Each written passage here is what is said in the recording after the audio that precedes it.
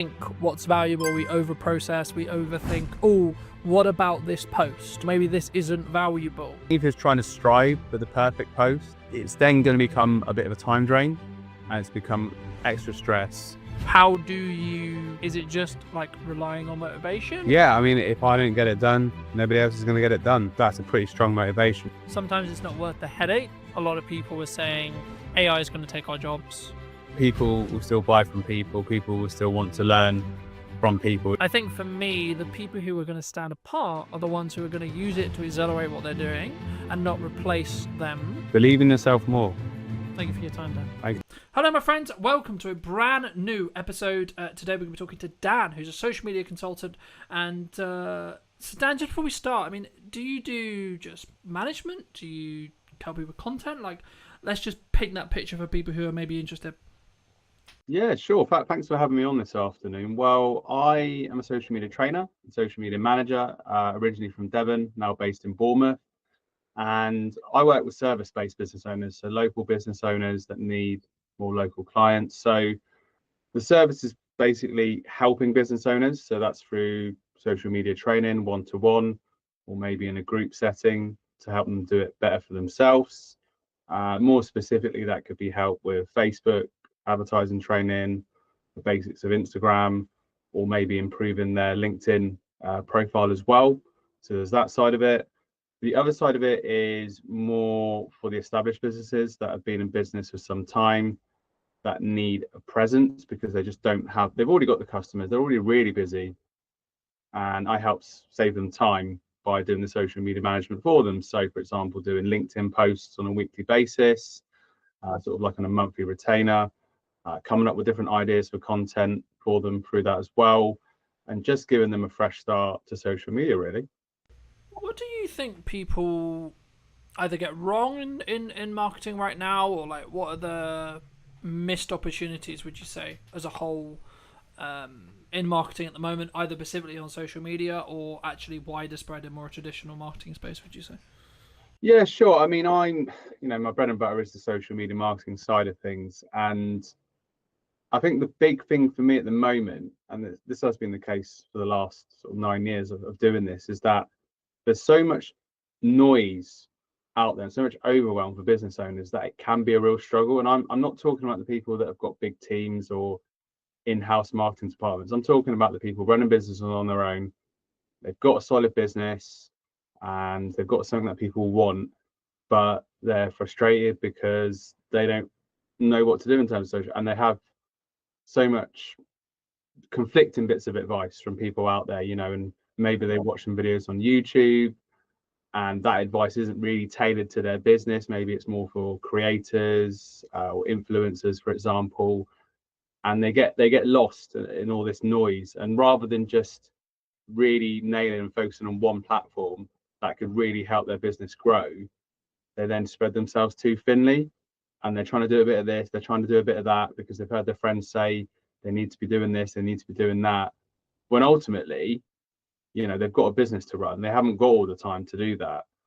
So that is what a lot of the service has been over the last 9 years, is working with those people that maybe haven't grown up with social media. And that's truly my passion, to sort of empower them to use it for their businesses. And sometimes, they're a little bit nervous, they've got technophobia, and they're scared to. And I think you said about missed opportunities. I think when you take a step back and look at things, like let's rewind the clock, maybe I'm thinking about times here, 20 years ago, maybe. I think I'm looking at, yeah, maybe a little bit more, but you've got a chance to be in front of a camera and speak to your audience all across the world, or all across the country, or whatever the context may be. And that's not an opportunity you had all that time ago. And this is, obviously the way we are now with smartphones and social media, we're so used to it, so embedded into our day-to-day culture, that it's quite interesting to just take a little bit of a step back and realize the opportunity you've got there to build that emotional connection with people that are following you as well. And I've seen it time and time again. I'm talking about like supplement shops and fitness shops back in Torbay, just doing simple videos, and that's just a great way to get yourself out there, get people to know, like, and trust you, really.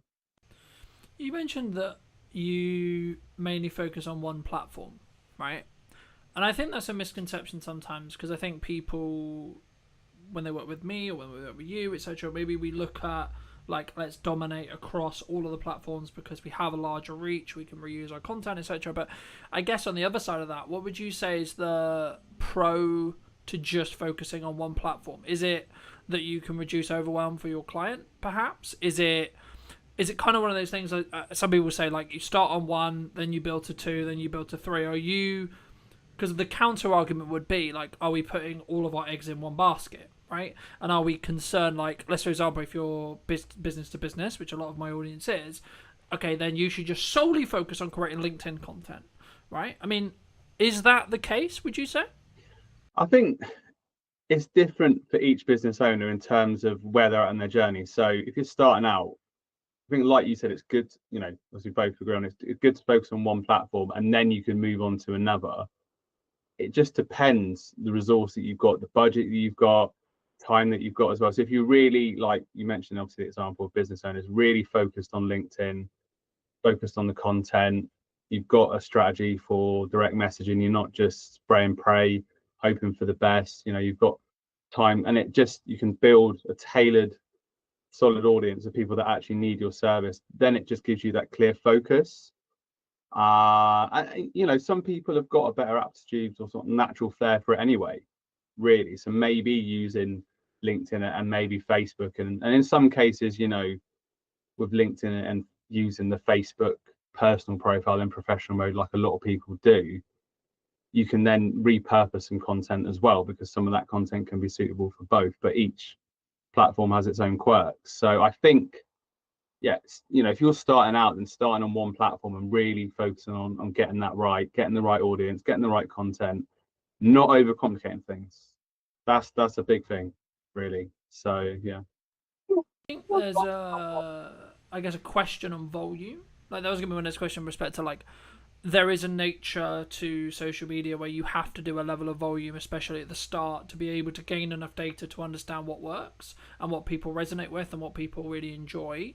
But personally, just for the audience's sake, and maybe your case as well, I've been very fortunate where my new marketing strategy of saying yes and, so this is a very volume dominated approach, with, because value is subjective, so I always try to add value in content, of course, but for me, I've been a very focused on daily output as the metric, and then overall arching numbers in regards to views, watch times, growth, etc., for that window of time across a month, for example. And I think if I'll put on the screen if I get it wrong, but I think it's around 200k at the moment per month that we're hitting across 5 platforms. Of course, that will change by the time this comes out, but the time of recording, it's around there. And I think when I talk about those big numbers, I think people find them very intimidating, and they can find that maybe it is because of like the volume, or it's because like I'm very seasoned in knowing how to create content in volume but also high value. What advice would you give to someone who's maybe looking at that approach, looking at, I mean, firstly, would you agree with that approach, number one? Number two, what advice would you give to someone who is maybe looking at what I'm doing and seeing success in, and maybe wants to emulate it as a whole, from a volume perspective, from a distribution perspective, and I guess in some ways, how do we check in with, is that in line with making our boat go faster, but also are we overwhelming ourselves as a creator? Yeah, sure. I think at the end of the day, like you said, volume is important. I mean, that's certainly what I'm focusing on, and how we connected through the Facebook personal profile that I've switched into professional mode, like most people do, because my audience is getting bigger and bigger. I'm just keeping it simple, getting people into a Facebook group, and it just becomes a numbers game, really, essentially. But having said that, like, obviously this opportunity came up a few weeks ago to speak to you. I've had other opportunities that have come up as well from just having those sheer numbers on, Facebook professional profile is my biggest audience, if you like. So there's a lot of scope for that, really. And Do you think it's a level of like we we, as in the royal we, as in everyone maybe listening or us, we sometimes overthink what's valuable. We overprocess, we overthink, oh, what about this post, right? What about this? Oh, maybe this isn't valuable. Because when I kind of, it's not that I'm not having a threshold of what's worthy, but I'm letting the audience tell me what's valuable in regards to their views, in regards to their likes, in regards to their numbers, in regards to their comments, etc. Do you think that's like one of the things that people need to get into the habit of doing? Because I think sometimes we get so close to perfectionism that we don't actually execute on all the ideas that we maybe have as business owners for great marketing or great social media.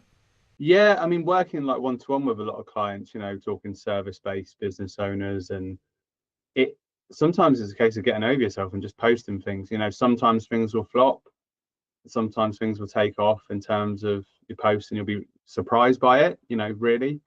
And you can only learn by experimenting as well, really. And in terms of business, I'm guilty sometimes of in my early stages of overthinking things and not executing. Whereas actually, if you execute, then you learn more as you go along.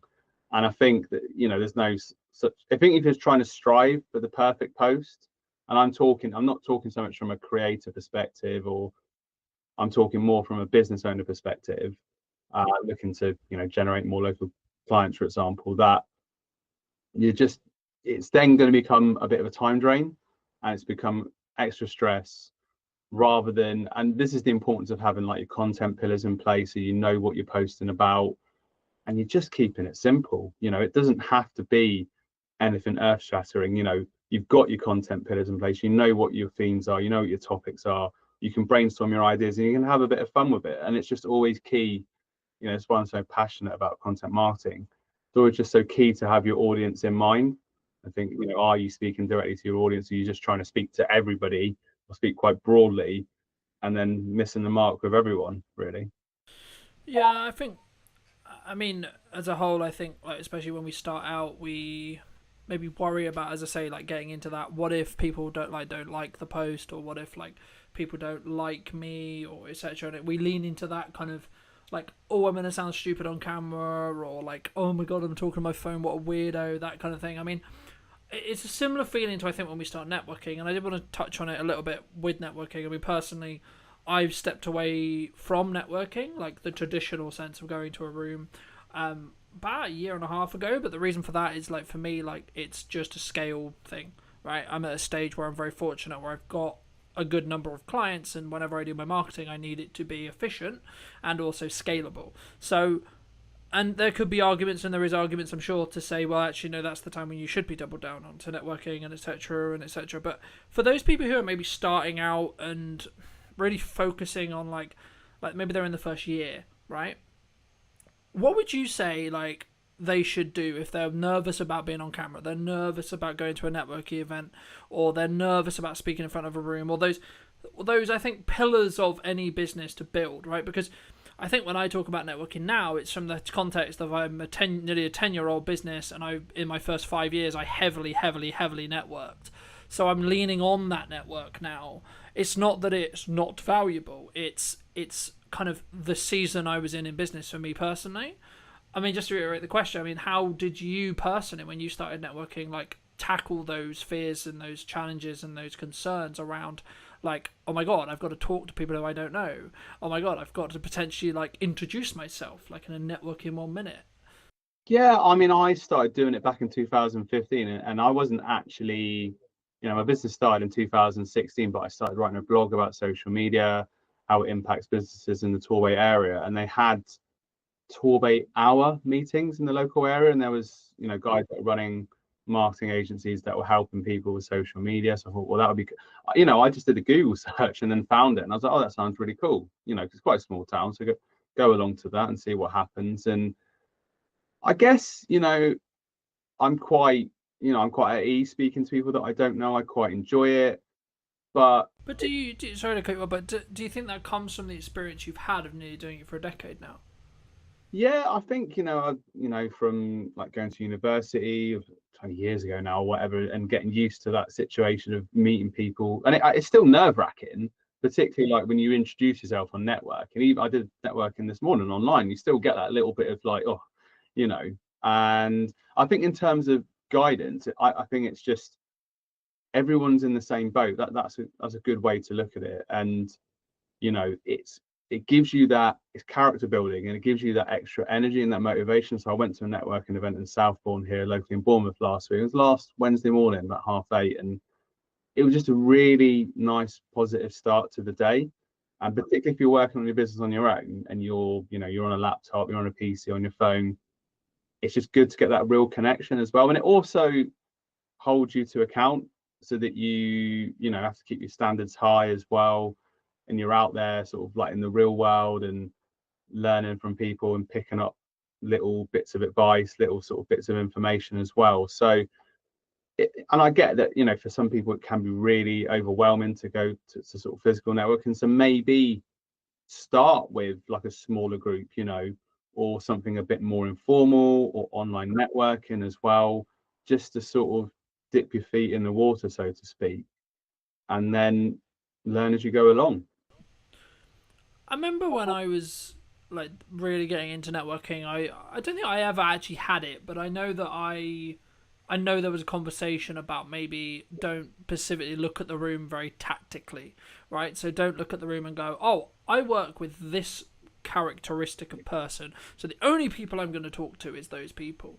I mean, have you found in your experience that actually the people who give you the most referrals, because that's why we go to networking, right, is to work through the room rather than work directly in the room? Do you find the people who maybe you get the most work from, or potentially get the most referrals from, or goodwill from, aren't who you would necessarily expect? Yeah, definitely. I mean, there was an example last October when there was a Bournemouth Business Festival locally. Quite a big event, to be fair, and went along to that, did speed networking. And this is the thing, that day I was going to Alicante, and I had the option of basically getting my flight earlier in the day or later in the day. So I could have started my holiday earlier, basically, but I decided to go. I said, I've got to go to this event. I can't miss it.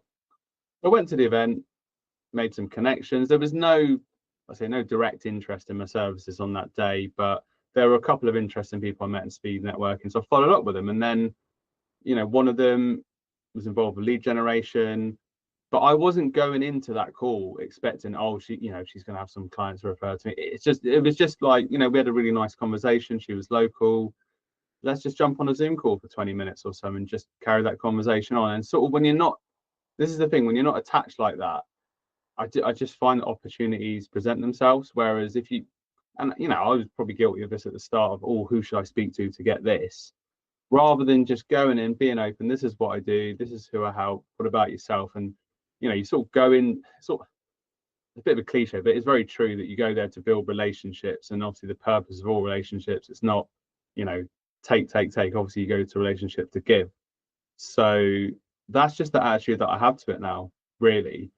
And it often is the case that when you're least expecting it, you'll have a conversation with someone, you think, oh, this person is not necessarily going to need my services, but they, you never know who they know. And yeah, so it's all about circulating. I mean, there's a. I mean, obviously we both work very strongly online, right? And I think, would it be fair to say we're maybe chronically online, right? As in, like, there's not, speaking personally anyway, there's not a day where I'm not connected or not having some level of internet conversation related to something related to work, right? For example, whether that's through my phone or computer or a podcast or whatever.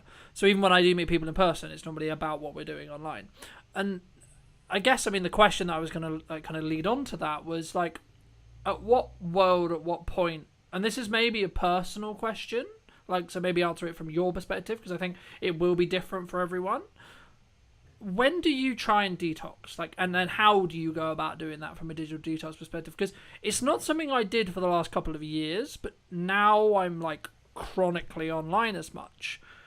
I'm actually trying to like really focus on having maybe a couple of windows a day, like maybe it's an hour, maybe it's 2 hours of just not being connected to the internet, like mentally, just like obviously my phone is still connected, so right, stuff can happen, but like I'm not actually, oh, my phone's out of the way, my computer's out of the way, I'm not looking at it, thinking about it, how did you do you do that? And if so, like, how did you build that habit?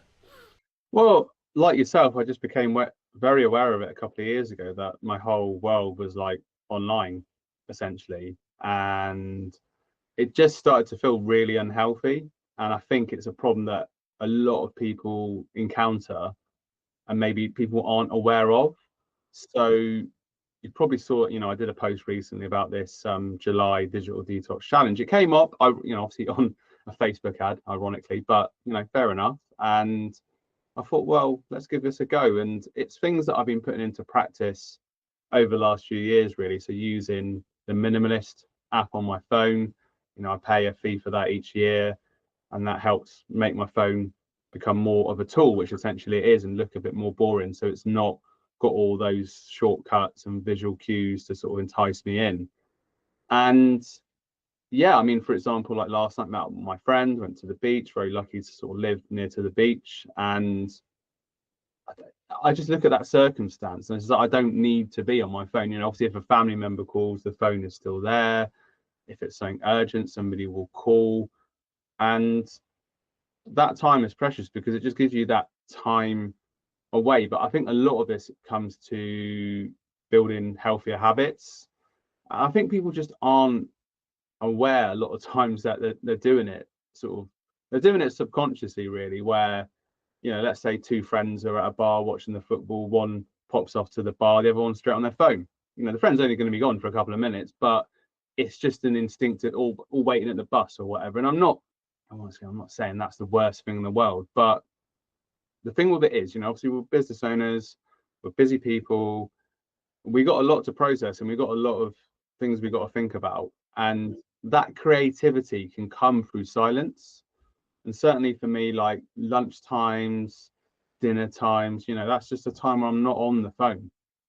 And I'm not like anyone, I'm no saint or perfect. There might be a time where there's something on YouTube and maybe I'm just listening to it and in the background, but 8 times out of 10, just make that time to not be on it, because it's something I'm very passionate about, because it's just not healthy. And I know it gives us the opportunity to connect with people, like I said, all across the world at all times, and gives us a chance and more opportunities. But at the same point, you've got to balance that out with you need the energy for the next day. If I was on my phone a lot last night, there's no real downtime. So I would highly recommend people to look at this digital detox challenge and just take a step back, because you'll be much better for it. I think that's an important point, and I would tackle it from a perspective of like, how present are you in the moment, right? And how present are you with your parent? How present are you with your partner? How present are you with that friend? How present are you with yourself, right? And I think that's sometimes what we don't look at, right, is sometimes actually, like, as busy people, especially as you get older, you get into a relationship, you want to continue to build your relationship, of course, with your parents, etc., and then maybe you have a friendship circle, you want to be social and so on. We spend all this time, or we spend working, or we spend doing a task or whatever, we spend all this time out, and we don't, I think, well, on average, unless you make a habit of it, to actually spend the time looking in and working on ourselves and etc. And for me, something that I've always had is that's why I do fitness, because it forces me into this point of view where there is no other distractions. Maybe I've got music on, or maybe I'm listening to a podcast or whatever, but from the crux, sometimes I'll just like go on the run, go for the workout, I won't put headphones in, I'm just there with my thoughts, and that's deliberate, because sometimes I'll need to process things, or like I need to just check in with myself and see. But I think it does open up, like, you need to be present. I think you can actually show up better for those other people I was alluding to, if you are willing to allocate that time to have the, alone time with yourself, or etc. And sometimes for some people that can be really hard, but something that I did want to ask you about is, obviously we both work online, we both work on social media, and these platforms are designed to hook our attention in, right, and for us to consume content. And if you're doing content correctly, you'll know how this works with hooks and call to actions and value adds and, having text on screen and all these like tricks psychologically.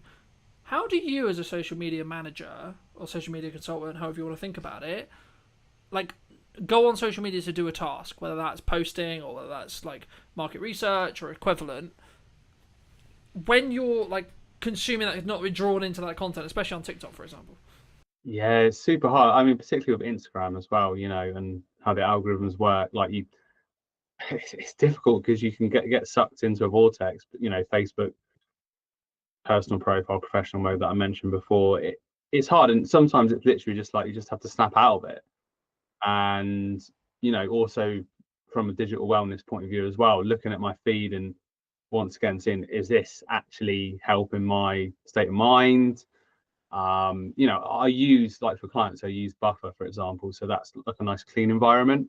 So I'm there for the purpose of, I've got Canva open, scheduling posts, and there's no distractions, and that's great. And obviously Meta Business Suite as well for other clients, that's useful, so that I'm just in that content management mode rather than that. But like you said about market research or whatever it may be, I might have had a conversation with someone on LinkedIn, think, I need to follow up with them, and then posts come along, and LinkedIn's got you now. yeah, it's got me. So you just get sucked. So it is hard because as much as you can have all these tools, we're only human, and obviously, we both know how it works. So it's just a case of being aware. I know, I haven't really got like a more refined answer than that, but it's just a case of putting yourself back into the room, as they say.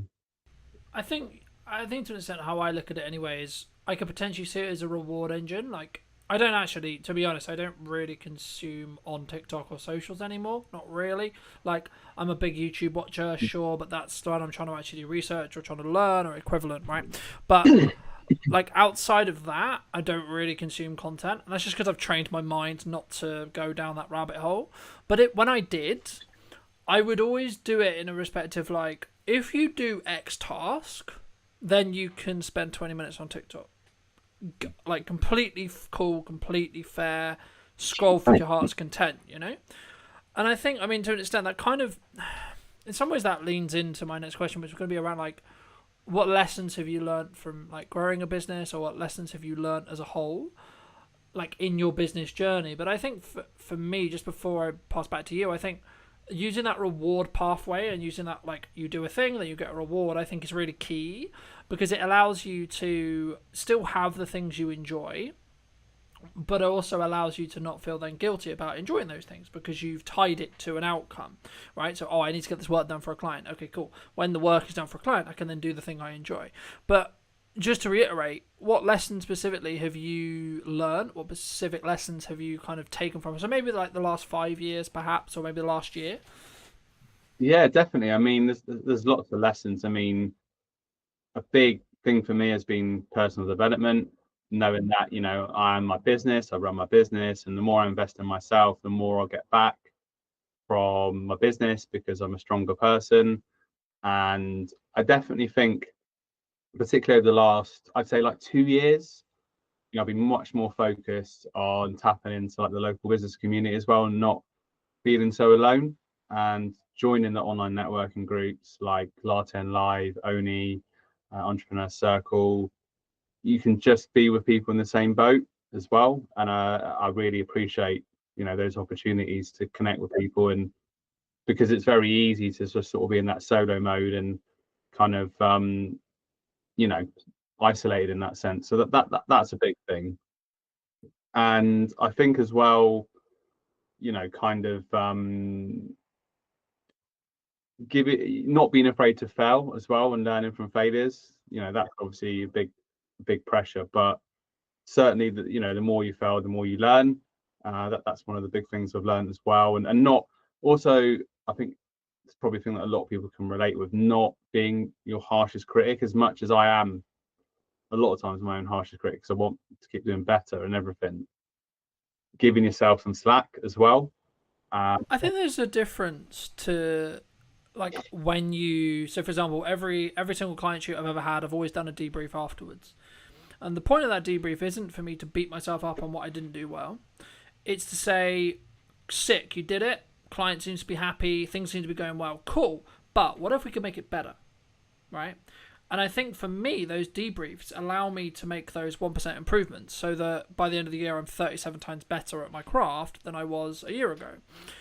And it kind of, to an extent, leans into maybe what you touched on a little bit about the networking thing and, like, building those longer term connections. But what role would you say that community, it's kind of a buzzword now, but like community as a whole, or having a community of business owners around you, whether that's digitally interacting with content and you're both kind of both interacting with content, or physically at a networking group, or maybe like check-in circles, or etc. However you want to do it, or accountability partners, so on, so on. There's loads of ways to do it.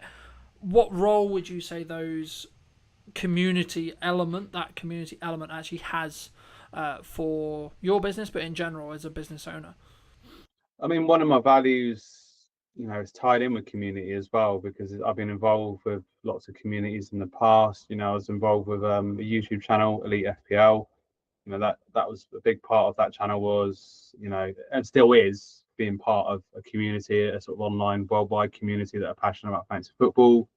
And then, being part of these networking groups like Latte and Live that I mentioned before, Oni, Entrepreneur Circle, and the local business events as well. I use Patch, which is a local workspace in Bournemouth. So once again, without wanting to spout out another cliche, you're not on the journey on your own, and you've got other people to bounce ideas off. You can learn different things from different people, even from their challenges, which they might have a different business to you, but then you can relate it back to your own business as well. And it's definitely the thing of keeping you to account and helping you kind of keep on progress as well with your peers, if you like, really, so that you're not kind of snacking behind as well. And I think as well, mentioned it before, like when you asked about people that are new to networking, certainly confidence building. When I, once again, a few years ago, started to go to more local events in Bournemouth because I wanted to get more known in the local area. I was quite nervous rocking up to these big events, and that has lessened, and I've actually started to embrace and look forward to it as time has gone on. So it's been quite, confidence building as well. Mm. I think I think sometimes when we look at business owners, or we look at maybe some on social media, it's very highlight orientated, so that can naturally like build your confidence, but also it can go the other way. I think sometimes where people often wonder, or often worry about, like, what if they're not doing well, right? And I think something that I'm very proud of is actually whenever things aren't doing well, I've taken 100% accountability for that, but also number two, I've also like be willing to be open and share it. And I think that's one of the reasons why I'm potentially, from people who watch my content consistently, they tell me, like, you're a human, right? So, like, it's not like this, like, oh, things are going super well and etc. And I hope it makes me perceived, or makes me believe, that I'm more humble than maybe others. But it kind of does link into my next question, which was going to be around, obviously business doesn't always go well for whatever reason. I mean, do you have a specific either set of challenges, or like a larger set of challenges that you're willing to share, that also like how you then overcame those challenges, more importantly? Because I think sometimes it's important for us to share a level of vulnerability there, but also share to the point where, like, actually it can be a tool to show, like, no, don't go down there because there's a bear there, for example, right? I mean, have you had any challenges like that you're willing to share, and how you then fix them? Yeah, massively. I mean, it's constantly every day's a school day, as they say, and you're constantly learning. So, I mean, there've been challenges before where I started out just working with solopreneurs, working just with a couple of businesses, and then end up working with lots of businesses all at once, and having to put all the sort of foundations in place to do that, and not always getting it right, and making things that I regret, things that I wish I'd done differently. But making that transition hasn't always been easy. I'm talking about sort of organization and things like that, and running things smoothly, and you don't know what you know till you know it, as they say. So once you go from, I had a period where I was just, running a few social media accounts, doing some training here and there, to then running social media training for big groups, 20, 30 people every day, and just feeling overwhelmed at the time, really. And because I didn't have the infrastructure in place in terms of like the admin, all the tech side, really. And you are learning the hard way, really. But I think once you move past that and invest in your business more, like invested in business mentorship and training, and then the thing is, once you've had that experience and things haven't necessarily gone always how you'd like them to go, and then you do training and it goes really well, you get really good feedback, and you think, oh, actually, I've learned from that experience. I now moved on. I'm a stronger person for it, and you sort of feel confident in yourself again. I think it's like there is probably a psychological term, something on the lines of the survivor. It's not survivor bias. There's something else there, but it's basically the crux of it is things happened to me. I survived it, so it gave then a knock-on effect to my confidence because I know I can survive that again if it was to happen again. And I think for me, as someone who's been, could say in some ways turbulent, had business turbulence, etc. And I'm sure everyone has within reason. I think it's one of those things where, to an extent, you have to lean into what you knew worked previously, but also be trusting in the self that you'll figure it out.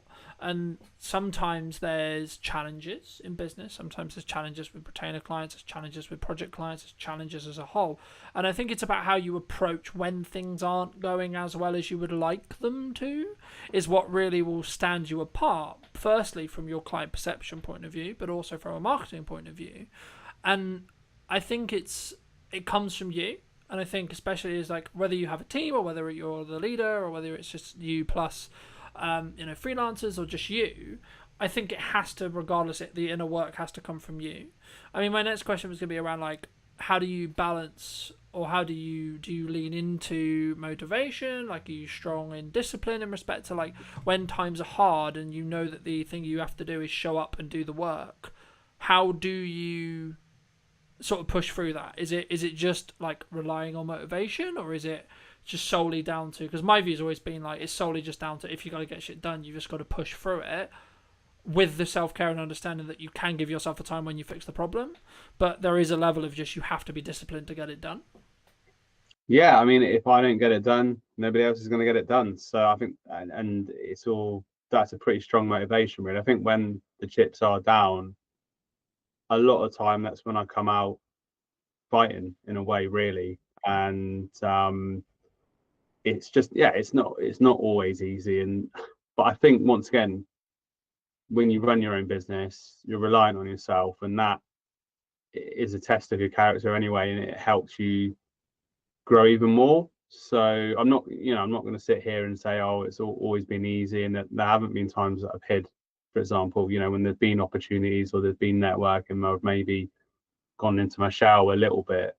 But I think, and this, I don't know how to say this, but when you have an employed job, there probably are times where you're working and you sort of what you got to do, and then your neck isn't always on the line. Whereas when you're running your own business, you haven't necessarily got those safety nets in place. I'm not saying that having an employed job is not pressured at all, but I think it's different, right? And I think even if you have a retainer, and even if you have a pot of money, and even if you've done the financial work and you've done the money management work and etc., you still, from your core, don't like losing a client, right? Personally, I don't. I never like saying goodbye to a client, or deciding to part ways with a client, or a client deciding that as well. And normally it's a mutual thing when that happens, right? But I think for me it comes down to, sometimes you've just you've added the value you can add, and as you do it more, you'll understand that it's just part of the process sometimes, especially if you're growing yourself, as your expectations or etc. There's only a certain line that you're willing to go, especially if your expectations are rising. But also it needs to work for both people. And sometimes regardless of the project or the client or the retainer or even the job, sometimes it's not worth the headache. And if you're fortunate enough to be in a position where you've got the pot of money, you've done the financial resources, and you've done the financial work to be able to maybe step away and say, actually, no, I don't need to accept that anymore, then great. If you are not in that position, then I would say work on that to get to that position.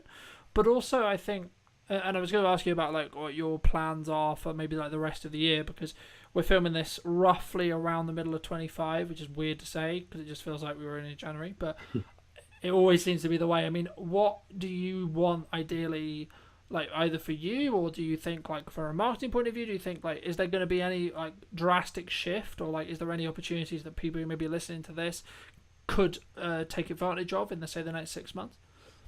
Yeah, I mean, obviously, I I do the social media training and management I talked about, and that you touched upon like the community as well, shifting towards like a group membership, a community where I teach business owners in a community, and the community work together. So that's something I'm really excited about launching sort of towards the end of the summer.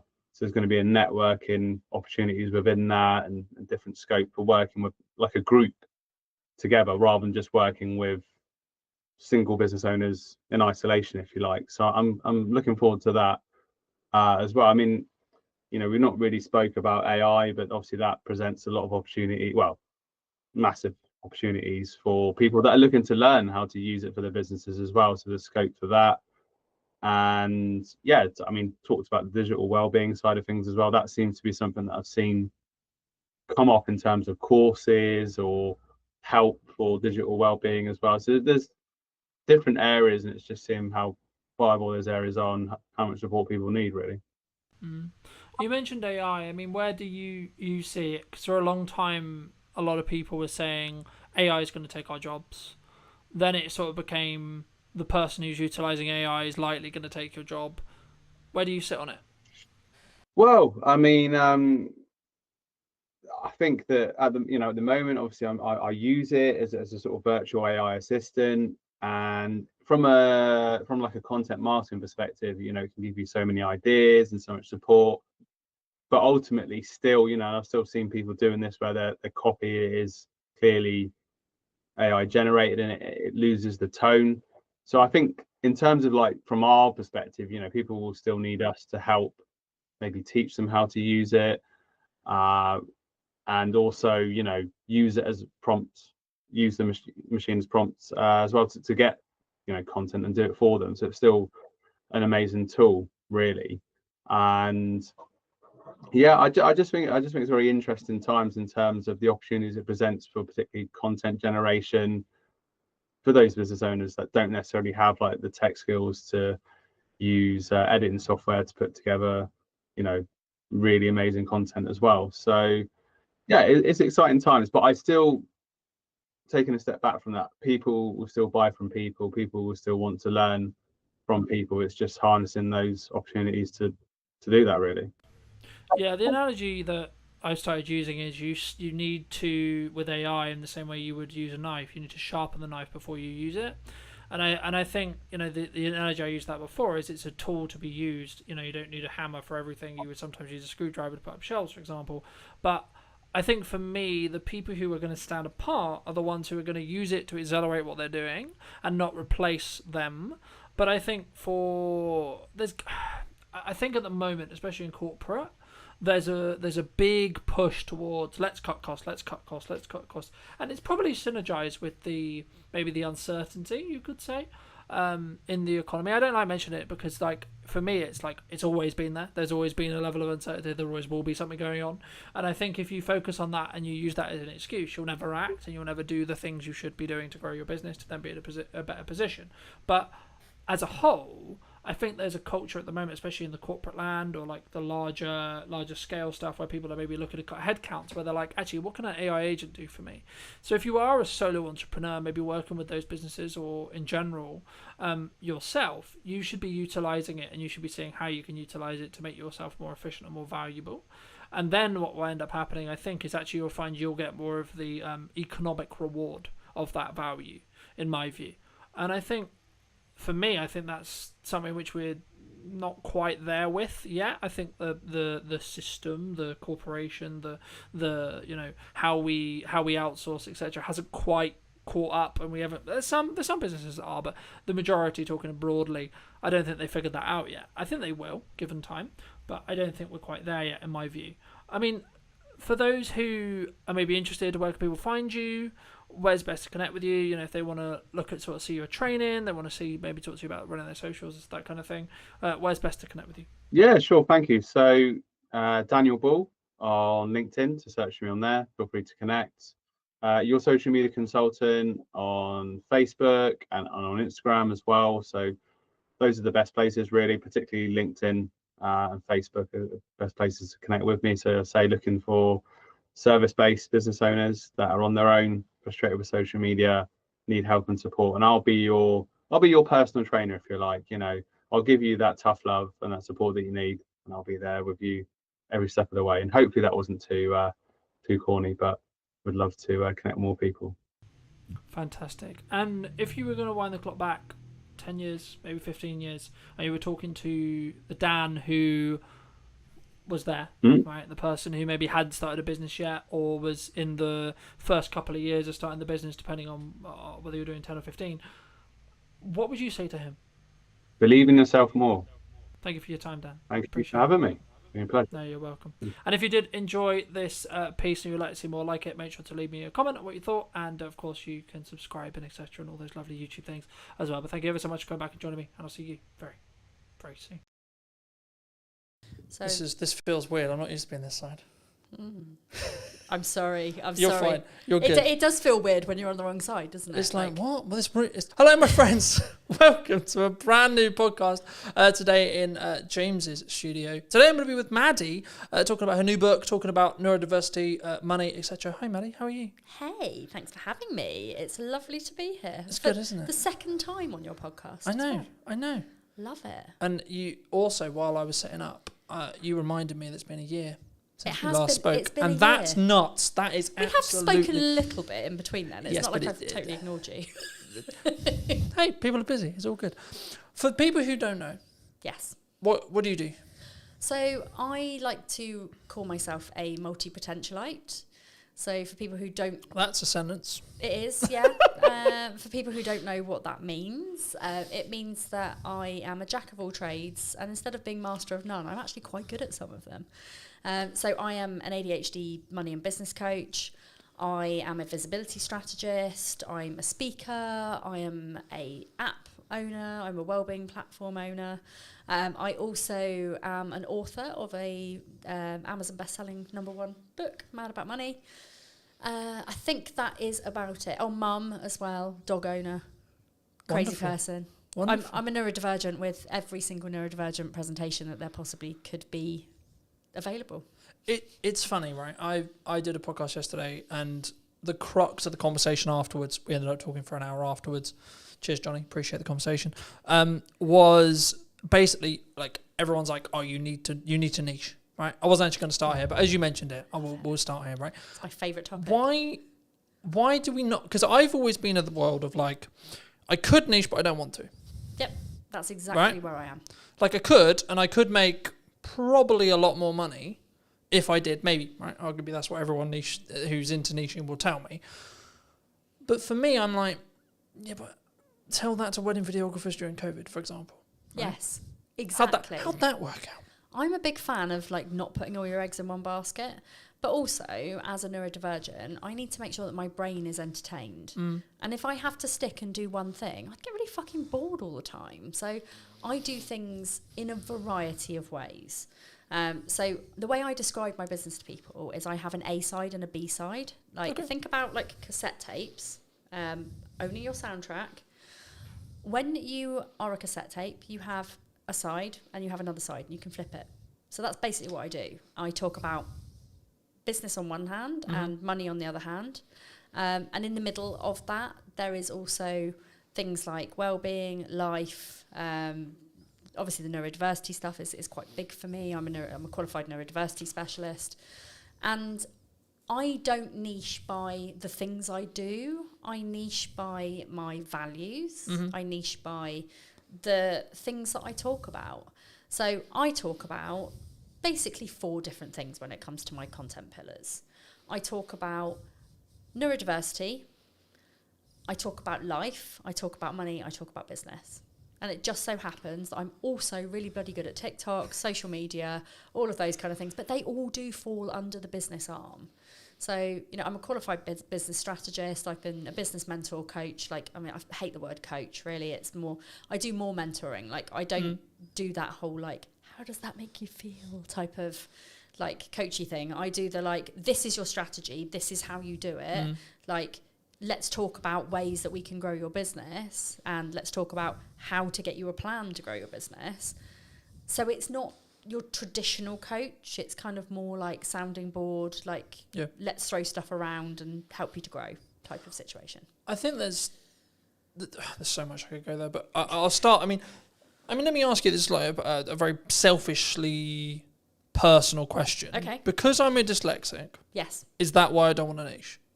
Because I think there'll be people watching this who maybe are on the neurodivergent scale. Yes. Who are like, I don't get it.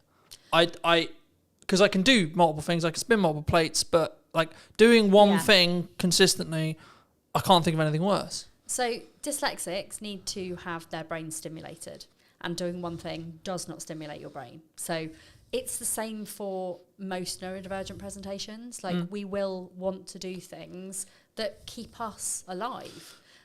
It's why we do the things that are very much interest-based. Yeah. So if I said to you, do you want to be an accountant? You'd probably go, fuck no, that sounds super boring. Like if you said to me, like, do you want to be a videographer? I'd be like, no, because I do not know how to do that. But if I like being a business coach because it gives me the variety of people. So I get the variety of like working with people who have all got like ridiculously different businesses. And most of them are also multi-potentialites. They do lots of different things because they want their brains to be stimulated. So by working with lots of different people who all do different things, who also do different things within their things, I am just constantly like, this is fun. Yeah. Like if there's ever a day where I turn up to work and go, oh God, this is ridiculously boring, I think I'm in the wrong job. But I, every single day, love what I do. I think it's so easy for us to sit here and go, oh, well, we love what we do, etc. Right? Because there's that A-Dodge analogy of you find something you love, you'll never work a day in your life. But it's I work really hard. But that's what I was going to say. I mean, I think it's one of those things where when you say that, I can tell you haven't done it. Yes. Because like the whole bouncing around things and like spinning multiple plates and coming up with new ideas drives my partner mad because I'm constantly coming up, I've got this thing, I've got this idea, oh, what about this, oh, what about this? But that's one of the reasons why I would argue I'm going to be a really good entrepreneur. Yes. Because I can constantly adapt. I'm switching from finance head to marketing head to sales head to client delivery head to now doing a podcast, etc., etc. Exactly. It's nice when you get to do when you get to kind of like build that team and get rid of the things that you don't enjoy as much. So like for me, admin, funnels, anything that is process driven. Yeah. Literally makes me want to die. Sales, marketing, talking, podcasting, video creation, not in front of the camera rather than behind it, because God no, I would not want to be the other side. But for me, it's all about the people facing, and I love going networking, and I like going to events as long as they're not too big. But that gives me all of the variety, but also it means that I can outsource the things I don't like doing as well. Yeah. Do you think there's a stage with outsourcing?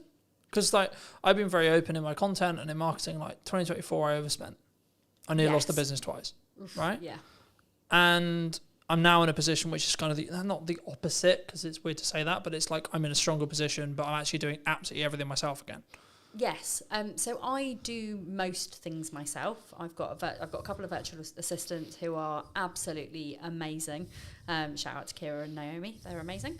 But yeah, I think one of the things that I did super early on in my business, so like even with my previous business, was that I outsourced the things that I don't enjoy doing first. Yep. Because if you have to do all of those boring tasks, they never get done. And actually they're quite important tasks, like scheduling emails, paying your invoices, like creating invoices. If I didn't have somebody creating my invoices, I would never make any more. I'd never make any money.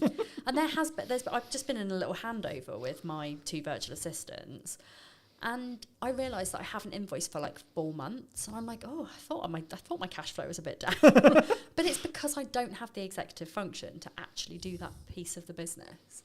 So it's not that I don't think it's important. It's just that my brain goes, no, you don't like me, so I'm not gonna be your friend. Mm. Do you think there's it's not even bored. I think it's because I was going to link this into TikTok, because I know that's a lot of what you do and a lot of what you teach, and so it'd be wrong of me not to talk about it. But do you think there's a level of people who are concerned about being on video? They're concerned about doing marketing, absolutely, especially if they don't know what they're doing, because they're like, what if someone? It's not, from my experience at least. It's what if X person thinks I'm a dick, What if they think da da da da da da? Absolutely, and there's a lot of confidence building that goes on in the background with that, especially when people are new in business, because showing up and doing videos, like, you're going to get your friends judging, you're going to get your parents judging, like, why are you doing this? Why don't you go get a proper job? Like, I see it all the time. And it's a case of just being like, do you know what? This is my business.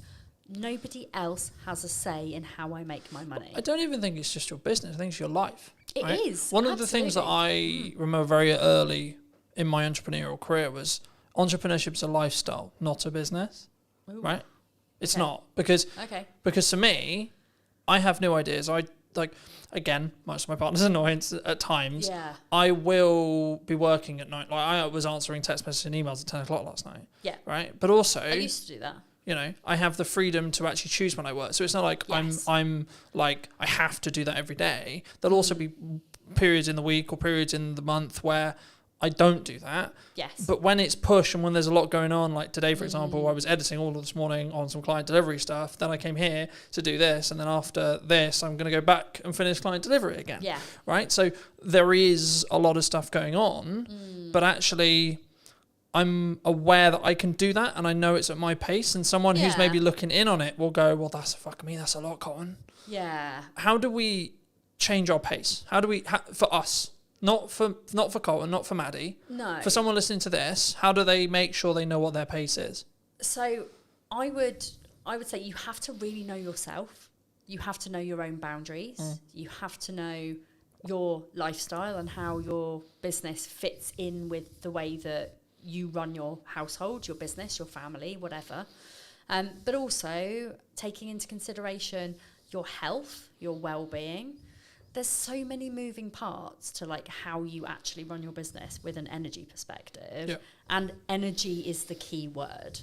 Like, if you run your business based on your energy levels and when you are most productive, when you need to. So for example, like, I have my first half an hour of my day is reviewing social media posts for my membership. So I've got this thing where like I do a daily thread where people can come into my membership and they can post their social media post for the day, and I will give them feedback on it. I will tell them how to improve it. I will share it with my audience, and therefore they get visibility, they get feedback, they get accountability.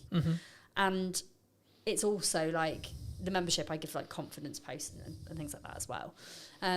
But one of the biggest things for me is in the morning, I am super alert. I know that my brain works really quickly because I've just woken up.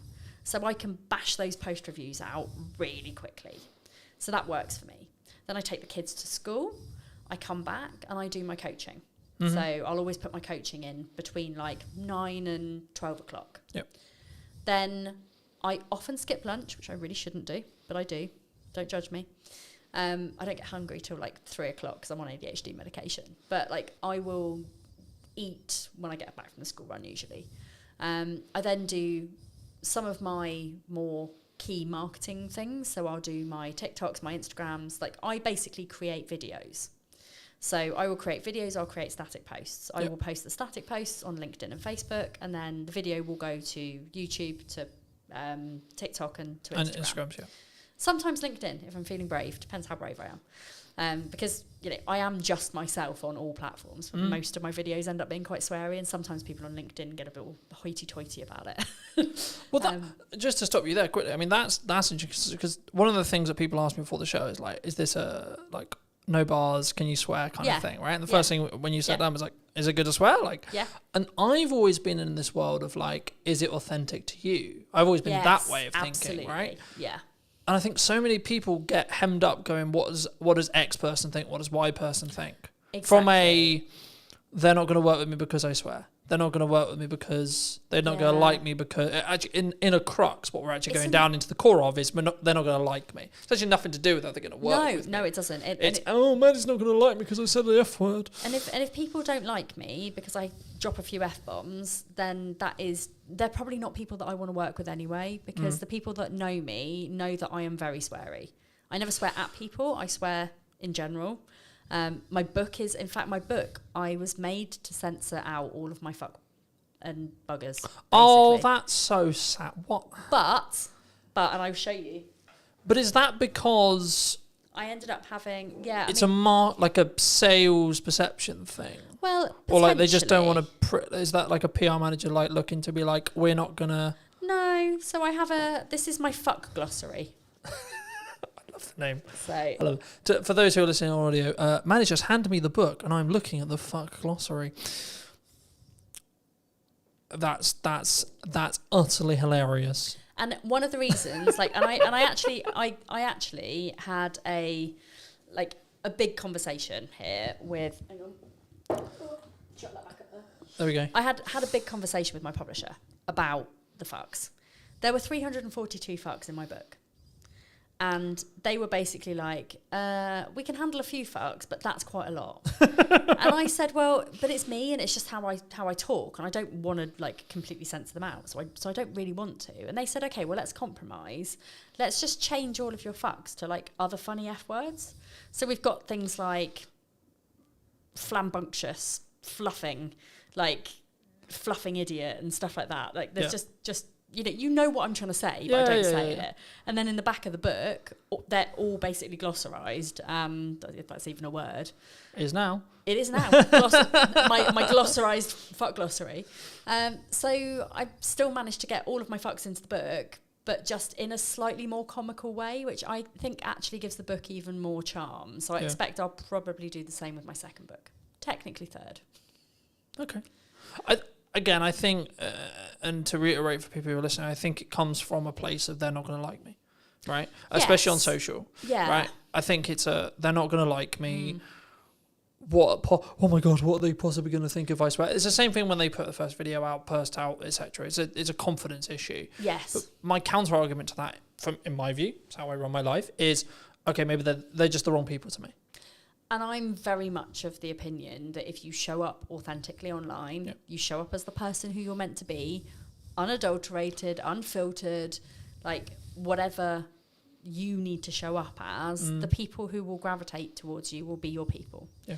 And LinkedIn is like, and I do share my videos and I do swear on LinkedIn. People do know that that's for me. The only thing that I do worry about is that our corporate's going to book me to come and speak to their employees if they think that I'm just going to swear all the time. The answer there, to be honest, is probably some will, some won't, right? Yes, exactly. If that's a big deal for a corporate, then they won't. Yes. If they're actually there going, actually, hold on, this could be really helpful because of our scale, because of this, because of that, they're not going to give a shit. They're not. No, very true. Very true. Yeah. I mean, talking about authenticity, the counter side of authenticity is the AI boom, right? Mm-hmm. Do you think AI is coming for our jobs? Is the world over? Like, are we all going to be slaves to robots, or like, what's your view on AI? I can only comment on it from my industry, and I think from a social media perspective, from a business coaching perspective, it's only going to add value because it's. Like, I don't use AI for my content. I do use it for ideas for my content. And, as somebody who's got an ADHD brain, like, there are times where my brain is on fire and I can bash out, like, 50 TikTok videos. Yeah. But then there are other weeks where I'm like, I don't know what to talk about. My brain is broken and I don't know why I'm here. And in those times, AI is a fucking genius because, like, I'm not going to use it to write my written posts. I'm not going to use it to write what I say on TikTok because it's so obvious. To me, anyway, it's really obvious if a coach or somebody who is teaching something has used AI because of the way that they talk. And it's also really scripted. And you can almost tell, like, if you were listening to somebody on a podcast versus them on their social media, how much slower some of the people talk because they're having to really, really, really think about how to do their job. Yeah. And this is not me calling anybody out, but it is quite obvious that some people are writing literally every single one of their posts with AI. If I'm stuck for an idea for a post, I will ask ChatGPT if it can give me some ideas, and then I will look at it, I will close it, I will go away and I'll write about the thing because I know what I'm talking about.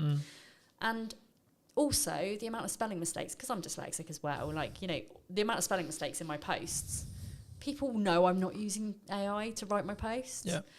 But it's also like yesterday I asked AI to draw me a tattoo. Like I had 3 different tattoo ideas and I wanted to combine them together. Brilliant. You know, we do have to be quite wary of the environmental impacts of asking AI to generate us pictures, etc. However, like, it's really bloody good for things like that. Yeah. I don't think it's coming to take our jobs. I think we're more at risk of, in kind of places like the retail sector, of things being run by AI. But people, I think, will always need coaches, because there's only so much that AI can do without, you know, not being a human. I mean, don't get me wrong, like Sparky, who's my chat GPT, like, he's my bestie. Like, there's not much I don't talk to him about. Like, if I've got problems or I've had uncomfortable conversations or I need solutions to things, I'll always go to him. He's not actually a him, really. He's kind of like... But he's a non-binary chatbot. But it's a tool, right? I think that's the key. And the analogy the analogy I started using was, you don't use a hammer to put up a set of shelves. You use a screwdriver. Yes. Right? Yeah. But now I'm actually using it even more. I'm changing the analogy to be, you sharpen a knife if you want to use it effectively to do a job. Brilliant. Right? Yes. In the same way, you should utilize AI to allow you to do a job. Yeah. Right? Whether that's training, if you want it to write your posts, training it to be you in your tone, to be in your voice. You can do that, and it, you know, it is actually very easy. If you've got a lot of written content from previously, if you've got videos, you can feed those into ChatGPT. Yeah. Personally, I prefer to actually write my but that's a posts personal from choice, a heart. right? It is. But you can use it for literally anything, as long as you make sure that you train it in a way that it takes out, like, no fluff, like cookie cutter solutions, here's the truth, like all of those bullshit ChatGPT type phrases where you think, do you know what, I'm not somebody who would actually say that in real life. But again, it comes back to the authenticity side. It does. Right? It really like, does. Yeah. I'm like using the no fluff example. No fluff would actually be relevant for me because I try not fuck around when it comes to content. Well, right? I don't do any fluff either. You know, mine is very, like, I'm very direct. But instead of saying no fluff, I would say I give you direct, actionable advice. Yeah. That, you know, and I don't bullshit you. That's not the same. It's the same as saying no fluff without saying no fluff. So as long as you are kind of aware of those ChatGPT type of phrases and you've got your own ways of saying those kind of things, crack on. Like, I think it's great. Where I don't think it's so good is people generating AI pictures of themselves. I'm like, that's not authentic. It ages you really badly. Yeah. I mean, I haven't, to be honest, I've got an amazing professional photographer.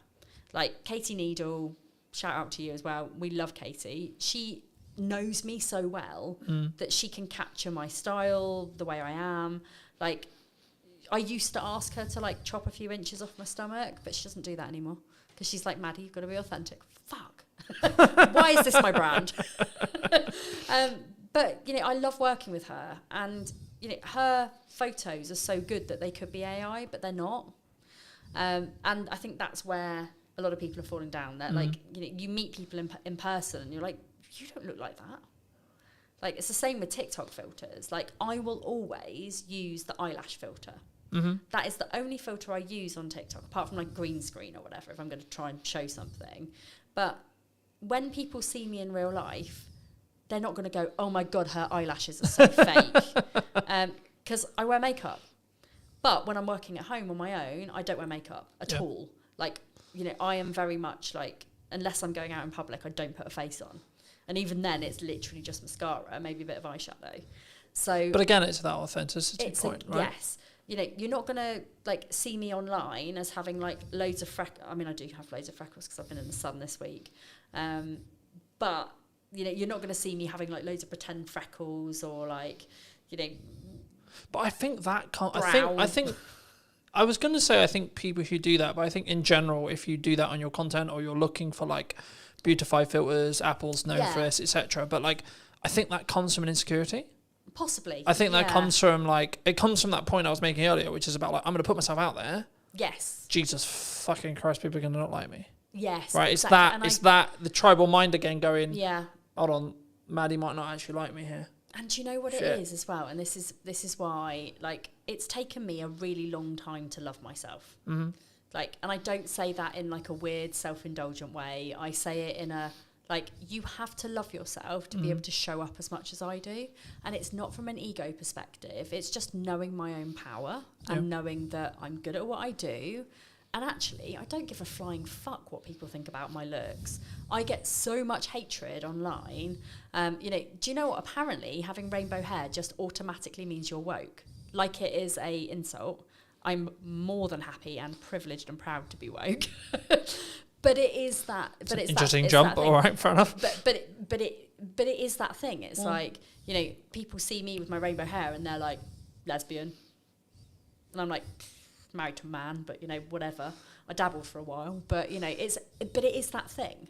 But people make the assumptions, and then what I don't think, if you have high self, I'm very fortunate. I've been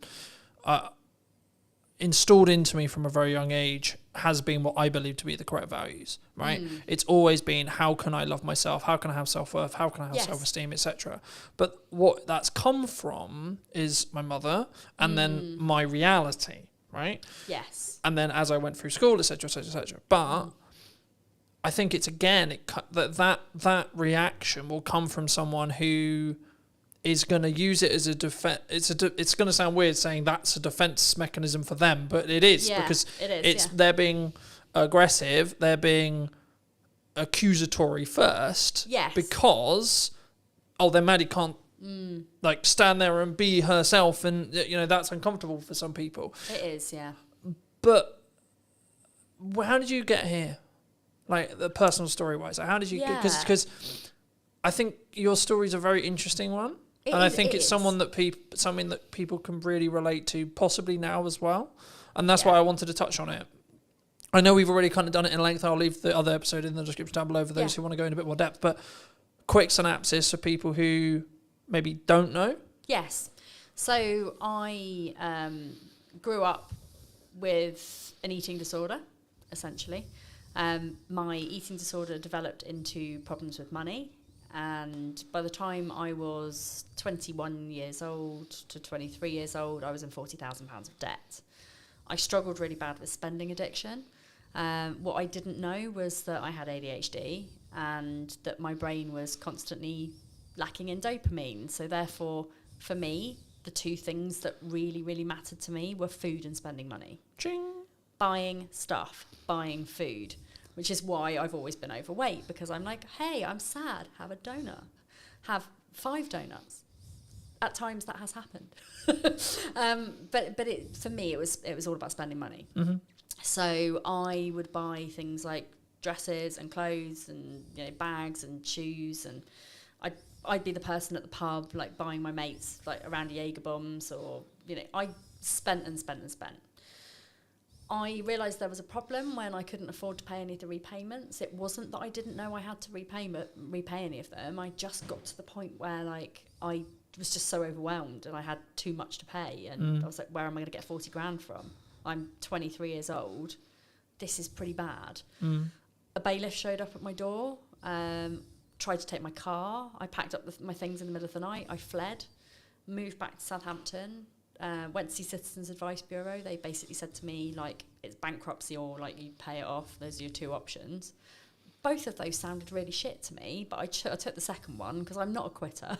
If I look back at it now, I probably could have gone bankrupt and it would have been great, but then I wouldn't have had my journey. Would that have been, like, an excuse, an easy way out for you, do you think?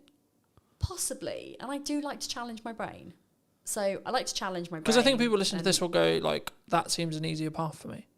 Let's just reset the clock. Yeah, and actually for so Eat the shit for a year. Yeah, for so many people, bankruptcy is a very valid option. At the time, it filled me with dread and filled me with shame, and it was almost like I was going to be walking around with like a tattoo that said bankrupt on my forehead. It was hard, and as somebody who now has since had a massively catastrophic business failure, which again came with a load of money shame and guilt and all of those things I had to reevaluate. For me, paying it off seemed like the easier option because it didn't fill me with as much dread and shame.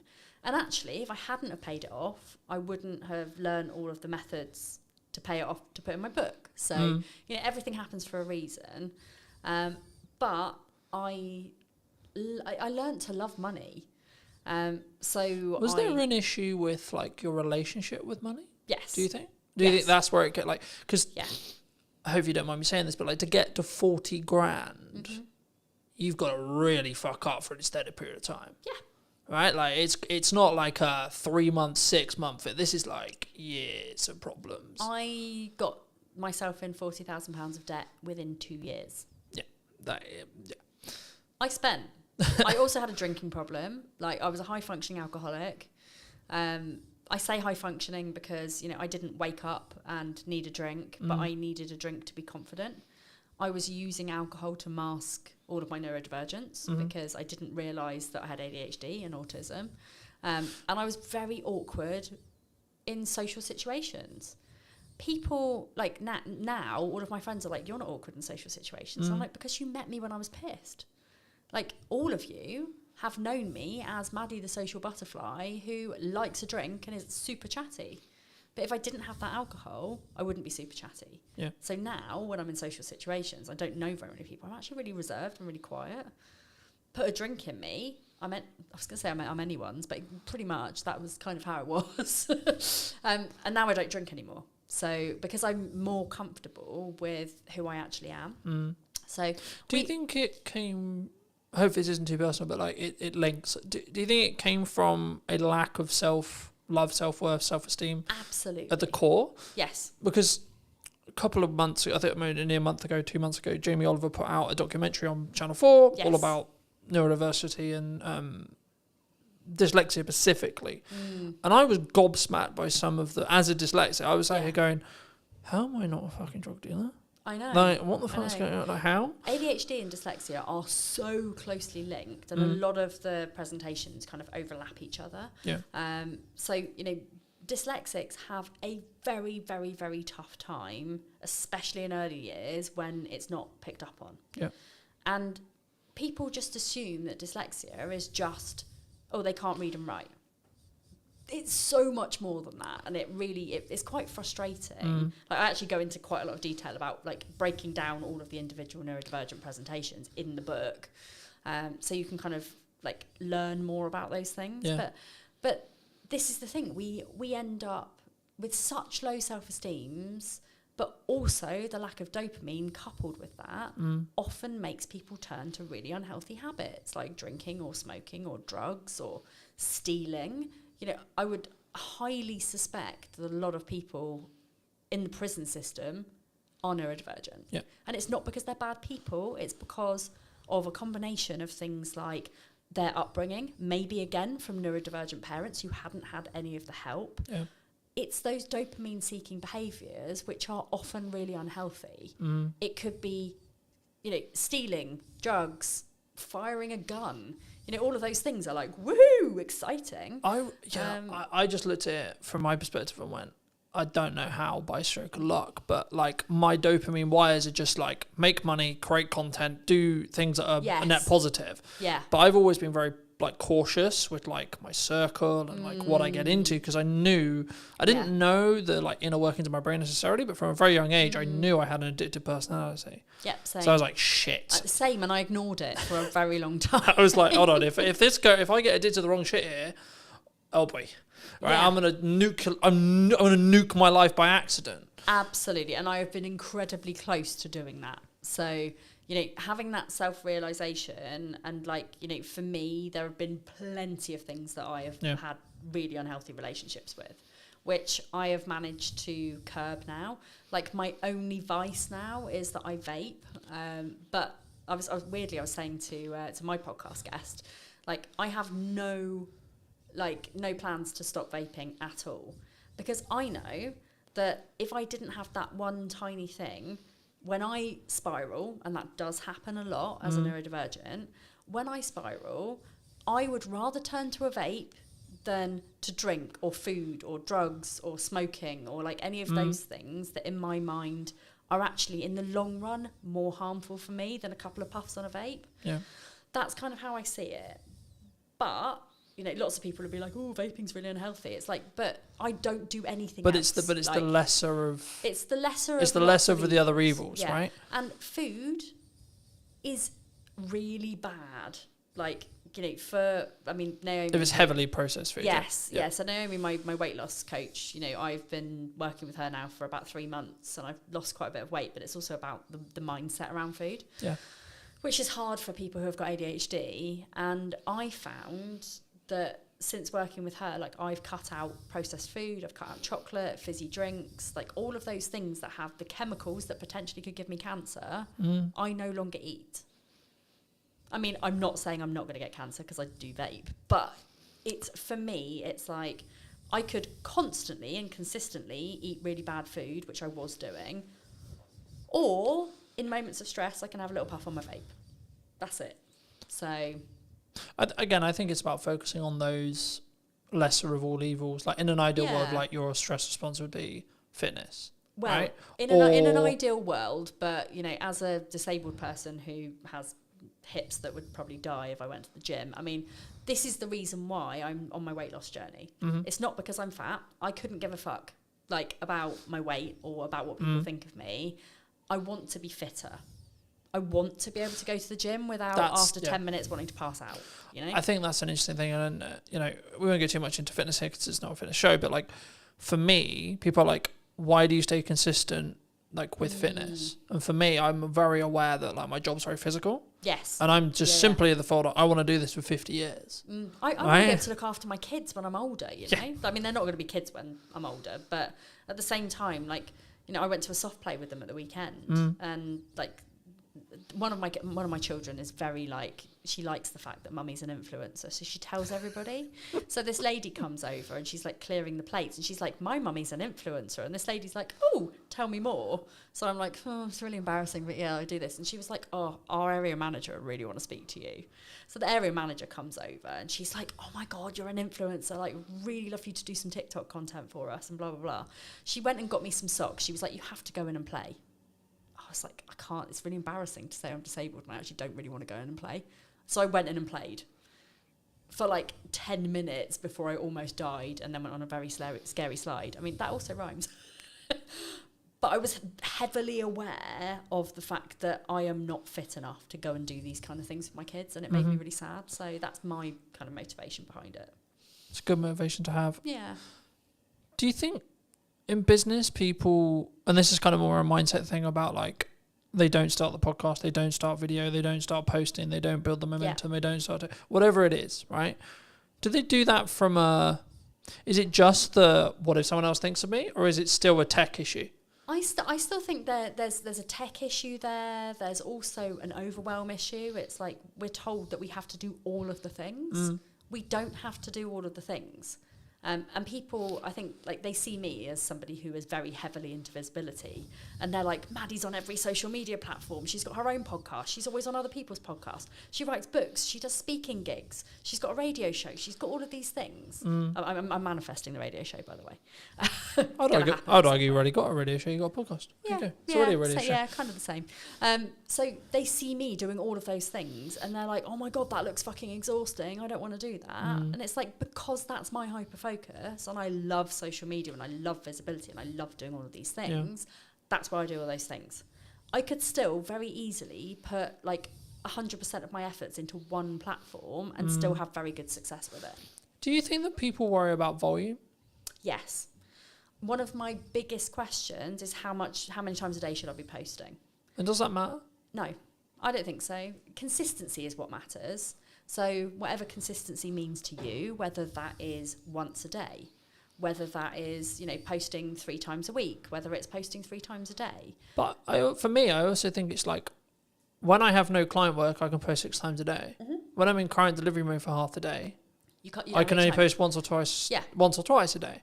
So right, I'm still posting, but you're not posting as much. But like when I'm here filming, I'm having to travel, I'm having to do this. I'm not in my office, sat there on the computer. So my posts will be lesser right? But Yeah. that's why I batch content. That's why I da. Exactly. Yeah. But also, I don't sit there and go, oh, I didn't hit 4 posts, for fuck's sake. But this is the thing. It's not how many times you do it. It's the quality of what you do when you do it. Yeah, of course. And it's also like just bearing in mind that output reflects input. Yeah. So if you post more, you will more than likely get more clients. If you show up more, you will more than likely make more business, make more money. And if you are posting once a week on one social media platform, you're probably not going to be getting to your ideal clients unless you're out there and you're networking 24/7. Yeah. Which, there are other ways of doing it rather than showing up online every single day. But it's the consistency, it's the output, and then you'll see a return on investment based on what you put into that. But it's also, because I think we're so, and I did a video a couple of weeks ago talking about, like, we're so in the business world, we're so hyperly focused on, I need ROI, I need ROI, I need ROI. And I'm just like, yeah, but you're outputting an amount and your revenue's like driven by 10%, 20%, 30%, 40%, whatever it is. So in the nicest way possible, why do you give a shit about ROI? Because clearly it's working. Absolutely. Right? I obviously give a little bit of a, like for example, like I got invited to speak at quite a big event. It was a big investment, like 15 grand. I'm like, ooh, that's a really good opportunity because there's going to be like thousands of people there and it's going to be really great. But then I thought about it. If somebody gave me, and this is again one of my money rules, if somebody gave me 15 grand and said you can spend this on anything, would I spend it on that? And my answer was no. If I had 15 grand to grow my business, I would strategically think about where to put that. Yeah. I would probably put some of that on ads. I would probably put some of that on like promoting my book on Amazon, things like that. And I just thought, do you know what? What could 15 grand do for me? I could stand up in front of a room full of people and speak and maybe walk away with 5 clients. Or I can go and put 15 grand on Facebook ads and I can walk away with 70 clients. Which one am I rather going to do? So from that perspective, I look at ROI. However, I also don't look at it at all. So I'm very much a passion, purpose, and kind of pleasure, I guess, type of person. So profit to me, as long as I am paying my bills, I'm living the life that I want to, my staff are getting paid, my bills are getting paid, I couldn't give a flying fuck how much money I make. Yeah. Like, and by me having that attitude, but also having very, very low costs, the only things that I really pay for are things like advertising, but I don't do traditional advertising. I mean, when I say advertising, I mean things like I'll go to an expo and I'll have like a stand at an expo, or I will have like something where like, maybe I'll pay for like to hire this podcast studio, for example. So my costs are still fairly low. And in my first year of business, I made 100 grand. But I wasn't focused on making profit. I was focused on making people happy and getting good reviews and showing up as an honest person. I think that's really key, and I think we don't. And it's not that we don't look at ROI, and every business should look at ROI. They absolutely should, but we don't. What's the ROI on a brand podcast? Arguably, if you look at it, either huge amount, or fuck all. Yes, and it's down to how you think about it. Exactly.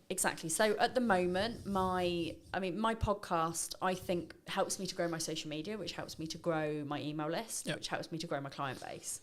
It's not phenomenal. I am not Stephen Bartlett. But also, do you want to be Stephen Bartlett? No, not at all. Like, no. He's a nice enough dude. I've met him. But I wouldn't want to be him. Like, in my mind, like, I think his success has very much changed him. I think I remember him very early on in the days where he was quite humble. Don't feel like that anymore. But that's what I mean. I think it changed. Like, yeah. I think we're in a world now where I have to commit to the decision. Right? Yes. So I'm going to make the world's biggest media company. Yeah, but what if tomorrow I don't want to do that?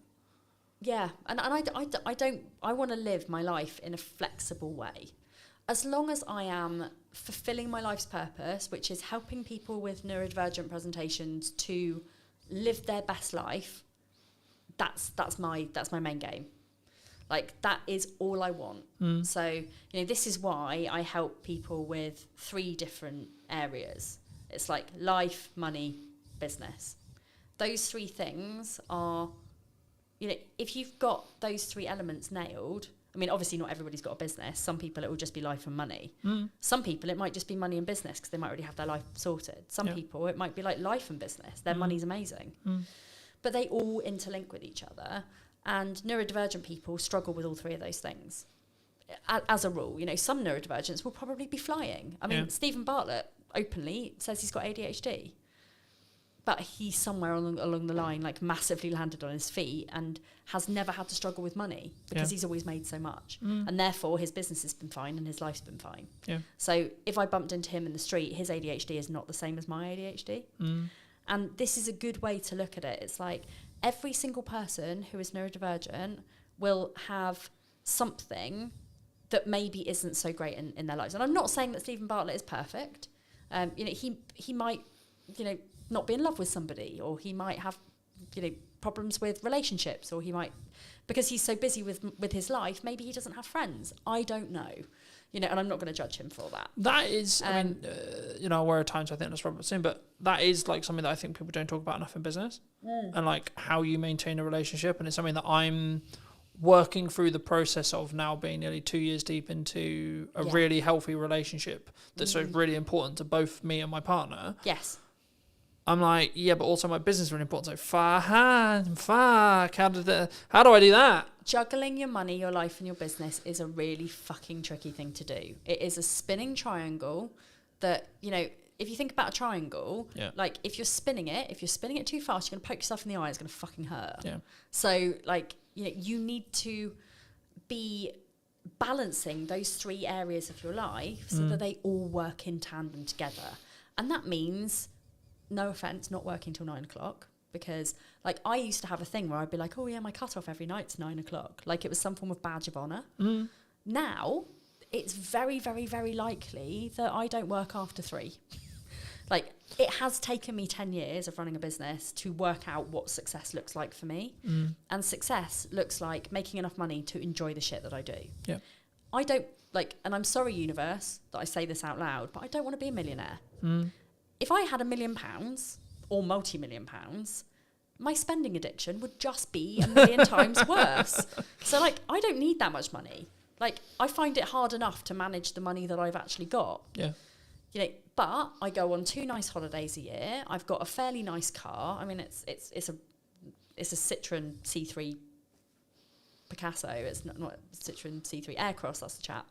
You know, it's nothing exciting, but it's, you know, it's only 5 years old. It's got Apple CarPlay. You know, it's pretty cool.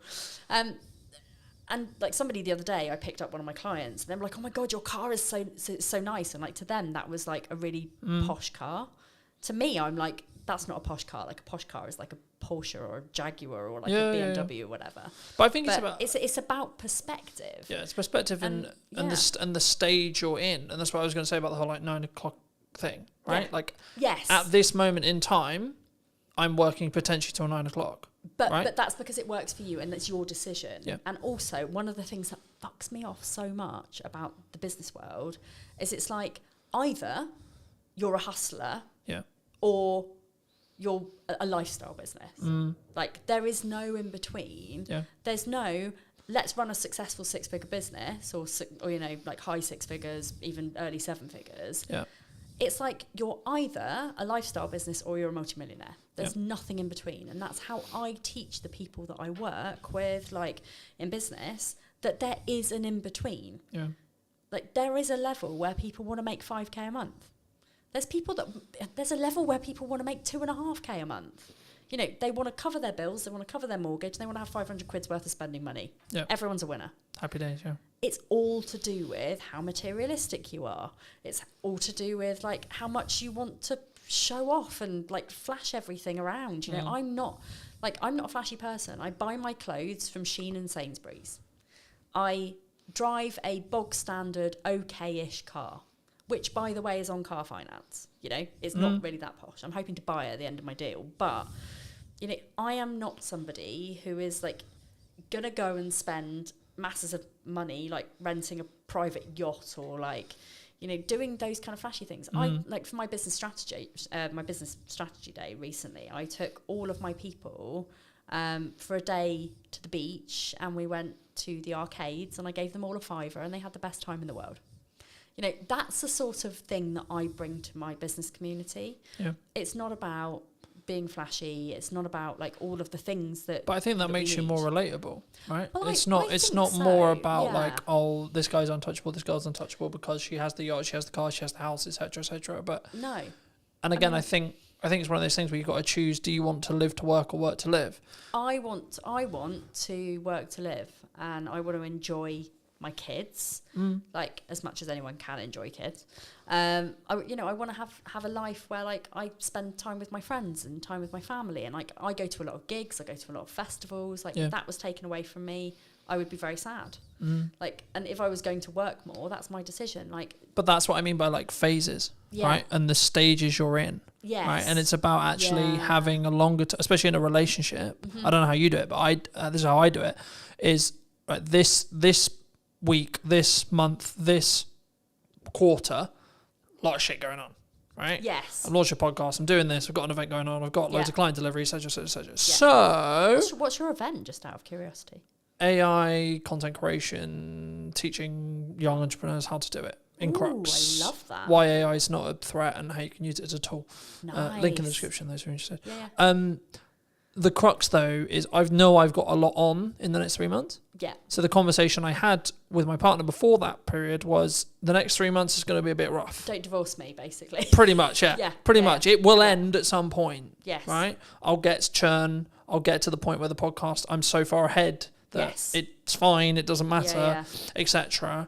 I'll have a lot of like, when the kids are off school, client delivery will fall off a cliff because everyone wants to spend time with their kids, completely understandably. Yeah. But that will be natural. Yes. So it's now about actually having the candor, the conversation, the understanding to say, I understand I'm not around as much as you want me to be. Yeah. I'm not showing up as much as I want to be for you. Yes. But this is important to grow the business for the next year. Yeah. So we need to sacrifice for 2 months, 3 months to allow to reap the rewards that will come in 6 months. Exactly. And I'm pretty sure that like me and my husband at some point went through that stage. Now it's very much like we're both working the same amount of hours. We're both having like, because he works, he's just been promoted as well, so he's like head kitchen gardener for quite a big estate. You know, he has lots of things in the summer, like he's got to plant all his beds, and they have open garden days and like things where he's got to impress lots of rich people. So he has lots of things where he has to work. Yeah. I have lots of things because I've got like festivals and like things that I'm speaking at, and you know, I'm all over the place. And we always like have that little bit of time at the end of the day where we sit and we like debrief and we talk about the things, and like we know that we've both got the same end goal, which is moving house, and we've bought somewhere, we're just waiting to complete on it. But we know that that's not the end of our journey, because we're building a loft conversion, we're like having a garden office made, and like all sorts of different things where we're gonna need to still both of us work our asses off. Yeah. But it's about balance, and yes, it is about the stage that you're at, but it's also about understanding the boundaries of your relationship, the boundaries of your business, the boundaries of your friendship circle. Like my friends at the moment, like they barely see me, and the other day I was like, shit, do you guys like, you know, are you pissed off that you barely see me? And they were like, no, it's welcome relief actually, like really. It wasn't. But they were like, we're also really busy, you know, we're not 20 anymore. Like actually we have all kind of moved on, like we're all in our relationships, we all, you know, but also I think have our special hobbies. And I think when you're in that stage, or when you're out of that stage, you then value the time you do have with those people. Right, for some relationships, unfortunately, it will be like the reason why you grow apart and etc. And that's sad, but that's life, right? Yes. But for the people who stay, actually, when you have that committed time together with your close friends, with your partner, with your family, etc., it makes it more special. You then value that more because it's lesser, because there's less of it. You know, I was one of those really lucky people that during I mean, I say lucky to a certain extent, but like during COVID, like my husband was classed as a key worker, so he was never home. So on one hand, it was the most unlucky thing in the world because I had to do childcare of 2 on my own, and that was like mentally damaging. like, I say damaging because like I literally every day I was like rocking in a corner by the time he came home. But it was great for our marriage because we weren't living on top of each other. We weren't constantly in each other's spaces. And, you know, you hear of people who were like, you know, they got divorced because of COVID because they had to spend time with their partner. Like, I like my relationship. Well, I don't just like my relationship. I love it. Like, it's great. We have a very, like, open.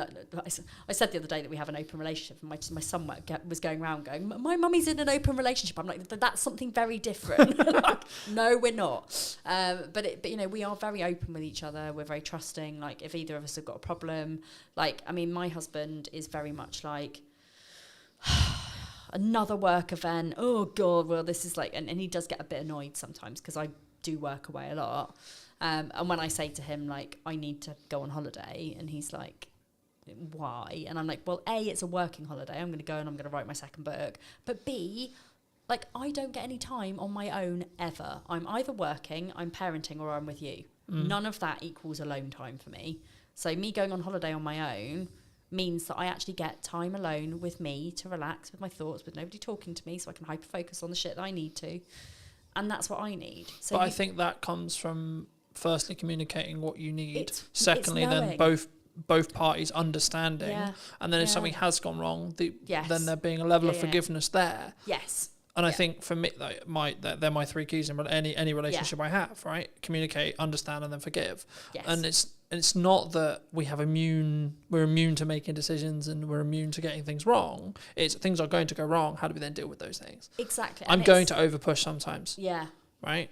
And actually, how do we then bring that back and say, okay, I did this wrong. Yeah. How do I move forward, and how do we move forward so that doesn't happen again? Yeah. In my mind, it's about communication. It's about boundaries. It's about trust. It's about open dialogue, and it's about kind of just being aware of your partner's needs, but also being aware of your needs, and communicating that together. And that does really help where you are in a relationship. And I think often, especially when you're new in business and you're just working and working and working, because you kind of have to hustle at the beginning to kind of get something off the ground. That's kind of one of the pinnacle time, like, it's growth stages when relationships tend to suffer. And it's not just relationships with partners, it's relationships with children. It's relationships with friends or parents. Like, I mean, my mum quite often will say to me, "No, I haven't seen you for like 2 months." I'm like, really? You saw me like last week? Like, you're being melodramatic. But it's that point where but that's your mum saying, I miss you. Exactly. I want to see you. Yeah. Right. Yeah. And I always, I'll always take that on board. Like, but she is equally as busy as me. She doesn't run a business. She just does a lot of music things. But again, it all comes down to awareness. Yeah. And this is why I teach in the way that I would want to be taught myself, and having those 3 pillars, it's like life, business, money. Everything fits into that triangle. You just need to make sure you don't poke yourself in the eye with it. Great place to end. Where can people find the book? Where can people find your podcast? Where can people find you? Yeah, so I am and don't you poke yourself in the eye with the triangle. Don't poke yourself in the eye with the triangle. I am on all social media platforms, not saying that you have to be at all. Maddie Talks Money on Instagram, Mad About Money Official on TikTok, LinkedIn and Facebook, and everywhere else, Maddie Alexander Grout. The book is here. I mean, you can't get it from here. You can get it from Amazon. You can get it from all good bookshops as well. You can even order it in. If you don't have it, you can order it to your own library. I've had some people say to me that they've ordered it for their library, which I really like. That's awesome. So if you can't afford to buy the book, go and talk to your library, go and get them to have it in, and then multiple people can benefit from the book, which is nice. So thank you for having me. No, you're welcome. Great chat. Final thing to end on. Yes. If you were going to talk to yourself 10 years ago, what advice would you give? I would tell myself that I am neurodivergent and to go and sort that shit out. It changed my life, genuinely changed my life, understanding my brain. When you understand your brain and you understand your body, anything's possible. Magic. Thank you ever so much for coming back and joining me. If you did enjoy this longer conversation, then make sure to be subscribed. Leave your thoughts in the description down below, comments down below, etc., etc. And I'll see you very soon. Take care. Hello, my friends. Hope you're well. Today, I'm on location in Wilton today, filming a brand new interview and a brand new podcast with Andy from the Courtyard Marketplace. Hello, Andy. Hi, Carlton. How are you? I'm all right, thanks. Good. For those who don't know you, don't know the shop, what would you say to those people? How would you kind of position yourself and articulate to those people who maybe don't know you? Well, basically, we're a artisan food shop with a eco theme and a refill eco station or eco refill station. We support lots of small producers throughout the UK, and our emphasis is on quality, not quantity. It's just about sourcing nice products for our customers to enjoy, and that's what we love. We just love finding different products. So you've been, we were talking a little bit before whilst I was setting up and such, and you've been established since 2016. Yeah. How did you get here? Because you weren't, from my understanding, you weren't here from 2016. So where did it kind of start? Well, it started with my daughter, Wendy, Okay. and her husband.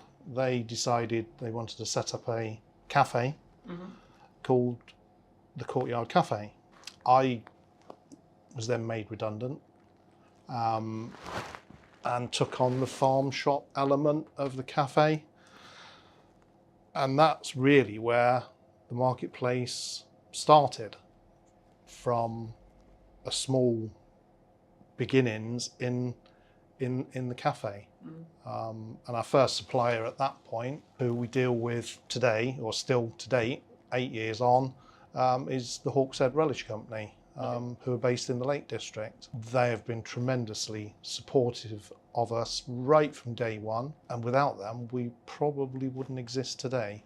They've supported us, they've helped us create what we have today.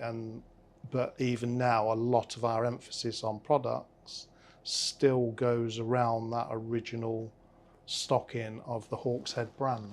From that perspective, I mean, what was there like? Because obviously you're very artisan. Was that a very specific choice that you wanted to go down? Because I think when people look at farm shops, they maybe the wrong word is snobby, but they can be perceived that way, you know. And I think that actually, I think it's the value perspective and the perspective when it comes to thinking about the thought process behind the owner of the shop, and how did you choose your stock? How does it? Because I think it's a big deal, because to an extent you're sort of marrying the two brands and saying, well, like, I put my quality stamp on this, you know, especially with the reputation you now have. Well, initially we was going to go down the local route, because local is the thing. But it soon became apparent that Wiltshire is not a food capital, and the suppliers that we did approach weren't particularly interested in us because we were small fry. And that's why we approached Hawkshead, because we like their labelling, which is very simple and to the point, and the product just stands out. And then it's grown from there, really, is finding nice products from around the UK that fit the brief of good quality. They're going down the eco route. Great Taste Awards, that features a lot on a lot of our products, although it's not something that we specifically look out for. It just happens to be that a lot of our suppliers have won lots of awards, or the Great Taste Awards. So it's really grown from the Hawkshead side, but now we are far more than just a Hawkshead stockist. So now, fast forward to 2025, we do now have a lot more localish products. So we've got the rapeseed oil from Shrewton, we've got local honey, we've got peanut butter, we've got a variety of things, but it could be Dorset, it could be Hampshire, Cornwall.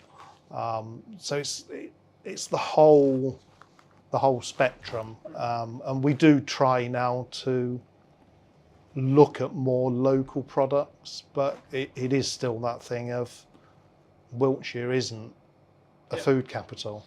We're always on the lookout for something new, something different. That aligns and works, I think, is from what I've gathered from our conversations previously, and fits into what else you offer. Yeah, we won't put any old thing in. Yeah, we're not just going to be another supermarket stroke convenience store. You know, we think about what we put in. We're not just going to put in something just because it's got to meet lots of criteria. And customers ask us for certain things, and for the most part we listen. Again, if it fits our brief, we do put in things that customers ask for, and that's how we sort of grow our range, I suppose. Would you say that, because obviously in a place like Wilton it's very small and it's very community led, would you say that if you were in, say, somewhere bigger or a more, I guess in some ways like a external of a city, or like the location is where this question's going, what role would you say the location here plays in how successful or not successful potentially a shop or your shop is? Well, we think it's massive, the location thing, because we've been in here 2.5 years now. Okay. And we do feel that we're becoming part of the community. Mm-hmm. A key thing for us is customer service, being there for our customers. We have customers that come in just for a chat. Yes, we want people to buy things, but we're there for people if they just want to come in just for a chat. You wouldn't get that in your bigger shops. You wouldn't get that in a city centre, and that's why we love this location so much. And a lot of our customers now are becoming friends. So it's a whole social element as well. You know, we're there. We like to think that we're there for our customers as much as anything, if that makes sense. No, I think that's really key, and I think it's about, for me anyway, it's about understanding where you sit in your community potentially. I mean, a lot of what I've built my business on, mostly Salisbury focused when I lived there, but now I'm living in Wilton more. Yeah.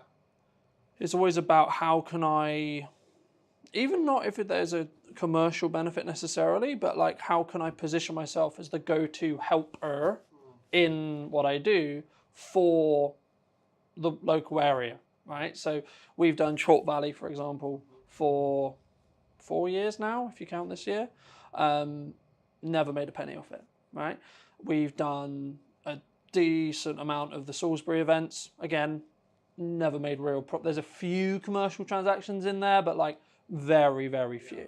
If you look at the kind of event portfolio as a whole, 95%, 85% is like free. In that respect, I think it's about the passion, and I think like a lot of the marketing strategies that you could use is leveraging that community goodwill to an extent. And I mean, how do you feel about doing that? Because I think there is that kind of question mark in some ways as well, because like it could be perceived as a bit manipulative or a bit like you're leveraging the community goodwill. But also I think that's how a community will thrive. I think that's how a town or a village or a city will be seen by a larger group, and that kind of community effort. And it's very kind of buzzword, like the community is a buzzword in marketing at the moment, about how do you build community around your organization, around your shop, around your business.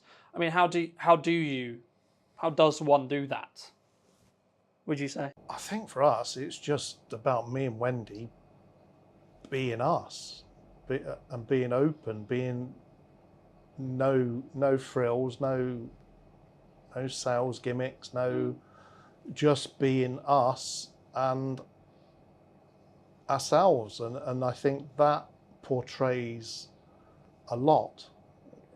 And people do come in for that, for the banter,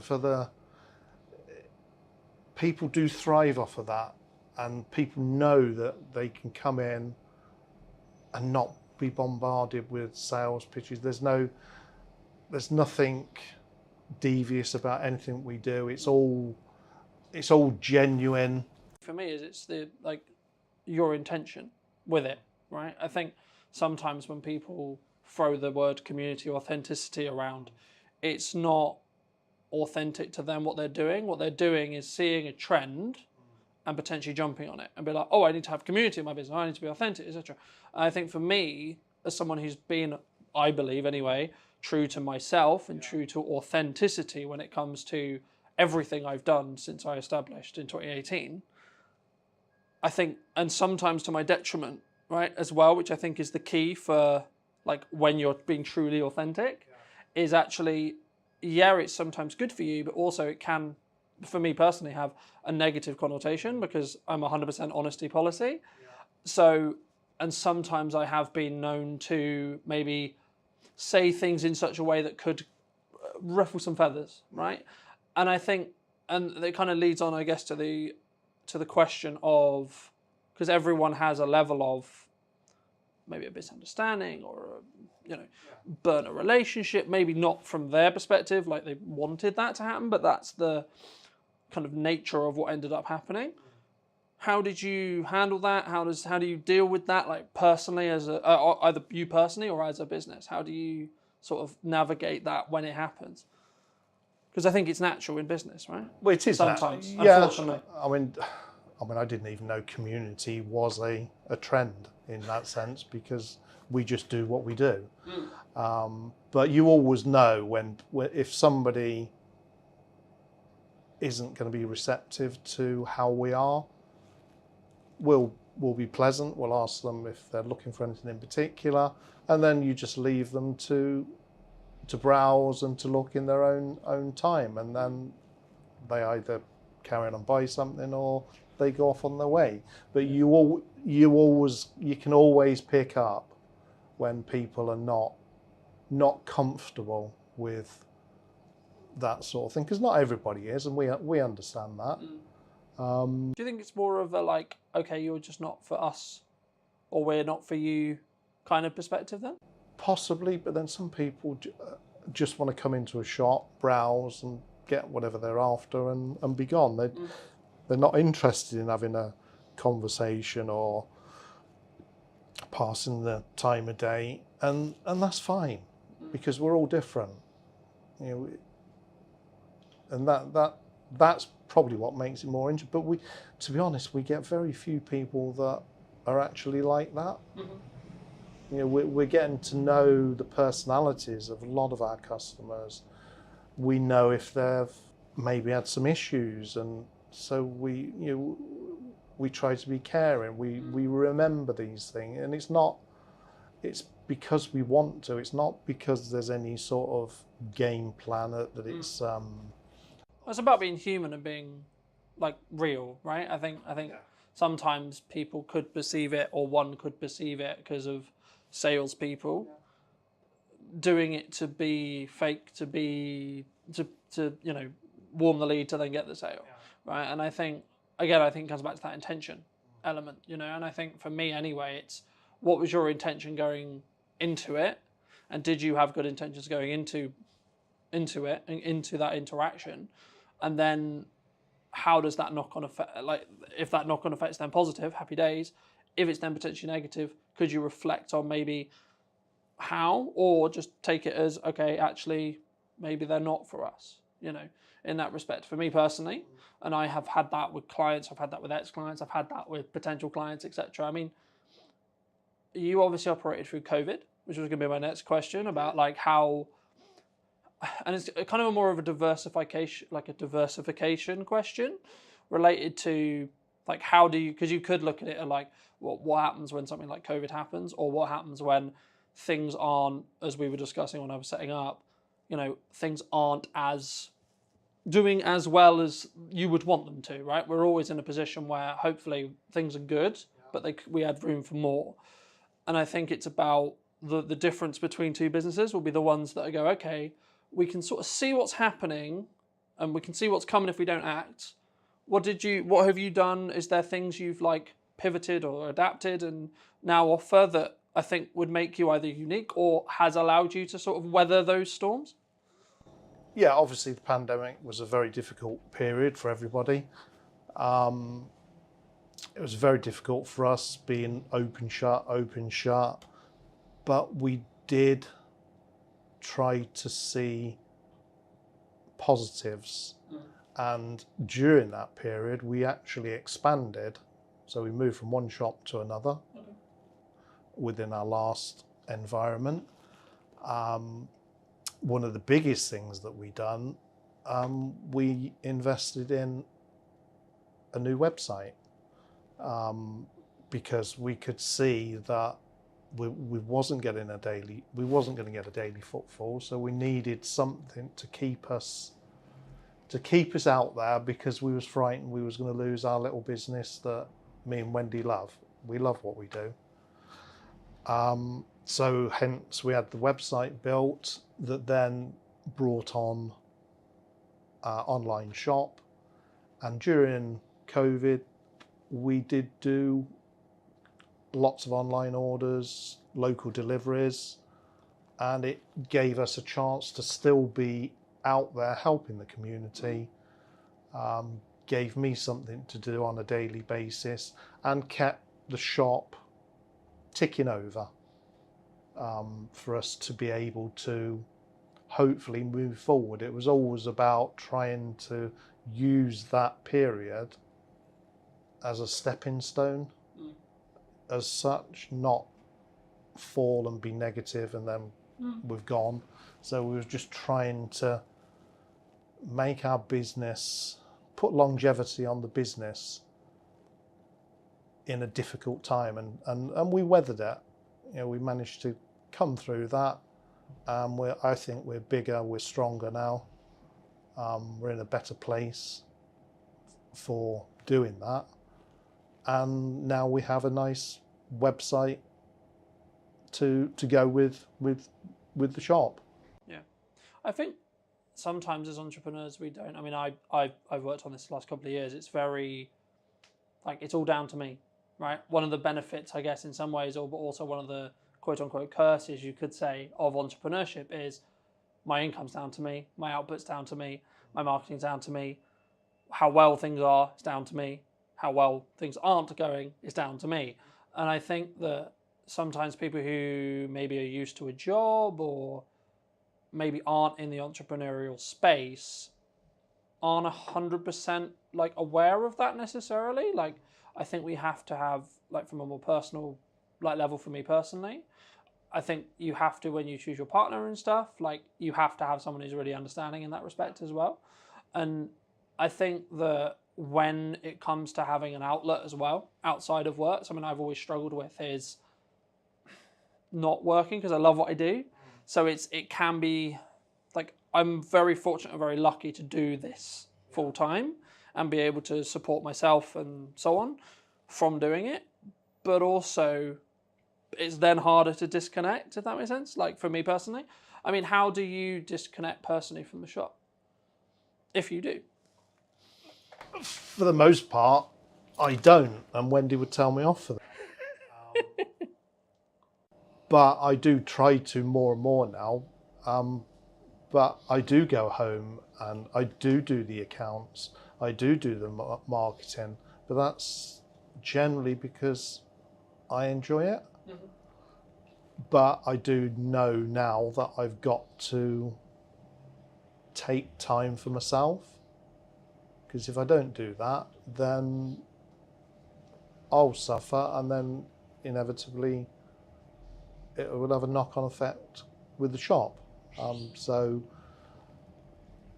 But I will still, at the weekend, I will do things. I order it. It's just in my nature, but it's only because I enjoy what I do. You know, if it was a 9-to-5 job, I wouldn't be doing that. I think that's the difference, right? People look at maybe what business owners do, right? And they look at and they say, like, I wouldn't say you should work for someone who isn't yourself this hard, right? You shouldn't. In my view, it's a silly idea. But I think when you work for yourself and it's your baby, to use the cliche term, it's it's not even like you can help it, right? Like a lot of what my partner talks to me about as well is like, oh, stop thinking, get ideas. Because I get ideas at random times of night, right? It's actually whenever I relax, like then my brain goes into the creative side of like, oh, I've got this idea. This entire relaunch of the podcast came from one of those ideas. But I think that for me, I mean, we have a shared, would it be fair to say shared passion for wildlife, I guess? I mean, how did you sort of get started with that? You know, been very fortunate to see some of your work in the shop, and like, did you do that before, and then it sort of naturally became part of the shop? Like, was it then an idea to be like, okay, I've got this, let's see what happens in the shop? Well, I've always loved photography. I've always taken photos. I've never classed myself as a photographer, and I probably would never do that because I don't think I am. But I do like taking nice photos. And then Wendy one day said, why don't I just turn some of my photographs into cards? And I sort of, not laugh, but I don't see my work as being, I'm too self-critical basically. But she said, no, let's do it. So we did. We turned a small selection into cards, and I've been really surprised at how well they've been received. I get people come in now specifically for my cards. I try now to put this into my social life where I'll go off and have a little photography session within the view of, oh, they would make nice cards. So it has turned on its head in a way that I never thought possible, because I've never classed myself as creative or anything like that. I mean, now Wendy has decided to label herself creative director. Where it's come from, I don't know. It's not too far from the truth. That's how she is. So we'll give her that one.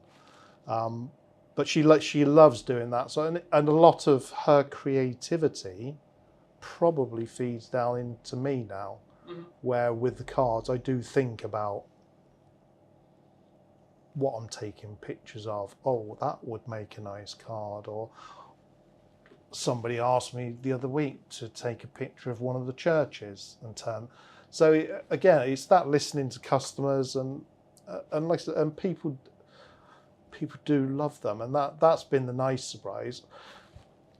I've even been asked for my autograph twice, which Wendy thought was highly amusing. She thought they was being sarcastic, but they was actually being truthful. So 2 people I had to sign my cards because I mean, a lot of people, when I say, oh, those are my cards over there. Are they? You done those? And it's almost a disbelief that I've done them. But it's nice. It's nice for people to take them away, and it gives me a little buzz. I also think it's a nice place to escape, you could say, to step away, to reflect on like where the shop is or like where the business is, and I think that's where you get those creative ideas, and that's why I think it's important. And I think, you know, for me, I think a lot of it comes from having that permission myself to say, actually, I can step away. You know, we were talking a bit as I was setting up as well about, you know, having phases, right? At the moment, this week is very busy in the respect to it's podcast launch week. I'm doing a lot of podcasts, etc. But then next week, I'm back with clients again. You know, that was deliberately pre-scheduled to be this way.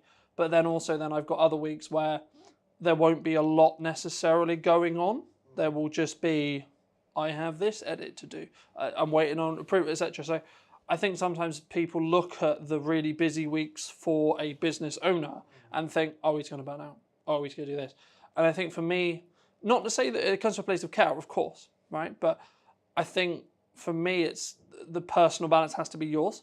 I don't think it's a situation where where someone else can say unless they're really close to you and they can see the signs. But like even then, I think you have to have that permission, and you need to sort of work that through yourself, in my view. And I think for me, I think having an outlet like wildlife, like photography, etc., especially if you don't do it as a job, and if you do, have a different set of expectations when you're doing it for fun, when you're not doing it professionally or commercially. And I think it just gives you that space, right? And I think it gives you that space to come up with new ideas. It gives you that space to actually like fuel the growth as well, like especially if you're growth minded. And in the first couple of years of my business, I didn't look at it that way, and it's been interesting to see how my perspective has changed there. I mean, have you, from an overarching thought process in like the goal of where the shop was when you started in 2016 to now, like is it where you wanted it to be, like in the respect to like this was the vision and you've hit that vision, or not, or has that vision sort of tweaked and changed? I think our vision constantly moves as we go from one week to the next, to be honest. We don't set ourselves goals. Maybe we should. It's not all fun and games. I mean, when Wendy makes me laugh constantly, but it isn't all fun and games as much as we'd like it to be. I mean, cash flow is always a problem, you know, but this is a problem that all independent businesses struggle with. I think it's harder for a stock-related business, right? It's a struggle for every business potentially, yes, but it's easier for me to balance because I don't have to then buy stock to make money, right? I have to just focus on marketing more and then showing up and doing a good job, pretty much. So how do you? I've always been curious how you balance cash and stock as a business. For me, it's become a massive learning curve since we came into this shop. It's been massive, and I wasn't prepared for how big a problem it could be. But now, basically, we just have to, like everybody else, I suppose, watch what you spend. If somebody initially when we set this up, we had it nicely stocked, and as soon as we run out of 2 or 3 things, we'd be on it, restock. But the trouble is with the restocking, you always have minimum orders. Yeah. With every little supplier, there's always a minimum order. Yeah. So you would then make up another minimum order to get in some stock that we'd sold out of. I've now learned that that's not really the way forward. And basically, if we haven't got it, we haven't got it until we're in a position to reorder. So, and that's for most of our customers are fine with that. They'll wait until it's restocked, or they choose something else. But it is just about watching and trying not to spend it. We love putting new products in. That's one of our downfalls. Well, not downfalls, but when it's quiet, we sit here and we'll start looking for new producers, new suppliers, and we think, oh, that's great, that'll work. You know, that'd be nice. Our customers will love that. And then you put in new products, but the problem is you're in a quiet period, so there's no money coming in. If there's no money coming in, you've still got to pay your bills. The bills don't go away. You've still got to pay your rent. You've still got to pay for the stock that's on the shelf. So now we have stepped away from doing that, and hopefully that is now going to transpire into us being a bit more on top of this cash flow issue. It's always going to crop up. I've realised that there's going to be peaks and troughs. I think it's something you have to monitor. Like that's one of the skills of being a business owner, in my view, right? Is that constant money management, that constant like aware of where you are, and then developing strategies to deal with either the surplus and then how to use it to grow, or actually having then getting to the point of a surplus where you're actually fine for 4 months or 6 months or so on. And I think sometimes you have to make personal sacrifices yourself to get the money into the business there, because if you are wrongly or rightly potentially taking money out of the business, then you are potentially hurting the business's growth or its sustainability as a whole. But I mean, you've done quite a bit that has removed, is another a set of revenue streams as well, that I know you wanted to talk about today. So I mean, how did you sort of go about the hampers? How did you sort of work with Airbnbs and work with Piccolo down the street, etc.? I mean, did that sort of come as an idea? How did that sort of go? Yeah, the Piccolo thing, that came from Lou, the owner of Piccolo. In the past, they've given flowers and bottles of Prosecco to people that buy a new house, and she had this idea of us making up some sort of hamper bag. And that's what we do now. We make up a little hamper bag for all the people buying their new house. So they're given the keys, given one of our bags, but within the bag is lots of little goodies that, because moving in is a stressful time, you don't want to be looking for a vase for flowers. You don't want to be looking for champagne flutes for your Prosecco. You're unboxing, you're getting stressed. So a lot of thought goes into what we put in our little bags. It's just things that they can nibble on, can have a drink, have a snack, sit down, have a cup of tea and a biscuit, just to see them through those couple of days. And it really works. We've had a lot of good feedback, and they love that little extra touch. Obviously, it's an extra touch by Piccolo, but for the benefit of us. On the Airbnb side, it's something we've wanted to do for a long time, but we had been struggling to find anybody that has Airbnbs. And then by chance, we heard about somebody called Host with Grace, another local business. We contacted Grace, she came in, loved the shop, and now we supply 2 of her properties with hampers and they're like a welcome hamper. So welcome the guests. Grace gives us a brief, gives us a budget, and we tailor it accordingly to the clients that she's got coming in. And that's the sort of thing that we want to build on. We've just done some hamper bags for somebody that was involved in the prom at Able Hands. And she wanted to thank the volunteers. And eventually she thought of us because she had gone to Virginia Haywood, or looked at Virginia Haywood. Hampers are through the roof in price, and you don't really get a lot of choice as to what's in there. It's more packaging. She even looked at Fortnum and Mason having just one big hamper, but again, you don't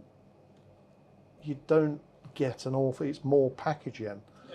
And she came to us, again, gave us a brief, gave us a budget, and the reaction has been brilliant. So it's that sort of thing that we're trying to build on, because hampers, we love doing, particularly Wendy. She loves creating the hampers. She lets me have a go every now and again.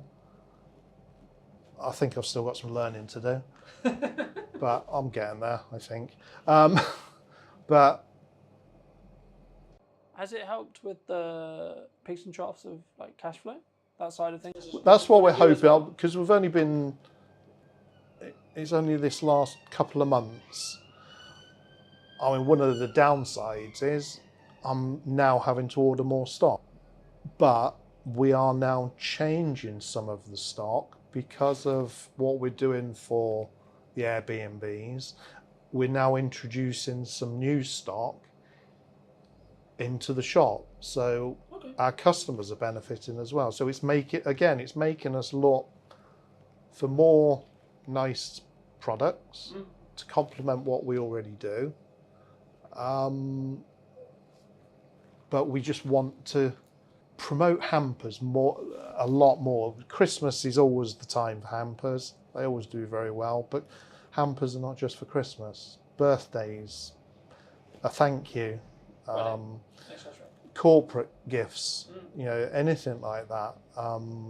So we're just trying to put ourselves out there a bit more and let people know what we can offer. And everything is bespoke, everything is personal. We don't just have a hamper full of things that we like people to choose, to tailor it to whoever they're purchasing it for. If there's an allergy, we can accommodate. If they're vegetarian, if they don't like a certain product. So everything is tailored to the final consumer, and people do love that. They love to do that personal gift, and it means such a lot to the recipient.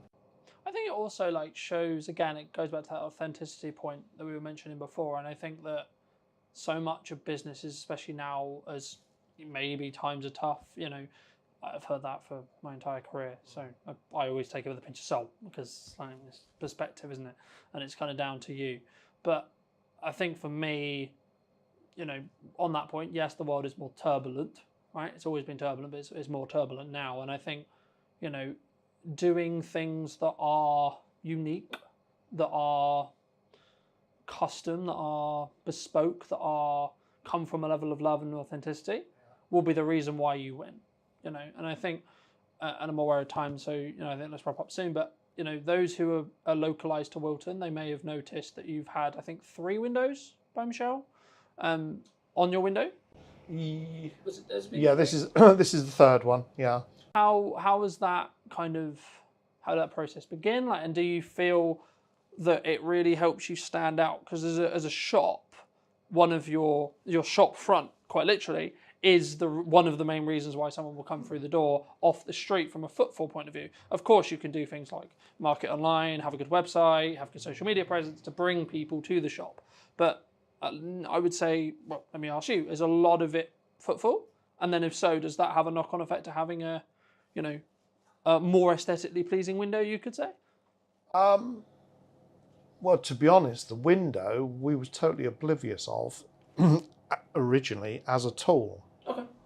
And it just come out of, I don't know what it came out of now, but we had this brainwave of doing something with the window, because our window is very difficult to make look nice because it's an old building and it's quite a deep recess, and it's the sun beats down on it, so it's very difficult to, because Wendy again loves to create a nice window display,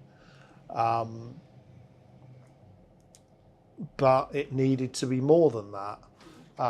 So we approached Michelle and we came up with the idea of just having a catchy slogan, just something quick, something that wasn't too intense. And our first one just said, "Say cheese." That's all it said. It said, "Say cheese," and then there was a little comedy block of cheese underneath that.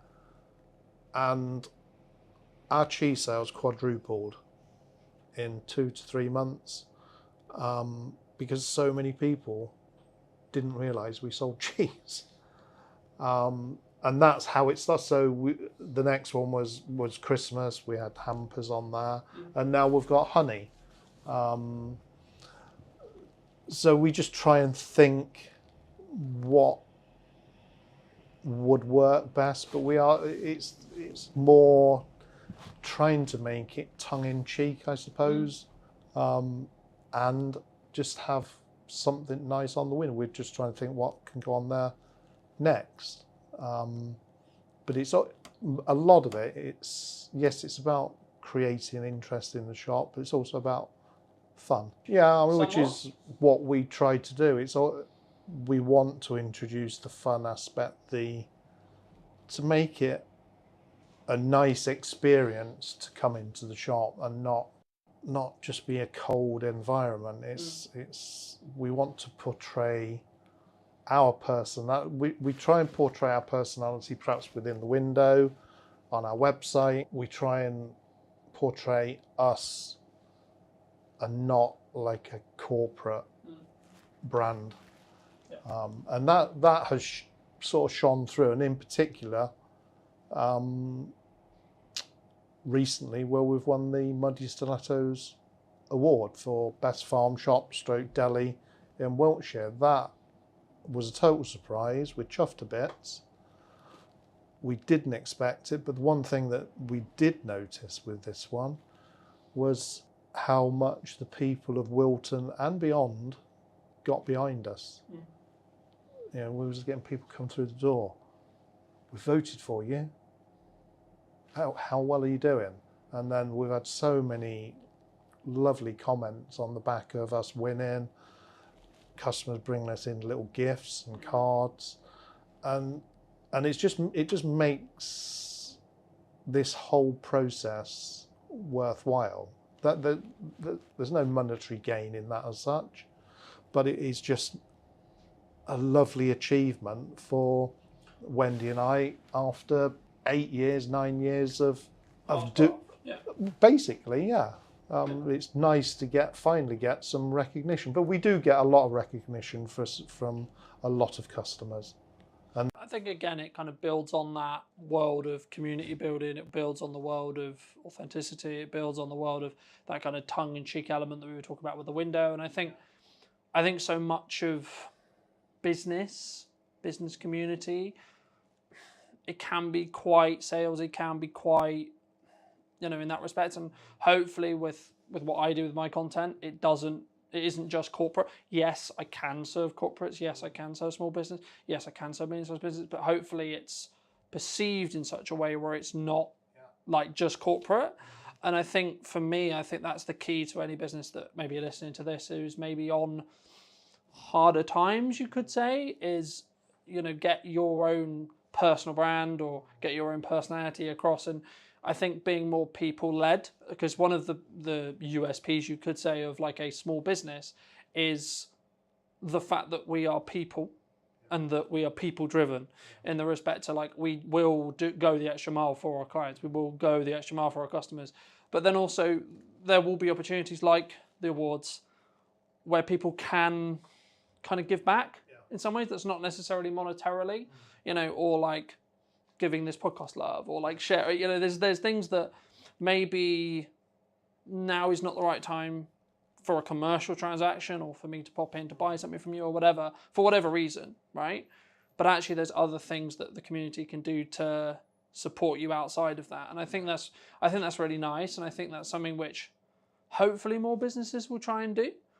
But thank you ever so much, Andy, for the time and coming on and doing this, because I know it's not easy to necessarily put yourself out there like this or have a on-camera conversation, so to speak. So no, well, thank you, Carlton. It's been better than I anticipated. Yay! That's good. Very much. No, you're very welcome. It is appreciated. And if you did enjoy this interview and you would like to see more like it, then make sure to be subscribed to the channel, and I'll see you very, very soon. Hello my friends, I hope you're well. Welcome to the Old Mill, and today we're going to be doing a brand new podcast talking to Johnny from Taste World and just kind of the Old Mill. Hello Johnny, how are you? How are you? I'm very well, absolutely. I was going to think about where to start, but I mean we're sat in the Old Mill restaurant, right? And I think a lot of people who are local to Salisbury will obviously know the Old Mill in Harnham. You've just acquired it maybe 6 months ago? 3. 3 months ago? Okay. Yeah. Why here? Why did you choose here specifically? It was just a building that had come to our attention for a kind of friend when I think a poster went up in the window saying due to change of ownership we'll be closing. And I thought we need to come and look at this site when I was told how beautiful it was by the friend, and we came straight here, and within I think 15 seconds of pulling up in the car park we decided it was something we needed to pursue.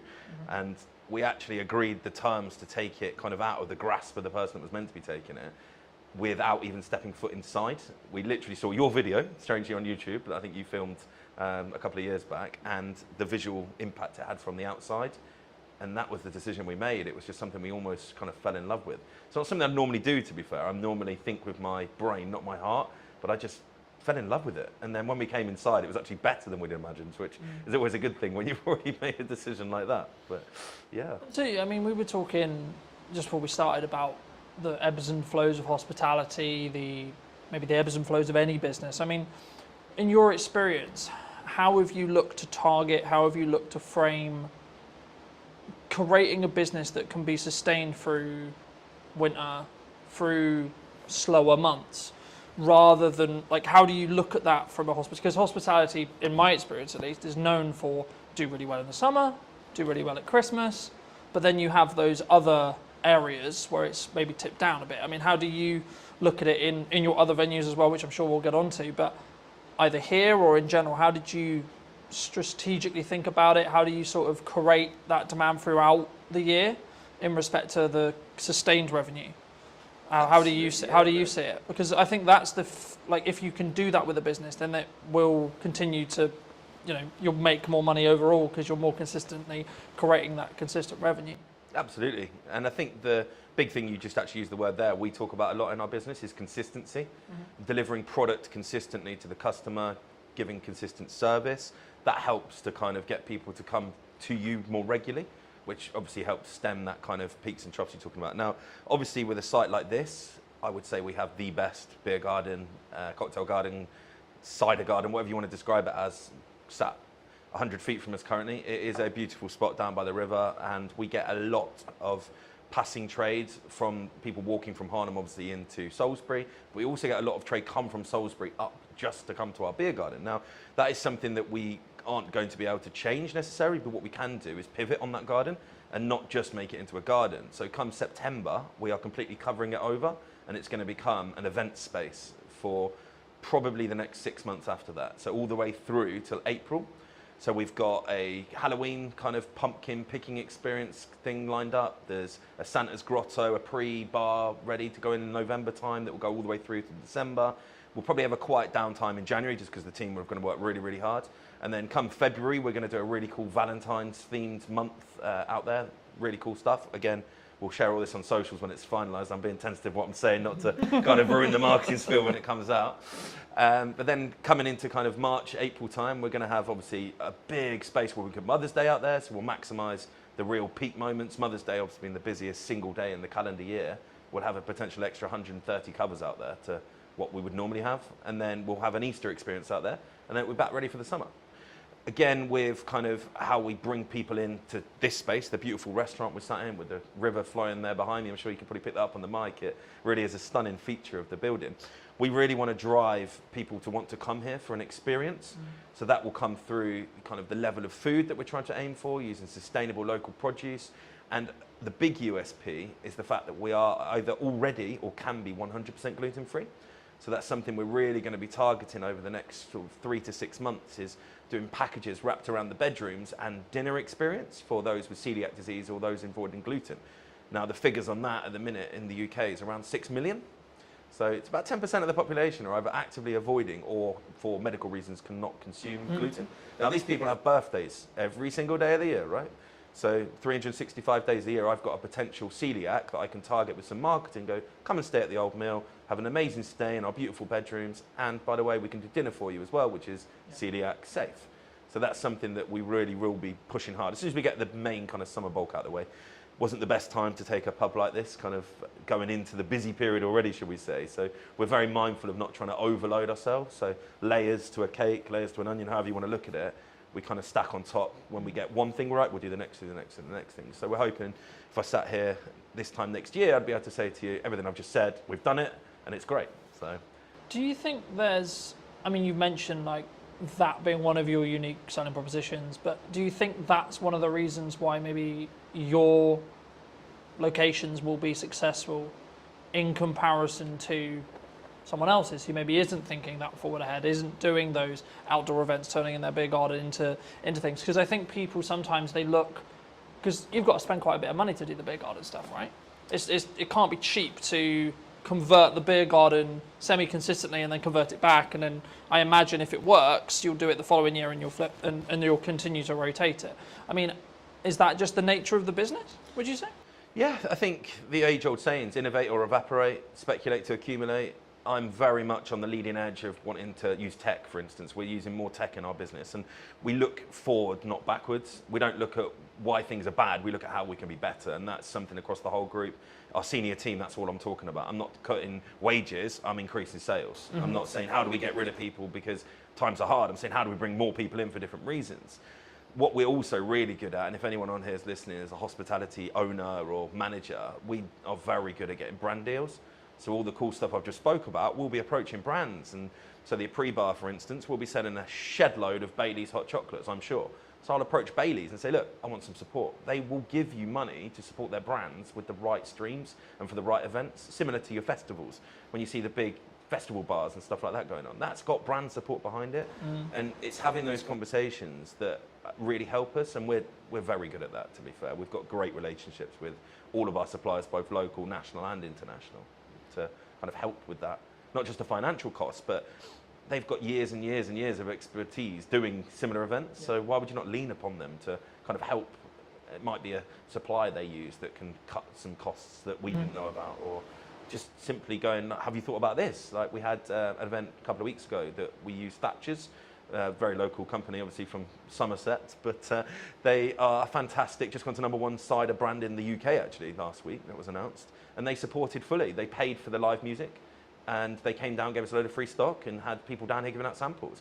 That was just because they wanted their brand to be seen in a beautiful pub like the Old Mill. Yeah. So it works both ways, I guess. Thatcher's has got exposure from being able to use us as kind of a staging post, and we've also got kind of the use of their kind of expertise as well as paying for our live music. So yeah, I think that's a really important thing, and a lot of what I'm hearing about that is a very modernised touch, right? And I think the concern with some, would it be, I don't know, I don't like saying like, oh, it's this person's fault or etc. But there's a lot of people in my industry, like I had a conversation yesterday that was around like the creative industry struggling, right?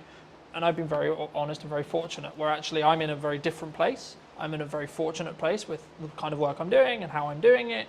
And like actually like looking at the bottom line of my business, it's actually doing really well, right? Yeah. So I'm not feeling that, oh, it's difficult, right? Do you think in your experience, has there been like always something going on? Because I always see it as like there's always something happening in geopolitics. There's always something happening in the economy. There's always a concern related to the up and coming budget or the up and coming changes or etc., which of course changes things for businesses. Of course it does, right? But is there a perspective, I think, because obviously a lot of your group, a lot of how you work could be perceived as you're very successful, right? You're clearly very good at taking on some sites, making them make money, and then continuing to repeat that process. Is that from a mindset from yourself specifically and the rest of your exec team of we've got to keep being aggressive, we've got to keep moving forward, regardless of what the doom and gloom is, would you say? I think absolutely. What we talk about a lot is that age is on our side. I mean, myself and my exec team are on the right side of 40, shall we say. Apologies to any older listeners listening. So we're there, we've got bags of energy. Now, a lot of the sites that we look at now have had kind of historic landlords, tenants for a long period of time. They're just tired. They don't know where to look. Social media, they don't get it. When I'm saying, why are you not on TikTok? They're like, oh, no, I don't want to do that. They just don't understand that TikTok isn't just for young people now, right? We have spent 0 pennies on paid for advertising, okay? Obviously, we brought you in, you made some amazing content for us, but we've paid absolutely nothing to do it with. We've done all organic. That's because we understand what we're doing. We've been pretty much fully booked here in our rooms and our restaurant and our garden for the last 6 weeks because we understand where to put our energy and our time. We don't put energy and time into something that's not going to give us back reward. So if a conversation starts happening, even at kind of management level within here, I'm like, is that going to actually affect my bottom line? No, stop talking about it then. Because you've got to be so fixated on the numbers that it's almost autistic. I mean, there is definitely traits of autism in me, but sometimes I wake up in the middle of the night and all I'm doing is thinking about those numbers, how we can trim 1-2% on this cost base, how can we then put that money to work in increasing sales? I think the old saying is the good places, the good people will always do well. Doesn't matter what the economy does. I think without blowing your ego too much, the reason you're doing well is because your content's bloody brilliant. There is plenty of people out there doing similar stuff to you that are probably complaining, moaning it's not great. And you look at the quality of their work and it's just not there.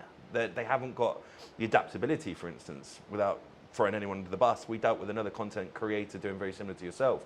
And they were just so slow to react to us. Whereas yourself, Colin, this is what we need to do. Can you be a bit more flexible? Yeah, cool, perfect. We can do this, we can do that. And you said yes more than you said no.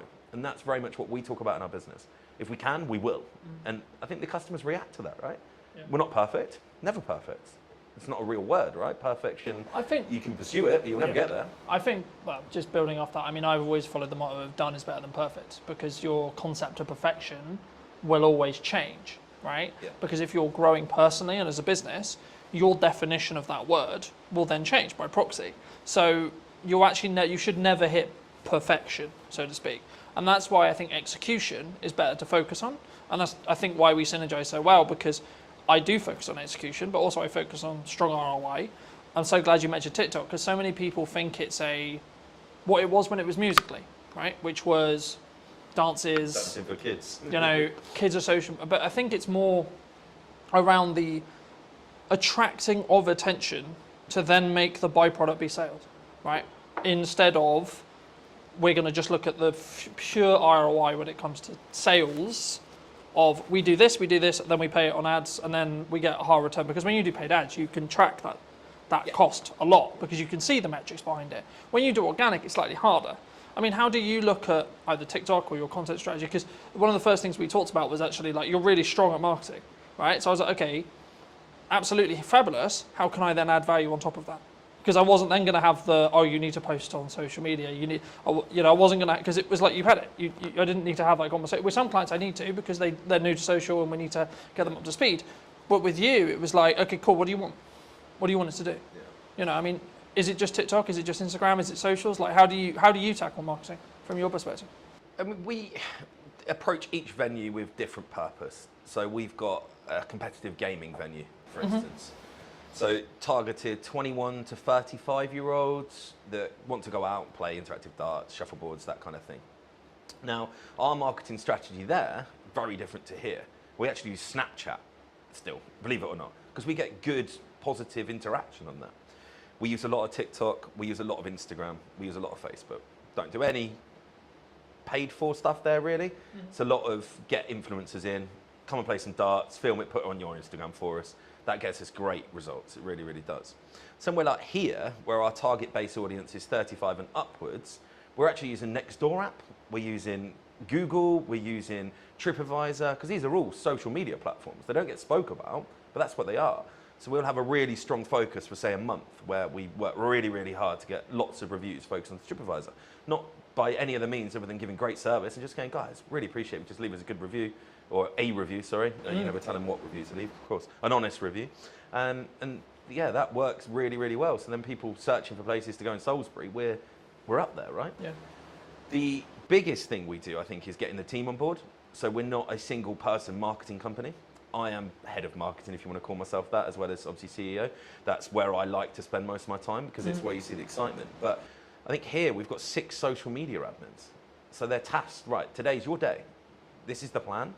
Execute it, because as good as your stuff is, your captured pictures are only going to be live on the day you did it, right? The best stuff we see is what I call the instantaneous, the random stuff. We had a dog swimming in the river yesterday. Unless I ring you up and go, can you come and snap a picture of the dog that's now swimming in the river? You're never going to get a picture of that. Yeah. We post that online and we get such good interaction. We're not into just posting food. You'll probably see that from our marketing. People get bored of that. I don't want to follow someone that's just showing me a great fish and chips. It'll be the best fish and chips in the world. Once I've seen it 5 times, I'm cool, it's fish and chips. There's only so many ways you can angle it or change the lighting or the backdrop on it, right? So we'll post customers. We've got Doris is coming to celebrate her 70th birthday. Happy birthday to her. That kind of stuff can only come when your team is kind of in with the vision. So we'll do regular monthly catch-ups with all our social media admins. We'll do then probably every 3 months an in-person one. So we'll bring them all in, and it might be yourself I ask next time, right? Can you just come and do a piece on how you get great filming angles, great lighting angles? So they all understand they're never going to be as good as yours. But they don't need to be when we're putting out as much content as we are. Yeah. And I think that is something that I really understood, and probably the biggest thing we change when we take properties. I mean, yes, this is beautiful. Yes, we've spent money on it. Yes, we've elevated it. But circumstantially, this building was beautiful before we took it, right? Why are we now busier than it ever has been? I think because our marketing's better. I think before, when we looked at it, their last post was 2 months previous on their Facebook, on their Instagram. I think we took it in February, end of February. The post that was last on Facebook was advertising Christmas carols. It shows you the difference on where we're at. If you go on our Instagram, our Facebook, our TikTok, our websites are kept up to date to the day, you'll know exactly what we're trying to be, who we are, and then hopefully, when you come in, our social media, our marketing reflects what you then see inside. So I don't want to become a fake presence. There's quite a few restaurants I can think of that look amazing on socials, and you get there, you're like, wow, you've just taken a picture of the corner of your restaurant that does look nice, and the rest of it's not real. So we'll do a lot of kind of walkthroughs. I think the other day I just live filmed, walk straight through the front door, down the alleyway, through the garden, no editing, no filtering, just here you go, guys. This is what you can come to if you want to. And that, I think, gives an honesty. Yeah. I think that's the best word to give it. You're not trying to sell anything. This is what we are. Do you want to come? If you do, great. We'll see you at the other side of the door. But if you don't, cool. It's also not for you. And we're very, very good at that, actually, to be fair. Identifying who our customers aren't, because not every customer's for us. Someone walked in here and they wanted to have a £10 meal on a Friday night. We're not for you. There's plenty of places offering a fantastic meal for £10 in the Salisbury area. But on the flip side, if you were looking for a fantastic Chateaubriand on a Friday night to enjoy with a fantastic bottle of Malbec, we're the place for you. And you should come here. You're not going to get that if you go to the £10 meal place around the corner. Yeah. So it's understanding where your market pitch is, not trying to be for everybody, because it's impossible, but the people you are for, really being strong at that and having that kind of full team cultural mindset that all of my team will know who we're for within probably a parameter of what age we're aiming for, what service we're aiming for. They'll all know that our USP is gluten-free. And I think that's really, really important, because I can't just sit here now spouting all of this and then not relay that to my team. And again, we're not perfect. We're definitely, particularly in this site, 3 months in, it's nothing. You're really still learning everything at the minute. We're learning our customer base. We're learning our team. Still a weekly training for all of our team.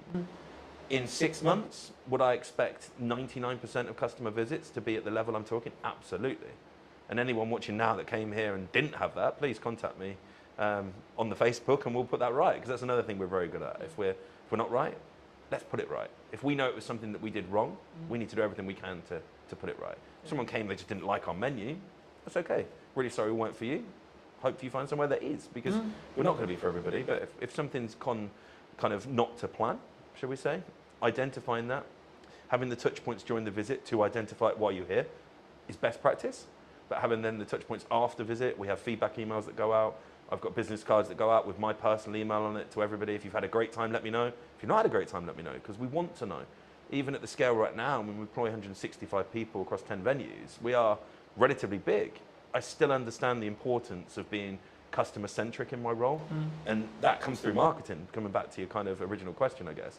That is all part of it, right? Marketing is understanding why something went wrong and how you fix it. Yeah? That is marketing, yeah.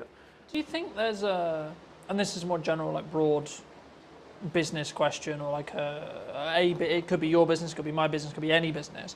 Do you think some people, because I've always followed the own up to if you made a mistake and it's your fault, or if God forbid something went wrong on a video, I'll be like, look, I made a mistake, hands up, right? And I think that put, in my view, from client feedback and etc. that I've got, that puts me apart from other people who are just going to sit on their morals and go, well, actually, no, it was because of it. You know, I don't sit and, it's not about necessarily making an excuse. I don't like to use that term, but it's more, the question I was going to ask right now is, do you feel that one of the reasons why you're quote unquote successful is because of how in touch you are with the marketing, with the customers, with the key question there is honesty when it comes to, look, we're potentially going to get it wrong, but actually this is how we're going to try and fix it for you. 100%. There is a lot of restaurant owners out there that I know of, both personally and I've seen online, and the first thing they do is blame the customer. When a customer comes out and says, oh, I didn't like that, what do you know? I'm a chef. And it's like, that's not the response. If you do genuinely believe you were right, as I say, really sorry, wasn't for you, hope you find somewhere that is. That's the response we give. I don't try and get into a debate with someone whether they were right, wrong, or indifferent. It's fairly obvious when you're wrong. Someone comes in and could be an item missing from the menu. Chefs are humans, right? And there's not enough conversation around in hospitality. It's a human-centric business, right? If you went into an office and you had 20 workers, in a week period, how many office workers would make mistakes? The problem is no one ever knows about them because it's not generally a customer-focused basis, right? But you come to hospitality, a slight small error from, could be a 17, 18-year-old that's first job potentially, becomes a huge thing for the customer. Rightfully so. We should be able to execute a meal, but we're not going to all the time. But the first thing you do, as you said, is accept it. Yeah, that is not the standard that we work to. Apologise. What can we do to make that right for you? Yeah. And if you follow those three things, then I don't think you can go far wrong. Now, out of all of the complaints that we get across the group in a year period, just call it 100. I would say 99 of them have returned and love what we are about. So that's 100 people potentially that would never step foot in the business again that we've managed to rectify, use their not so great experience to learn, made changes to SOPs or systems and processes, and then reflected on it and gone, okay, that happened. Let's not let it happen again. How can we improve as a group? Can we learn something that happened here and go, actually, we can stop that happening anywhere else, not just here? Because even now, I mean, I'm 20 years into the game now, there's still stuff happens. I'm like, wow, wasn't expecting that. How did that happen? What can we do to stop that happening again? So it's a learning day all the time. Even for someone at my level, my experience, you might think, oh, I know everything. I don't. I'm pretty good. I know most things, but the game's changing. Yeah. Every single week, I'm like, okay, that's different. 10 years ago, did I think that I'd be talking about being a gluten-free centric company? Absolutely not. Now, it's our USP. That's our single biggest drive for us. Because most places don't want to do it. Yeah. And I think that's identifying what you can do to set yourself apart. Whether that's you can be cheaper. Don't like doing that. I think that's the easy way up, being cheaper. Being better, what quantifies better. But if you're totally unique and you're the only place in the market doing something, then you're always going to have a market for that. Yeah. And riches and niches is another saying I like to use, right? We're in a niche that's not even that small. It's quite large, 6 million people. But it is a niche in this area because in Salisbury, we're one of the only places. Probably the only places. Can be 100%. I think that's really unique. I think it sort of, to an extent, it leans back into what do you want to do incredibly well at, right? And I think I've always tried to pride myself on, I may not be the oldest videographer in respect to being in the game or the biggest marketing company or etc., but I will give as much effort and as much energy as I can to create the best content that is tied around what you, whoever it may be, the client, is looking to achieve from that video, that set of videos, etc., whatever we're doing. But from your perspective, why, maybe not necessarily just me, but why do you look to invest in video as a whole or marketing as a whole? Because you said earlier in the interview, your team does a lot of marketing, right? So I guess the question from potentially the audience is then, okay, well, why do you then spend money to get a professional in to create those, what I'll call showpieces? So it's long form. Stuff that's going to be around for a long time, I will always invest to make it professional. I think it makes you stand out from the crowd. So our long form content will live on YouTube. Our long form content will be housed on our website. Our long form content will be posted to the top of our grid, pinned to our grid, technical term there, on our Instagram. So some lands on our Old Mill Salisbury Instagram. Right at the top there will be a pinned post of, oh, okay, that's what that's about, really professional. And I just think it adds to that level of experience. The customer sees, oh, okay, that's a serious place. And I think that's why we do it across our group.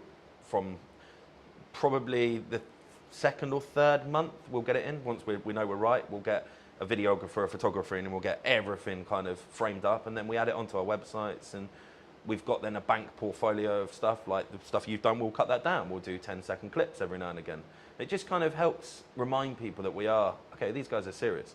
They might be posting a dog swimming in the lake, but actually, cool. Look how nice that restaurant is. Look how cool that video shot of the garden and the pizzas is. So I think it's so important. You can't have a website with a photo taken on an iPhone. It just doesn't look right. If you landed on a website and you had a choice of, particularly for our hotel rooms, I guess, a choice of hotels, and the first one you landed on had a phone taken photo, and then the next one you was like really nice professional photos, where are you going to book? if everything else is the same, you just feel more qualified to Yeah. take that booking, I guess. I think it's I think what we talked about there was a perception thing, right?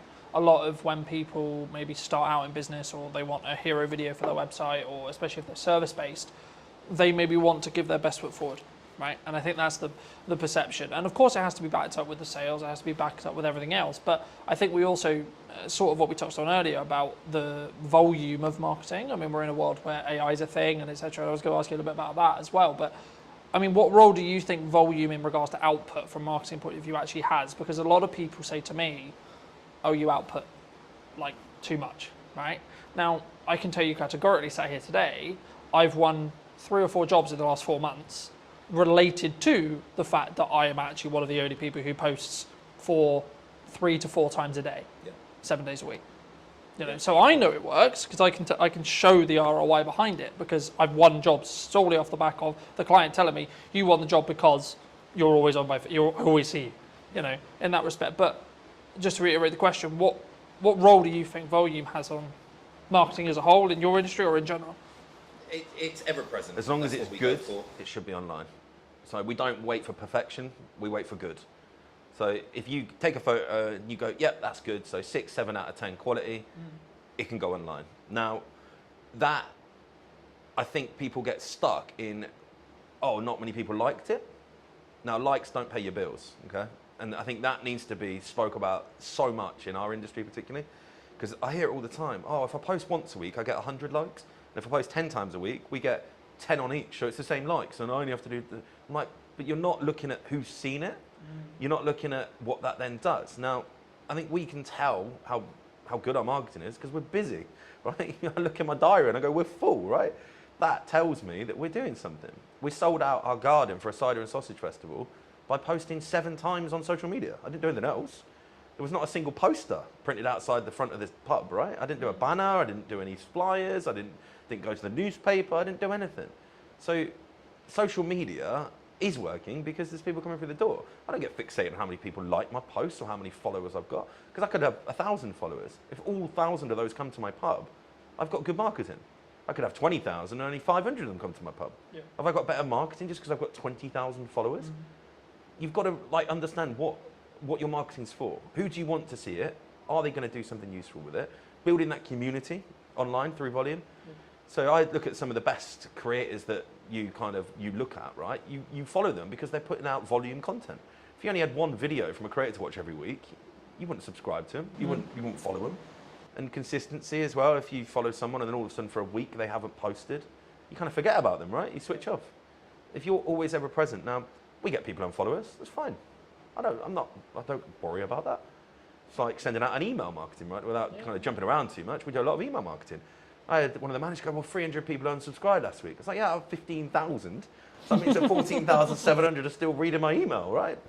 Am I bothered that 300 no longer want to interact? Or no, if it was 5,000, we might go, actually, was that email a bit missed? But it could have just landed at the wrong day. Could have been, it might have been they'd had 3 other restaurants email on the same day and they just had a mass free. You can't fixate on numbers when it comes to the social media aspect directly. You need to understand, are you busy?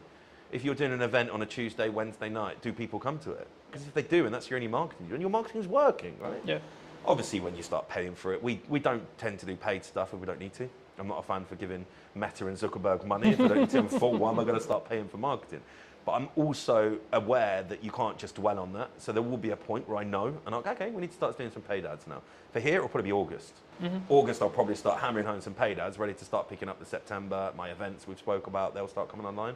But right now, our organic marketing, showing people, look, garden's sunny today, there's people out here, come and join us, is working really, really well. I mean, I don't know my exact numbers on here, I probably should have known them before here, but I reckon we put 30 pieces out on our socials last week, roughly. So 3-4 a day, plus 60 or 70 on the stories. There have been 5 or 6 TikToks. We actually did one at the weekend that worked really well, the Jet 2 meme one, where it comes up with the Jet 2, book your holiday now. There's a couple of the staff in the cellar lying on top of the beer barrels where it's obviously 14 degrees, having a cocktail. And it just flew. Like, we got hundreds of thousands of views on that. And that's something that took, I think, 30 seconds, maybe a minute for them to film. And it's not advertising anything, but people are going to see that and go, oh, they've got a sense of humour. They're real people, right? We do a lot behind the scenes stuff. particularly with our kind of restaurants, we want to show prep. We want to put that out. If we've just had a beautiful piece of fish delivered, why would we not show someone what that looked like when it arrived, what we did to it, and now what it looks like when you get to eat it? Because I think it gives that authenticity. Now, if you weren't doing volume, you couldn't do that. Because it looked really weird if I hadn't posted for 2 weeks and all of a sudden I got a tuna bit skinned. Like, what the hell? But people expect it from us because we're there all the time. They're like, oh yeah, old Mel posted, cool. What's that? Oh, they're prepping a fish. Yeah. It kind of it makes sense. Like, it's not sporadic. It's not random. It doesn't take people by surprise because that's not a good thing, right? No one wants to be surprised on social media. I think so many people, they don't. Well, I would say if I was going to go down the nuts and bolts of it, they don't optimize for the lurkers, right? Because the lurkers, the people who don't actually interact, the people who actually don't comment, the people who don't, etc. Like, oh, I got no likes on that. Oh, I got 2 likes on that, etc. But like, how many views did it get? How many impressions did it get? Yeah. Actually, and then, as I say, like, what then is the knock-on effect to actually seeing your business, right? And you're seeing people come through the door talking about that post, talking about, oh, etc. It's about being human, especially in a world with like where AI is a thing, right? That people is concerned about. I mean, maybe it doesn't affect your industry as much, but do you feel that, like, are you using it? Like, firstly, are you using it if you're open to share? And then secondly, like, is it something which you were scared of, or was it actually, hold on, this is actually a supercharger for us? So I went to an event called EMC. Big shout out to Matt Wilson. If he watches this, I'm sure he will. An incredible event, 500, 600 plus entrepreneurs that are all there because they are the owners of their business or senior team in their business, but they are the marketeer. They want to generate sales through social media or Google, online, digital marketing, right? And this was 2022, and there was a spiel on AI. And everyone in the room looked at each other and went, holy crap, this is real, right? 2022, the average Joe had no idea what AI was really. Artificial intelligence, yeah, cool, that's something that that's does nerd, that, that's right? a nerd thing, Yeah. ChatGPT was mentioned. I got on it pretty much within 3 months of that conversation. So I've been using ChatGPT when it was a bit rubbish. Now, every single one of my social media admins, every single one of my senior team has it on their phones with the pro version. Okay? Now, we write our posts, we put them into ChatGPT, and we tell them to optimize for our audience. So it knows our audience, it knows what we want to write like. So you end up with a post. If you really knew the marketing like we do, you can kind of tell, but the average person has no idea that's what we're doing because it feels personable. What we don't do is go, ChatGPT, write me a post to advertise Cider and Sausage Festival. We don't do that. We'll write into it. What it does is proofread. So you don't end up with posts going out with spelling mistakes. Can't get my words out today. Spelling mistakes. You don't get posts going out that aren't in the right context for the right platform. What we also do is we'll get it to do one for Instagram, one for Facebook. Very different. I don't think people understand that. The wording that goes on Instagram has very different impacts to what goes on Facebook. On Instagram, you need big chunky headlines because many people don't read the blurbs on Instagram. It's, okay, what's that picture? What does that mean? Whereas Facebook, people get drawn in and they want longer form reading content. So you have to give more wordy stuff to it, less big headlines, because Facebook looks a bit spammy when you put big chunky headlines. That's something we get ChatGPT to do for us, right? Yeah. Costs, it's about £9 a month. It's not a lot of money when it does what it does for you. And it saves so much time. Now, AI in our industry at the minute where it's gone the wrong way, I think, is AI food. Now, there is lots of restaurants, chefs that I know of, that they're posting amazing looking dishes and they're AI. Literally AI generated. And that's the scary part. I think we're going to get to a point where you turn up to a restaurant and you're going to think, oh wow, look at all this food. And it's nothing like what they're preparing because it's all generated by AI. Now that is scary for me because it's that good. But surely that would be a disconnect from the authenticity side of it. It will, right? but like, it will drag if people I see in. someone on social and I see this dish, and then when I sit here, maybe actually literally here, I'm like, hold on, that doesn't match. Yeah. You know, like is that because would that be the, or do you think it's going to get so good that actually people, by the time they've sat down, they're like, shit, I'm kind of in now. Already, I know it's getting that good. Now, visually, you can't tell, but if you save it and throw it back through ChatGPT and say, is this AI? It will say yes. Yeah. So you know it's AI, but it doesn't look like it's AI. It's that good. It looks like a really good dish of food. There's one particular chef, and I think his last 70 posts, 50 of them have been AI. But it's like really deceiving almost. I mean, video AI, let's not get started on that. I think that's very scary. I'm sure at some point I'm going to be able to CGI Channing Tatum walking through my front door, taking his top off, having a cocktail at the bar, and people will think he's actually at my bar, right? I think that's the scary part, where the authenticity is going to lie with that. You're almost going to be able to, if you got really good at it, simulate a fake restaurant where celebrities hang out and none of them have ever been there. And you know what celebrities do when you put their name to restaurants? It's interesting how it's going to play out. I'm sure some of the big boys have already started doing similar things. I mean, there's a lot of talk in the marketing space about like what AI influencers was kind of what you were hinting at potentially. You know, these are completely artificially generated people that are developing an audience, right? And I think it's about, to an extent, from my view at least, yeah, you can run a business that way, but then you're not trying to be an authentic person behind the business, right? Yeah. I utilize AI to help with editing, to help with scripting, with help with posts, etc., in a similar way to you, but I'm still the one sat here talking to you today. Yeah. So it allows me to do the other things that actually I have to tangibly do. Yeah. Right? Regardless of how big the business is, you're still going to work with me. You know, I'm still going to be the one who has the conversation related to what we're doing with marketing, potentially what you're looking to achieve, how you're looking to achieve it, etc. But you saved 2 hours last night. But I saved two. Exactly. Write out, well, without jumping off marketing, job descriptions. Yeah. You can go onto ChatGPT now and say, can you write me out a job description for my new assistant manager that I've just employed? Please use all relevant sources online to give me a relevant job description. It will then send it to me. All you have to do is then read it through, make sure that you are happy with it, and then you've got a job description. Yeah. 5 years ago, it had taken me 3 hours to write out an assistant manager's job description. We're doing it now in 10 minutes. Yeah. Like, that's the big thing, I think. We're probably slightly more protected as well. Sorry to jump in again, but in hospitality, if you are really good at hospitality, you're never going to replace that with AI. There will be a point in some fast casual food dining settings, a robot will serve you. It won't be long. It's already happening. We went to Japan for our honeymoon last year, and a robot served us. Really odd. I didn't see the human the whole time I was there.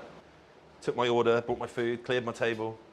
Literally came over and said, have you finished, sir? I said, yes. Said, please put your plate on me.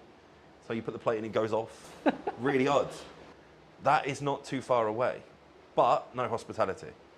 Hospitality for me is escape from AI, escape from technology, escape from digitalness. If we go out for a meal, myself and my wife both have very high profile jobs, working very hard, we want to get away from our phones, get away from our laptops, and go and connect, go and have a human, have a conversation, see someone, do something different, not be served by a robot. So it's certainly not something that everybody's going to do, but you're going to end up with this real kind of interesting space where those that are in the mid sector to low sector will get gobbled up by the big boys because they'll just put robots on play, right? Our biggest cost in this industry is wage, by a long way.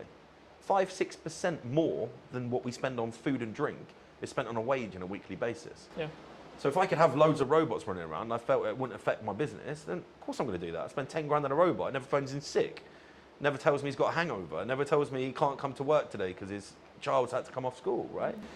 That's going to have a big benefit for some of the big boys. But then that's going to leave a really interesting space for people like ourselves that will never go down that route to be the personal touch to the industry. And really have that as kind of a hyper differentiation to the main kind of norm is actually, I don't want to be served by a robot today. Let's go to the old mill. We're going to have a human service. And I think that's only 5 years away. I know it sounds pretty crazy concept, a human carries on. I think 5 years away, your big chain fast food places, maybe not the full service, but I imagine the food will be brought out. I imagine the tables will be cleared by them. It will be kind of a little system running around with little lines on the floor, and all the tables will be symmetrically placed in square grids, and there'll just be robots running up and down, and you'll probably have a few humans to oversee and maybe say thank you when you leave. And that's scary. But I don't think it's the same environment though, as you were mentioning. I think it's it's horses for courses, you know. It's one is efficiency for efficiency's sake, and it's kind of the cheap and maybe the middle potentially it blends in when it becomes really efficient. Right, but if you're still the experience, the entertainment, a lot more reasons than just necessarily the dining. Of course, the dining, but also then the extra stuff that we've already discussed in this episode alone. Then you're still going to be there. You know, you're still going to be the reason why someone comes through the door for that because they want to hear how X member of staff has got on, because when they were last in they talked about the fact they were actually studying on the side to do whatever it ends up being, that those micro stories, those people connection stories. And I think AI is an accelerator if you choose how to use it, but it shouldn't be replacing you. I think you should use it in the same way you would sharpen a knife before you use it to cut, right? Yeah. In the same way you should train AI to do the jobs that would be grunt, would be, I can edit this podcast in a third of the time now because of AI. I press one button, it does most of the transitions for me. I need to check it, just double check it, I need to do that nuance, but the bulk of it can be done with one click. And I think that's the opportunity, right? A lot of people in my industry are pushing back against it, go, I'm not going to do that. But why? That's the question I'd ask them. Why? What are you scared of? Yeah. Because if you're not doing it, you're going to be left behind. And I think we've touched on the fact that we're kind of going to separate ourselves in the higher space where personal touch is going to be so important, but we can also charge the price that allows us to afford keeping the team on. Where the restaurants are going to struggle is where they step back from, I don't want to use robots, but then everybody else that starts using them will be able to then reduce their price point or not have to put their prices up. You're going to have people stuck in the same sector as the robots, doing the same food with the same ambience, the same everything else, but they can't get the price up to the level because they look expensive comparative to sounds crazy saying it, the robot restaurants, right? And I think that's something that I would be very worried about if we didn't think ahead. Like we were talking about this 5 years ago. I actually had the very conversation with our kind of POS software provider. I wanted it to be as intuitive as possible because I don't want my team to have to be taken away from serving customers. But also I think it gives you that focus, right? Like if you know you've got those processes that are being optimized by AI for your socials, etc., that you can then focus on, okay, all right, we're talking to Johnny today. I can focus on what I need to do for the prep. I can use ChatGPT to help me with the prep, but then I can just solely focus on this. So it gets the technology out of the way in some ways. So my job specifically, it gets the technology out of the way. In the same way with you, there'll be elements with your team where technology can help when it comes to taking orders, etc., etc., etc. I can see a world where a human still serves you, but they're wearing a microphone that can capture the order request, and then it can go to the kitchen instantly, right? Rather than, and then maybe I'm being pedantic, right? But it saves that 20-second walk, and then the person can focus on actually, how are you? That customer service element, and not worried about what would you like, sir? Yeah. And they can focus on the recommendation of the wine. They can so on, because they're not thinking, oh my god, I've got to remember this thing from the start of the conversation, back to when I go to the kitchen to tell the team what to actually create. And it removes human errors. Yeah. Unfortunately, whether you want to admit it or not, AI makes less mistakes than humans, right? And again, without jumping around, there's a reason why they're looking at AI doctors, right? Because they're going to have information on the medical science in the world, and every doctor that's ever made a thesis on anything is going to be available like that to AI. The best doctor in the world can't do that. And I think that's you've got to embrace it. Can't be scared of it because you'll just get left behind because it's happening. Yeah. I mean, I don't want to go too deep, but when the www boom came in the early 90s, everyone, no, it'll never happen, it'll never happen, it'll never happen.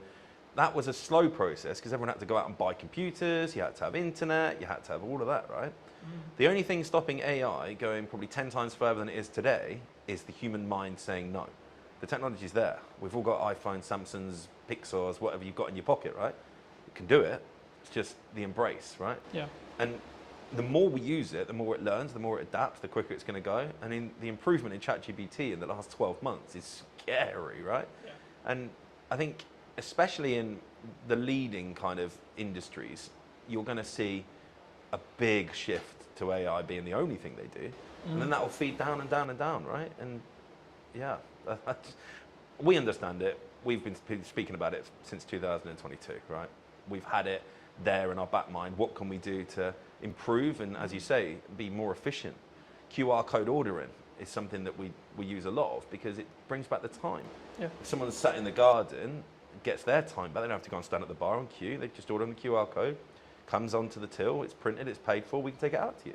Yeah. That saves so much time, right? But also in then, you're actually creating a better customer experience, which in turn means they're more likely to come back, which in turn means they're more likely to enjoy their time. Yeah, so of course, when it works, right? That's the key factor is you've got to make it intuitive, you've got to make it seamless, you've got to make it easy to use, not friction. It should feel like you're doing them a favour, not the other way around. And I think that is how you frame it. Guys, we're using technology because your life's going to be more enjoyable, you're going to have a better experience, not we're lazy, we can't be bothered to serve you. Because it's not that. Like, it's just, I think using it to your advantage. I mean, your editing software for your videos, I think it's the prime point there, right? Yeah. Is your video any better now because you use it? Probably not. You can probably do it the same, right? But you've done it in a third of the time. So now you can do 3 times the work, right? Yeah. You can edit 3 videos in the same period. Yeah, exactly. You know, I'm not in a position where it's a choice of I can do this or this. I can now do this, this, and this because each section takes less time. Yeah. The product is identical, pretty much, because I'm still going to go through it. I'm still going to tweak that nuance, etc. It's not that I'm not editing it. It's just the grunt work of okay, camera 1, camera 2, camera 3, camera 4, camera 1, all the way through, is done in 20 seconds. You know, that used to take me 2 hours. So I'm cutting 2 hours to 20 seconds. Yeah. So it allows me to then, focus on, okay, actually, technically you're talking, but my reaction was really good there. Okay, so let's swap back to me, even though you're still talking, right? So I can then focus on that nuance because also I'm not, in my head, I'm also not creatively kind of fatiguing because I've been looking, oh my God, I've been looking at this interview 2 hours, right? And I think it's also like you can focus on the other elements and then also you can just increase your volume because it's an efficiency thing as well. But let's cover everything I wanted to cover. I mean, is there anything specifically you wanted to talk about or shout out, etc.? No, I don't think so. I think it's been a really great chat, to be fair. I think those that are in business will know that it is hard at the minute. But I don't know a single person that's talking like we've spoke today that's complaining. Because that's the kind of the key, I think. If you're complaining, you're not thinking, you're not changing, right? You're complaining. Stop bloody complaining and just look what you can change in your own business, in your own life to be better, because it's not going to change in the macro, right? Complaining is not going to stop the Labour changing any of the crazy wage bills they want to put on us. It's probably going to happen again in April, right? We all know that. But we're already factoring that in. We're like, okay, what can we do different in 12 months? What can we do different in 6 months, 3 months, 2 months? Not, oh, it's happened. What am I going to do now? Because it's just too late then, right? You get to the point where something's already gone wrong. It's what can you do, right? It's, You know, I think it's also about focusing on what you can control outside of like the government's going to change what the government's going to change. Yeah, cool, it affects you, but you can't control what they're going to change necessarily. Like really, yeah, you can write to your MP, yeah, you can try and lobby, etc. But like tangibly day to day, all you can do is focus on your output, focus on your marketing, and focus on your costs and your sales. Right? They're the 4 sectors of business that you should focus on, and you should continue to focus on those. Right? Yeah. How can you provide more value to your customers or your clients? How can you increase the likelihood that you're going to get more clients or customers? And then how can you retain or make more sales from the ones you have, right? So whether it's adding more value or thinking about a model differently or adding a retainer service, so you've got more, as we just opened the episode with, looking at a returned income rather than project gap, you know, and actually if you've got some retainers, especially as a marketer, then you can take on the odd few projects as well. So then you've got an even better month, but your baseline is going to be at a certain level because of those retainers. But then also it removes the stress, so you can do other elements, like you can focus on your marketing more, you can focus on your systems more, etc. I mean, what would you say to people as a final passing bit of advice, maybe who are, or yourself 10 years ago, what advice would you give to that person if they were going into business today? As a business owner, I think it's very easy. Put all the systems and processes and people in place so that you don't have to work in your business. Because if you're in your business and you're doing all of the stuff, there could be AI that gets it to do all of the stuff you don't want to do, but you need to be having conversations that bring sales in. You need to be having conversations that are getting new customers. If you're not doing that as a business owner, you've got a job. You're not in the business. That's, yeah, I think my biggest advice and something I've been able to do in the last few years and why I think we're where we are now. I don't pour pints. I don't cook. I know how to, but I don't. I've got people that do that because as soon as I start pulling pints or I'm in the kitchen, I'm not marketing, I'm not growing, I'm not out there looking at what we can do to be better in the future. It's a lot easier to find a chef than it is to find someone that can do all the stuff that I know I'm brilliant at. And most business owners are going to be the best salesperson in their business, the best marketeer, because they know it inside out, right? Yeah. But they just get so tied up, and I get it. You're a one-man band plumber, but you're only ever going to be that level. If you've got aspirations of being a full-on business owner that can be on a beach 4 or 5 times a year and not having to be worrying you've got income coming in while you sleep, which is the dream for everybody, right? You've got to put the people to do the job that you are currently doing and then focus on how you bring customers and sales in to pay their wage. If you do that, game changing.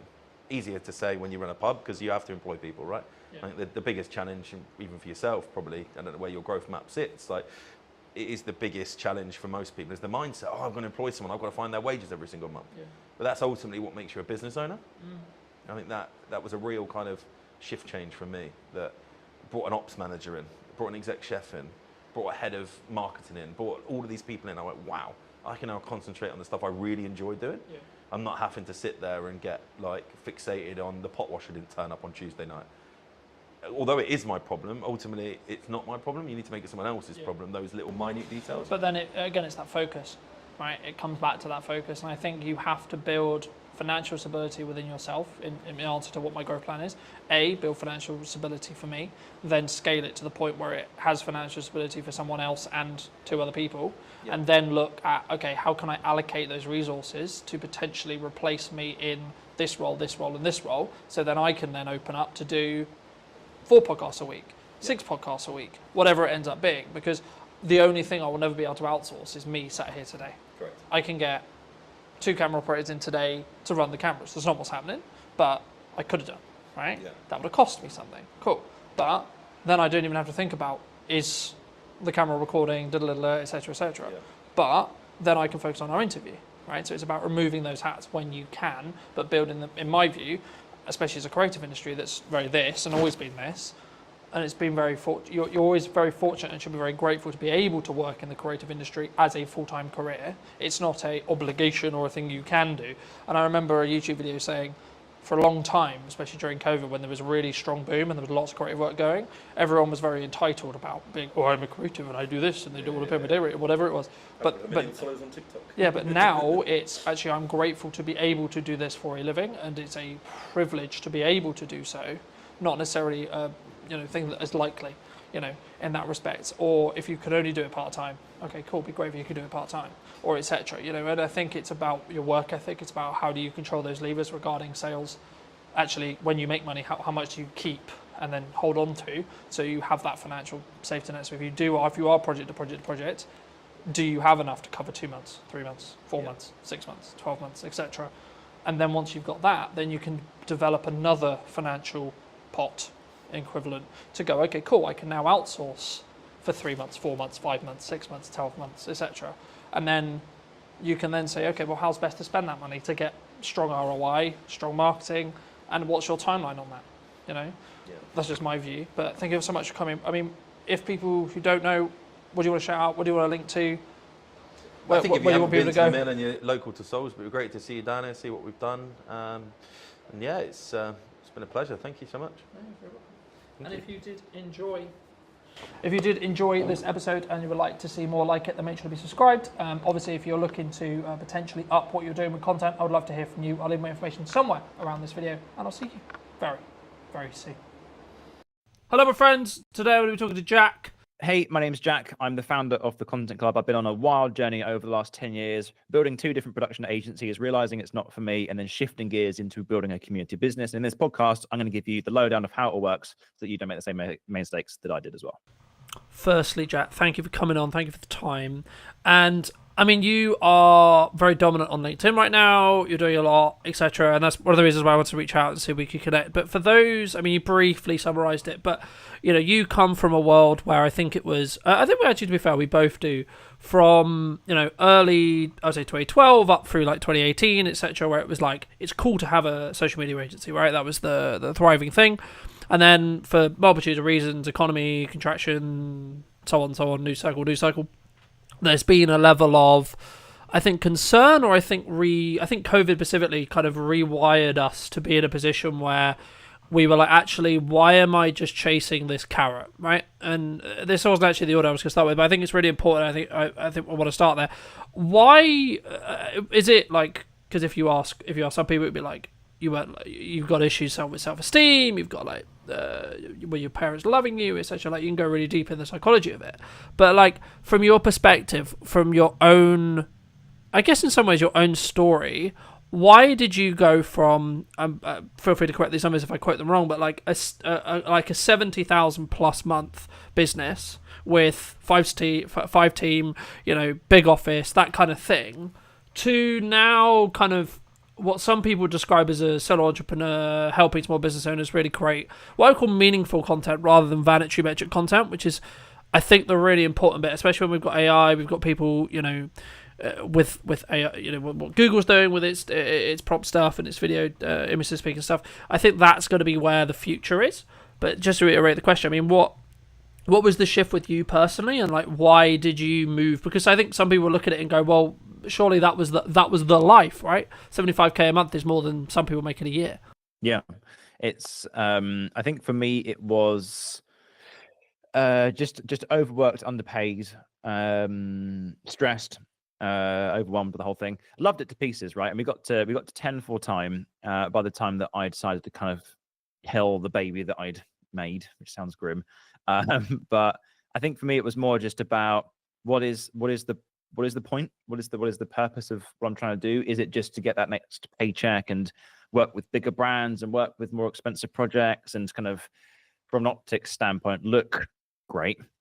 Or is it that I value time with my family, that I like being home, that I want to go out on more hikes and just experience things a bit more? Like where does the value from my life come from? I think I kind of just had this epiphany moment. COVID was tough, and then we smashed it actually during COVID, smashed it the 2 years after. We grew really, really, really quickly. But I just didn't like it. That was literally it. So there's no like ulterior motive. It was just I didn't enjoy it. I've been doing it for 7 years. I felt this niggle to do something else and to actually help people, as opposed to sort of just put a plaster on the problem, because that's kind of how I feel agencies work to a degree. You'll get hired by big brands. We work with over 400 blue chip companies, which was crazy. Over 400 brands in total, but lots of those were blue chip companies. Sorry, just to quote. And we looked amazing. Like, we did stuff with Xbox, we did stuff with Microsoft, we did stuff with Huel and all the big D2C brands and whatnot. But they can kind of cut you off like that. And for us, it was just like you weren't solving the problem. You're making content that got them more money, but then they just wanted to grow more. So they maybe research other agencies and try and get bigger teams. It was just always a scale of like, where's the end of this ladder? You just keep climbing. It felt the same for us. We were growing and growing and growing, doing stupid money, working with cool brands. But for what? What's the point? What's the purpose? And that's kind of where I kind of just thought, maybe it's not right for me. Yeah, and I think that's I guess in some ways that a lot of business owners are having that epiphany at the moment, right? And I think that it reminds me of some value work I did many years ago with an ex-NLP coach that I used to do some work for. And for me, it's always, I've been thinking about I've got into wildlife filming last couple of years, etc., etc. And I'm like, that's fun, but actually in some ways I don't want it to do too well, right? And that sounds counterintuitive, right? Because you're like, wait, so you're doing something, so you don't want it to do well. But what I don't want to end up doing is like being away from family and my loved ones, right? A lot of the time, which a lot of wildlife film will end up being. But it's a good example of like, are you doing stuff that's in line with what you want for yourself, right? Because there's been loads of studies that show, I think it's around 70,000 a year personally. Any income after that is basically it's not really a thing. Like, it doesn't really matter because you have all of your like needs met, right? And you have enough want money and investment money where actually you're going to be absolutely fine, right? And I think it's one of those things where people look about chasing the Joneses so much, and I'm seeing a lot of content, ironically, coming up with this like anti-chasing the Jones stuff, which is like, actually you should be looking to potentially downscale because then you could make less but actually love what you do and actually be more fulfilled and actually, move those other markers, or like build a stronger brand and have to do less work so you can work on the business more, etc. But I mean, just quickly wind the clock back. I mean, how did you get to the point of even running the agency, right? Because I think so much of us, especially people who are looking to build agencies or still in this world, we potentially look at it as okay, I'm going to put out content and it's miraculously going to happen. I started the agency in 2018. I was 21. I just finished working with my dad as his video person for his recruitment business at the time, and loved it, but we just didn't click commercially. So we split off and set my own business up. And I kind of just used it as a way to earn money, really, mate. That was really it. I liked making videos, and I thought I was all right at it. And people were paying me money to do it for them. That's literally it. It was not sexy. It's no business plan. It was just, I like making videos. I want to earn money. That's literally it. So I contacted all the local pubs in my area and bars and restaurants and cafes and say, hey, I'll come and make your videos for you for social media. And I got one client, which was a pub who I think I quoted 200 quid for, and never paid me for it after I did the job. All cash in hand. I was dodgy, all cash in hand and everything. But I think after that, it was kind of like, right, I quite learning what I didn't do well there. So let's maybe try and learn to make a better contract or to do this and then put a contract in place, etc. You just learn all these little things. Then I started working with agencies and then kind of partnering for their clients and all the rest of it. And then we grew it to 10. We rebranded. We then kind of predominantly worked within the D2C space. But, it's almost a decade of mistakes, trial and error, practice makes perfect, that sort of stuff, right? It took us a long time to get there. And of course, we still had our challenges. I think when you go, the gap is from 7 to 13 people is the hardest point in the business, because you've got the original team, the OGs, who are really tight knit and everyone clicks. And then suddenly, when you start to grow past 7, you start to need process and structure and systems. And for me, that wasn't fun at all. And I didn't want to hire a manager because I couldn't be bothered.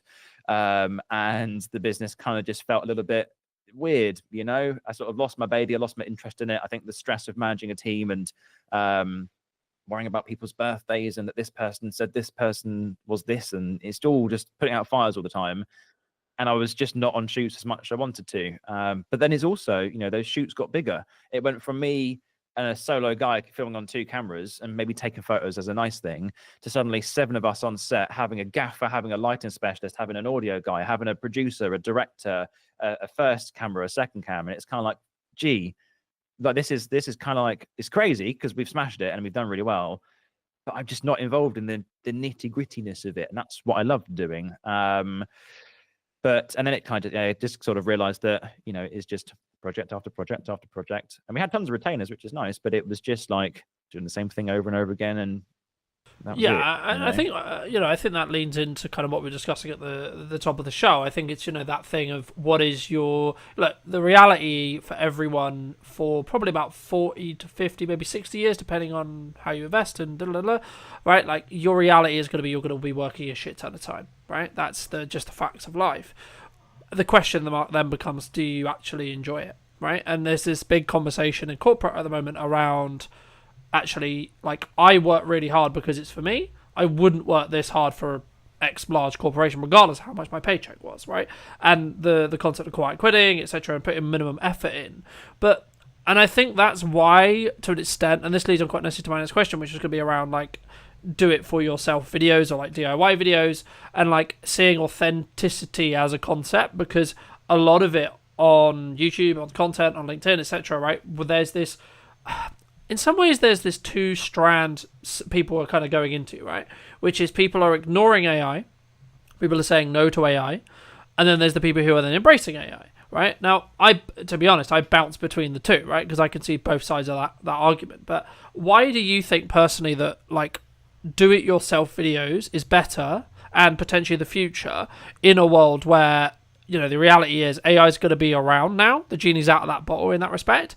But why is doing content yourself, filming content yourself, learning how to produce it yourself, that learning process to then output it, the future? When some would argue, actually, it's learning AI to then get it to learn how to speak for you, getting it to then claim your voice, so on, in that respect. Yeah, there's two approaches to it. So I think that very non-manufactured, non-engineered content, the sort of UGC vibe is an option, and it works really well for some people. But the busy SaaS founder who's building a startup who needs to output 50 pieces of content a day, automation is the future for him or her. So there isn't a right or wrong approach. I think you need to integrate how you use AI to speed up the parts of the process that don't need what you bring to the table, which for most creatives now is not the production, it's the ideas, it's the ideation of things.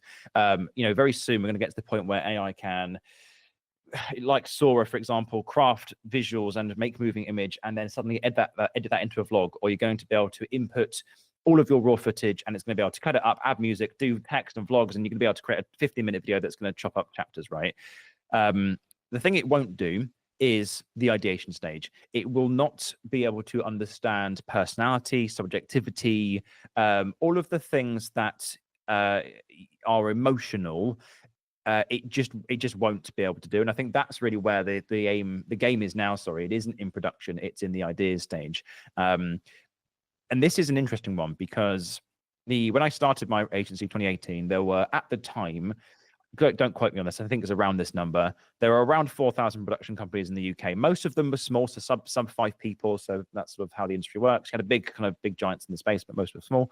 When we quit, when I shut it down in 2024, start 2024, there were 16,500. Now there's 18,000. So it's grown by 2,000 in the last year alone. And it's becoming this incredibly commoditized, very oversaturated industry where everyone sells the same thing. We make videos for your brand. We help your brand stand out online. We add story to your business. It's all waffle and it's all bullshit. If everybody can do the same thing for the same price, in the same speed and the same quality, what makes you different? And I think it's not about how you do things, it's why you do them. And it's the ideas behind the concepts. It's the way that you write stories. It's the way that you can connect with people one-to-one. And I was talking to someone yesterday. I know this is a bit of a tangent. I don't remember the last memorable ad that I watched on TV. I have absolutely no idea because it's such waffle. It's so mundane. It's so generic.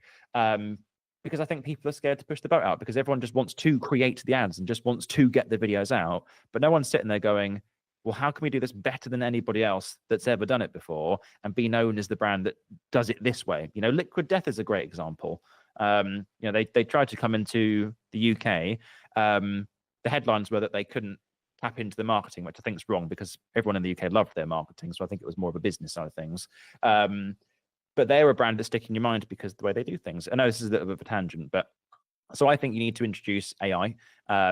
I don't think it is just, you know, that very authentic, you know, non-manufactured content. I think you need to do both. But if I was to answer your question, sorry, it would be that I think it's because it feels more natural. And I think people click with it over that very automated, very polished, professional, kind of sales-esque sort of content. And I think people will buy from people. And I think we're entering this time now where, like Gary Vaynerchuk says, it's not about social media, it's interest media.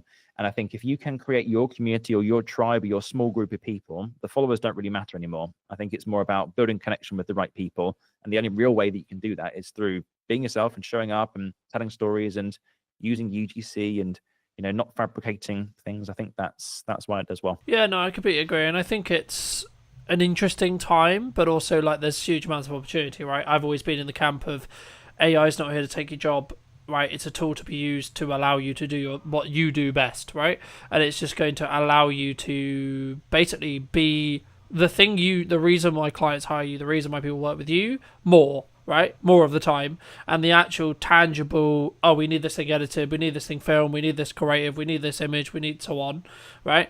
Will, maybe not right necessarily in all of those cases right now, but they will have basically AI processes that then become the future, right? Look, that's the way AI is going, etc. Especially when you look at what Google's doing and so on and so on. There's going to be a sector, I think, to be honest, like, and there's kind of, we saw this after COVID where like people love in-person events, right? And there's actually a rise in interest in in-person events.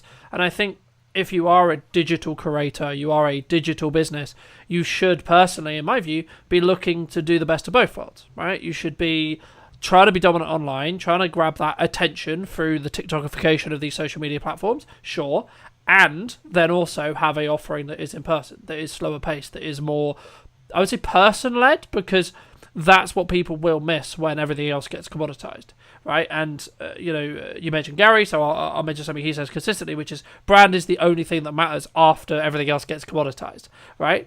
And we're seeing it with the shift from Google to ChatGPT, for example, right? You could ask ChatGPT to be in a position where you're like, I would like a pizza, or you could ask your Alexa or your voice device essentially, or to be a pizza. Or if brand is strong, you would go insert brand pizza, right, rather than just the pizza, right? And the same is true when it comes to everything else that we're buying, right? I mean, was that part of the reason why, like, the content you shifted into the content club, right? We talked about the lifestyle element of it, sure, but like, was that where it was birthed, or was it like an idea that you had for a couple of years? Like, I'm really interested to hear sort of how you went from concept, like when was that concept, and then how, well, the timeline, and then how did you actually go about saying, and how did it feel, right? Because when, I think that some people listening to this will go, that must have been quite scary. I personally would be like, that's terrifying, right? Because you're completely, in some ways, you're completely reinventing yourself, because you're like, no, my identity is I'm an agency owner. I work with blah, blah, blah brand, right? And I'm really good at XYZ. And then suddenly you decide, actually, hold on, that's not what I want. and actually, hold on, no, this is who I am now. I mean, how would like wherever you want to take that? I mean, how did that happen? Like, where did you go? How did it feel? I think so. I've always been very careful with how I present myself online. That's always been a decision that I've made. I don't want to be Jack, the video guy. I want to be Jack, the guy who makes cool shit on social, but also has this opinion on this and has this opinion on this. It's kind of a round business. But, I share everything from the trials and tribulations and the challenges that I've gone through with business, the successes of agency life, the shift. I've just been myself, and it kind of comes back to, just not manufacturing who I am, not having all my brand pillars and my personal brand strategy figured out. I just think if you're a nice person and you have a cool product, you're going to do quite well. You've just got to do it for longer than anybody else can commit to doing it for. That's literally it. I've been posting on LinkedIn now for probably 7-8 years, maybe. I was one of the first people to make video on the platform, which is kind of crazy. So I'll kiss my own backside on that one. But I've seen so many big creators come and go. Obviously I can't name drop because that's not very nice, but all the big creators back in 2020 through 2021, then they kind of died through COVID, and some others have now come back. And you will always see this ebb and flow of big influencers that then, moving on to different platforms because they're trying to ride the waves of what's trending and, the reach and those sorts of things. But the best ones, regardless of what happens algorithmically, will just be themselves. They'll show up regularly. They'll create good stuff to help other people, and they'll have a half decent product or service that actually does what it says on the tin. And I think my saying is brand equity. So it's kind of like Gary. When all else fails, if you're just remembered as someone who makes the best stuff, people will remember you, not from what you do or not from what you say, but how you make people feel. And if you can show up and you can just tell that story as open and honest as possible, which I know sounds a little bit wanky because we tap into personal branding and being authentic and all that stuff, you will be remembered. So regardless of the transitions that you make in your career, which always a plan from the get-go, people will kind of come along with you. They don't just follow you because Jack is the agency owner. They follow me because I like his journey, and maybe I don't need this yet, but maybe if he builds something in the future, I might give him a message. It's building that brand credibility, right? Throughout the career that I had running agencies, and by the way, I might run another one in the future, not now because I'm just exhausted from it, and I think I kind of burnt myself out with it, but maybe again in the future. Never say never. There's plenty more businesses to build, but I had the idea of this probably from 2 years in. So I used to do consulting on the side. I used to do strategy courses and those sorts of things. I did in-person workshops, sort of coming to the sort of maybe a year before I ended up closing the agency, just to kind of test the water and see where people were going. It was called the Odyssey Experience. We had like 10 people come to this in-person workshop and training. So I've always been testing other things in the background, and it's, I have multiple strings to my bow, so to speak. And I think every good business owner or every entrepreneur, whatever you want to call, I think they have these ideas in the back of their minds that someday they might get around to it, but this is kind of the thing for now. And I've always been very careful of not sort of, I kind of see it as you're sort of walking down this road and you've got lots of different lakes and ponds on your left and right. And you can go over to them, you can kind of prod them, and you'll have little ripple effects that happen. You can go over to the left and prod that one, and that will have another little ripple effect. But it really changes the pace of where you focus your attention. So I've always been very laser focused on the agency, but having this idea that one day I could maybe build this sort of space. So I'm just not sure what that looks like, but I know that I want to help people, and I know what I want to be in person. I know there needs to be some sort of course element to it. How do we do that? So that's been it's been manifesting for 4 or 5 years, to be honest, mate. And it just so happened that when I lost interest in the agency and I just felt like I needed to change, it felt like the natural step. Everything was digital. There's an oversaturation of information. The industry was incredibly commoditized. Everyone's selling the same thing for the same price at the same speed. So how do you differentiate? I predicted that there would be a big need for DIY UGC just because the overly professional stuff was becoming more expensive, and it meant that the smaller businesses couldn't actually afford to do that. And that meant that the gap was widening between wanting to do it but being scared to do it because it's too expensive and not knowing where to start. So I started diving into it, and I kind of just tested this idea. I said, guys, here's a new business. I've decided to do this. I made a very sharp right angle turn, and I said, I'm shutting the agency down. That's it. Within the space of a week, all the team had been notified that they'd been let go, which was rough. But that's part of running a business. Just so I could own that story.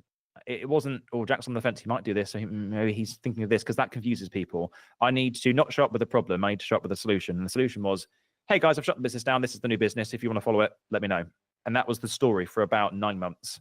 Built a big wait list of people, launched it, sold out first time, sold out second time, sold out third time. And I've just kind of continued it down that path, really, mate. But it's always been in the back of my mind. I think you need that. I don't think you can put all your eggs into one basket. I think you need to have, yes, plan A will always work if you make it, but I do think you need to have other options just in case things don't work out as you'd like them. Because from my experience, where you start is never where you finish. And I think it's naive to think that life is a very straight line from here to end. It's not. You go back and 180 degrees and flip around and all the rest of it. So yeah.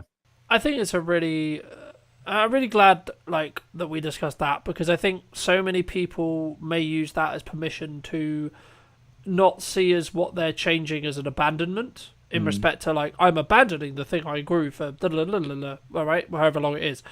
But I think it's one of those things where people can choose, and I've always been of the mindset, I think you follow the same as well, which is like, for if there's too many days in a row, like people have bad days, people are difficult, like things are stressful, cash flow struggling, agency life, blah blah blah, you don't have clients, you have clients but they're a pain in the ass, etc, so on, right? There's some days where you wake up and go, fucking hell, this can be really hard, right? And there is a percentage of those days where you just have to push through that, but after that, if that's like a week, a month, and it's still there, and you haven't fixed the problems, and actually you fix the problems but you still feel this way, then I think, you know, what you just said, and hopefully like people listening will be like actually able to have the permission to be like, actually no, it's okay to step away, it's okay to, you know, not post for 3 weeks, not post for a month, you know, to say, actually, hold on, I need to reevaluate what I'm doing in my life, not like the agency or the model or the clients, etc., but like what I'm doing for me. And I think that's really important. And I think, you know, one of the things I started my career on was like getting known for the video guy in your local area, right? And to an extent, I'm still leveraging that, and it's still working for me to an extent. And it does lean on to, I guess in some ways, like how you can create content. And I think we're both obviously very confident at creating content. So like I always try to create some content or elements of content that resets that expectation, because I actually the other day forgot that people actually are psychologically struggling with the idea of creating content, because we've been doing it for a million years, right? So it's just like, yeah, of course we talk to a camera, yeah, we talk to people, this is the first time we've spoken in person, etc., right? So like, is it a psychological thing that people need to work on? Like when people start creating content, especially on their own with their phones, etc., is it one of those things where it's very easy to be overwhelmed? But if so, is that just a psychological barrier? Is that like, what would you say is the 3-step, 5-step, whatever you want to call it, process of going from, okay, Jack, okay, Colton, I want to create some videos, I want to create some, you know, conversation points about pain points or whatever I do. How do I even get started? It's a great question. I'm glad you've asked that, because it's not what you think. So now that I run the community, we've almost got 100 small businesses in it now, which is crazy in however long we've been doing it for. Categorically, it is not a technical problem. It is a mindset problem. The internet is rife and abundant with training tutorials. If I typed in now how to edit a video, 100,000 videos on YouTube will show up in all different shapes and sizes, from 4-hour masterclasses for free to some gigs on a YouTube reel showing you how to do things, right? YouTube short, YouTube reel, Christ. It's not an information problem and it's not a technical problem. It is a mindset problem. And people either are scared to give it a go. By the way, we're talking about a small portion of people here who know video is important, know they need to do it, but they just haven't figured out how. That is a very small percentage of people. Most people have heard of video, but haven't even dove into it yet. Depending on the platform you're going to, LinkedIn, for example, is about 5 years behind every other platform. So what's new on YouTube now, maybe in about 5 years' time, might come to LinkedIn. And people go, wow, this is really exciting. It's largely a mindset problem where a lot of people just don't know how to get started. And even before that, it's not they don't know how, it's that they are confused about how they show up. They don't want to mess up the business. They don't want to present themselves in the wrong way. They don't want to be judged online. They don't want to be criticized. They don't like the sound of their own voice, or their hair, or their smile looks too smiley, or whatever it is, right? It's all these different reasons. Then you step into a different level where you start to make content, and then you throw in the towel because after a month of posting every day, you haven't got the results. So there's a resilience and a kind of militant routine-esque mindset that you need. Almost, committing to it as a non-negotiable, being like, I'm going to now post a video every week for the next 10 years, which I know is going to scare a lot of people off. But if that scares you, I wouldn't do it, because what's going to happen is you're going to build yourself a really nice following of people in the first year. They're going to start to know you. And then if you start second guessing yourself and going, oh, it's not quite worked because I haven't gone viral, you've wasted an entire year of your life building something that you can't sustain. So I would really encourage people to just really consider whether they want to dive into it. It sounds scary, and I'm making it sound like that, but the world doesn't need more people giving you top 3 tips on how to build your personal brand. And it doesn't need another podcast. It doesn't need this. It needs people who are genuinely excited to show up and create the best content that they possibly can to help the people that are struggling the most at this moment in time in a totally unique way. That's what the world needs. There's too much content. There's too much information online. And I think that in and of itself is actually causing so much overwhelm and oversaturation and anxiety and borderline depression and frustration, because there's so much out there. There's so much information to consume. Topping that with all the influencers that tell you how to do this and their 10-step framework and buy this course for £3,997 to go viral in 10 seconds. You know, it's almost like a plead to not make it unless you really feel in your gut that you are the type of person that could, with a bit of practice, become a really great creator, not just to market a product, but to build real brand, build real legacy here. Because again, kind of what I said at the start, it's not about being the best. It's just about doing it for the longest. And if you can commit to that, you will supersede and outlast all of the big influencers that you see right now, who will last the next 3 years, but then move on to somewhere else or go move to Dubai or whatever they want to do, or build another course. You will be known as the person who does that really well.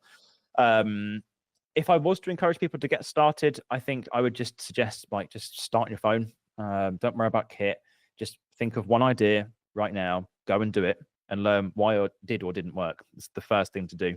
Don't think about a strategy. Don't build content pillars. Don't go and spend £5,000 on a course. Just make a video on your phone that you think people in your industry or your market want to know the answer to, and create it and show up and post it, and then look at why it didn't or didn't work. Literally it, just one step at a time. And once you've posted that, start to think about the next post. And then once you've kind of found your feet with it, then start to think a little bit ahead. Start to build systems, start to bank your content, start to bulk film stuff, start to script things on the go, start to delegate and hire to editors. That's a different step, right? But for most people, it's that first video. And I think because there's so much information, so much overwhelm, just the thought of getting on a phone and just speaking to camera, it scares the hell out of people because they feel like they're going to do it wrong because they're not following all these different things. Just show up, film a nice video, be a nice person, talk about a product that you think is really good, and just stick to it. And I think, I think so many people, and it's kind of to an extent what you were talking about, but so many people overthink the idea, right, of, oh, I could do this, oh, I could do that, oh, I could do this, oh, I could do that. So then they are kind of limited to nothing, right, because they have too many ideas and they don't execute, right? Like, and so many people have said it, and so many people, the quote-unquote business influencers or whatever you want to call it, so I won't bother quoting anyone, but there's so much there to, if you want to learn the inner workings of how to do it, right? But the crux is going to be, if you have an idea, execute on it to then gain data to then learn from, right? That's the analogy to go, like, whatever the objective is, that's what you can then, that's the model, that's how you do it, right? You do this when you work with a client, if you're in marketing, and you do this when you do video production, you do this when you're running your own business, etc. The same when you would do cash analysis or like profit and loss, etc. Right? You do a bunch of things, you see what happens. Did that result in more profit or less profit? Okay, cool. Right? Did that result in actually more cost that then end up leading you to lose money? Okay, cool. So maybe don't do that bit, right? Etc. But that does, I guess, in some ways bring in the question mark. And we're talking about a lot of these buzzwords, right? Like authenticity and community and these things. But the reason why they're coming up a lot is because they are important, they are unique, they are, I guess, in some ways challenging to wrap someone's head around. And I think I kind of want to talk about community and lurkers next, right? The concept of lurkers. But for me, and this kind of leans into an extent about like starting, right? And I think it's one of those things where, so what happens if I put out my first video and it gets 5 views, right? So first you need to ask yourself like the psychology question there, but also then number two, but that doesn't then that doesn't thread the needle, or that doesn't help the needle in regards to the bottom line to the business. I mean, is that what we're looking for? 'Cause so many people, when they look at content, they're looking to build community, sure, but actually what they're looking at is vanity metrics. They're saying, oh, it's got 1,000 views, it's got this, it's got that. And what they're not doing is looking in the depth point of view of how their network, how their relationships, how their community is building, because that's the invisible stuff, right? I mean, have you always had the mindset of understanding that it's more about building community and relationships and in that respect, rather than just purely looking at those metrics, likes, comments, shares, etc.? Yeah, 100%. I think it's really strange. It's strange. When people run a business, the ideas and notions that they have about how people make purchasing decisions completely goes out the window. And they kind of go, oh, I'll make this video and then someone's going to buy from it. Okay, well, I'll ask you the question, Dave, of have you ever watched someone's video from a company that you've never heard of and bought their product or service? Oh, no, I haven't. So why would it work for you? People have this really strange idea of how it works, and that suddenly, because they run a business, the whole world bends around their product or service. So I think it's just that very underlying, very candid reality of the situation that no one gives a fuck. No one cares about your product or service. No one cares about your business. No one cares about you. They care about themselves, and they want their problem and their current situation, which is causing so much horror in their life. They want that fixed as fast as fucking possible. And I think for a lot of people, they kind of go, oh yeah, I didn't think of that before. But you're not sitting there thinking about 8 p.m. when you're watching Netflix, going, oh, I hope Carlton's good and his business is going well. I'm not thinking about you. I'm thinking about me. What am I doing tomorrow? What clients, what stress have I got in my life, right? It's not using you as the figure here. I'm just generally speaking, right? But I think it's secretly actually all my fault. Everyone is really struggling in business right now. And that's what you found from this podcast, right? It's all his fault. I think it is just the reality of the situation, and people massively underappreciate people. What's the saying? People overestimate what they can achieve in a year, but they underestimate what they can achieve in a decade. And I think so many people see the top 1% of creators on the internet who are smashing it or seemingly smashing it, but I will confidently say a lot of it is smoke and mirrors. It's a game of optics, social, right? If you look the part, you're going to be the part. That's kind of the game that we play, unfortunately. No one wants to work with a quiet business or someone who's had the worst month ever, because you go, oh, maybe it's not the best time to work with them. Then they're struggling. Then I'm going to struggle. It's like trying to find an SEO agency who isn't first page of Google. It's like, yeah, we're great. It's like, well, why aren't you first page then? Sorry, Carlton, I've completely forgotten the question. I tend to ramble. What was the question? That's okay. Don't worry. I mean, just to quickly add before we get back to the question, I think that's really important. And the same I would say if you're starting out and you're looking to build a social media agency, a video marketing agency, to join the million of us who also do it. You need to have your socials in. Like, at minimum, you need to have stuff going out on socials, right? There's a nuanced argument to say whether it's working, whether you should, etc., etc. You should be looking at that data. You should be constantly analysing it. You should be looking for those 1% wins. But at minimum, you have to post shit if you want clients to take you seriously about posting shit, right? And if you're not, then as a business, how can I sell content if I don't create content? You know what I mean? And I think in respect to the question, I mean, people want authenticity, they want community, etc. And to an extent, you answered it, and it sort of leans into the next phrase of the question, which I was going to be growth and personal without the hustle, right? Because I think we're, especially during 2020, and even now, it's really weird because it's weird. I'm still working a lot, but this is not high volume in comparison to what was 3 years ago, right? Does that make sense? And I think for me, there is this kind of shift to I can work hard, but then I can also take a week off. Does that make sense? It's not this constant, I need to keep pushing regardless. There's no end. There's no goal. I just need to keep going. I've done... And I guess the point there is about that kind of cherish act of, I did 100 hours of work this week. It's like, okay, you're just inefficient and not using AI, potentially, right? Or and there was this kind of, and I'll pose it as a question in a second, but there was this concept around work smart, not hard. And it's then the answer is well, actually, if you do a lot of hard, smart work, then you're going to outpace everyone else. But I think, again, it comes back to what we opened the podcast with, which was, what do you actually want? Are you looking to grow this agency that's going to turn over 100 billion or whatever it is? And but how do we balance that? Right? Is it just simply down to what we want for our lives, or is it actually you have ebb and flows? Some weeks you're really fired up about content, like this week, as we talked about before the podcast started. I'm launching some stuff. I'm launching a person event. I'm talking about podcasts. I'm filming all the first opening episodes of the podcast. I've got some events. I'm seeing clients. It's really, really busy. So I'm really fired up, and that's when I create my best content. But also, I go to London this weekend. Like next week is a lot chiller in comparison, right? So there is balance, but I'm also setting my expectations of like, okay, cool. I'm going to achieve all these things this week, and then I'm going to recalibrate in the next couple of weeks to see what worked, what didn't, right? And how do people, I guess, focus on growth, focus on marketing without it always being that hustle mindset? I have no idea is the answer, because I don't know. I don't know the answer. All I know is that I've done what worked for me at the time, but what works for me probably won't work for somebody else. You know, I built the first business on and at the detriment to all of my relationships, all of my family connections, my fiance and everything, right? Because I worked every fucking day and I didn't stop, which sounds awful, and it was awful, but it also wasn't, because it was building something that I wanted to live. And as soon as I got to that point, that's when I had this epiphany of going, all of that for this, what was the point?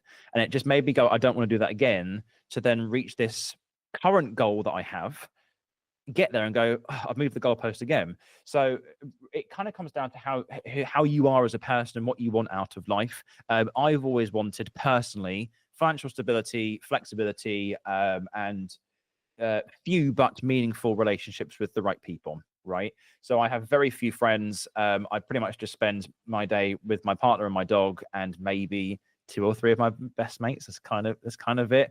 I don't see family a huge amount, just because we're all in different locations over the UK and whatnot. There's not out of choice, just because of limitations. But I mean, when I was building V21, which then turned into Odyssey, I was honestly probably doing 15, 16 hours every day and weekends. And that was probably for about 2 or 3 years straight. I didn't have a holiday for like 3 years. It was rough. But I think you're right. You know, it built a great business and we smashed it. But a lot of that work is done in the background. You know, I wasn't being supported whilst doing it. I was only supported once I got there. And people were like, wow, you've got a brilliant business. Teach me how to do that. And then you kind of go, well, it's taken me 3 years to get here. Are you ready to commit to that? And they go, yeah, we can do it in 6 weeks. It'll be fine. But I do think, you know, having that downtime in COVID, I think made a lot of people think. It was the period where most people actually got divorced in the UK, because they were sat at home with their partners and going, I actually don't like this person, which is funny. Luckily, I'm going strong, which is good. 12 years nearly, which is crazy. But I think it gave people a lot of period to reflect on, what do they want out of life? You know, what's the next step? They've had this, you know, hugely hustle focused time. Now, where do I want to go with the next thing? I do think to a degree, you know, the economy has been tough since I've been in business. Actually, right now, I've never felt it tougher. COVID was tough, but this feels really tough at the moment. So I think it's still in the rearview mirror for a lot of people. In a bit of an economic downfall and all this sort of stuff, I won't dive into it. I'm not a massively political person, but you know, you're still having people who really push hard, and you're seeing that happen because they are the prominent figures on social. They're really pushing the business. But I think you're also noticing quite a big difference in the people that are now taking a little bit more relaxed and maybe relying a little bit more on word of mouth and recommendation, but you're not seeing them as much, and that will absolutely have an effect on their business. You know, we live in a period where if you are not present, you are not remembered. That's kind of how we work, annoyingly. Again, it's a game of optics. You think that you will be remembered, but people don't care. That's not, you know, going back to that sort of analogy. Yeah, but Jack, I've been in business 10 years and I've had this legacy. Yeah, unfortunately, the world doesn't give a shit. Yeah. No, I completely agree. And I think there's a level of complacency, right, to an extent, but also it's okay. Like, I'm in two breaths with this. Like, don't be lazy if you want to grow. Also, be kind to yourself if you're like, actually, I've done my thing, and I'm actually on my wind down because I'm going to retire in 5 years. You know, like. I was going to say, I think you have 2 modes. So you have your rest mode and you have your push mode. I think most people alternate between those modes. There is no such thing, in my opinion, as work-life balance.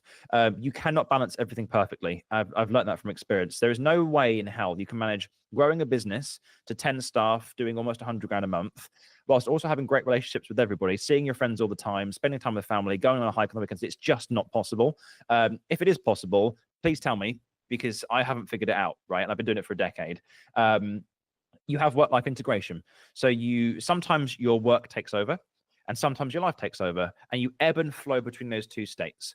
Summer period, people go into a little bit of a rest state where they're just recovering, so they've had a busy year so far. They just need a bit of time to breathe things through, and things do happen at a slower pace.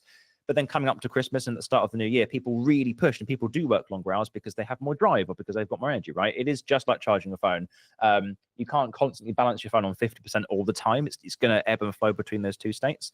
So yeah, work-life integration, not work-life balance. Right now, I'm in rest mode. I'm still doing hours. I mean, I'm probably doing 10 hours a day, which is more than the average person, right? But it feels chiller because I'm used to 16-hour days. So it feels like this one. I got in at 7. I probably won't finish till 5, 6 tonight, maybe. But then I will probably go out for a hike after work, or I'll go to the pub, or it feels more chill in those downturn hours. So yeah, you have those two states.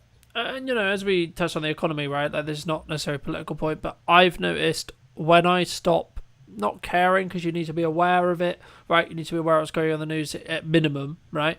But when you actually take 100% accountability for where you are, bad or good, then you will then fix the problem, right? Because the reality is, if you're having a bad year economically, or you're finding it hard, or things are slow, the answer is it's down to you, right?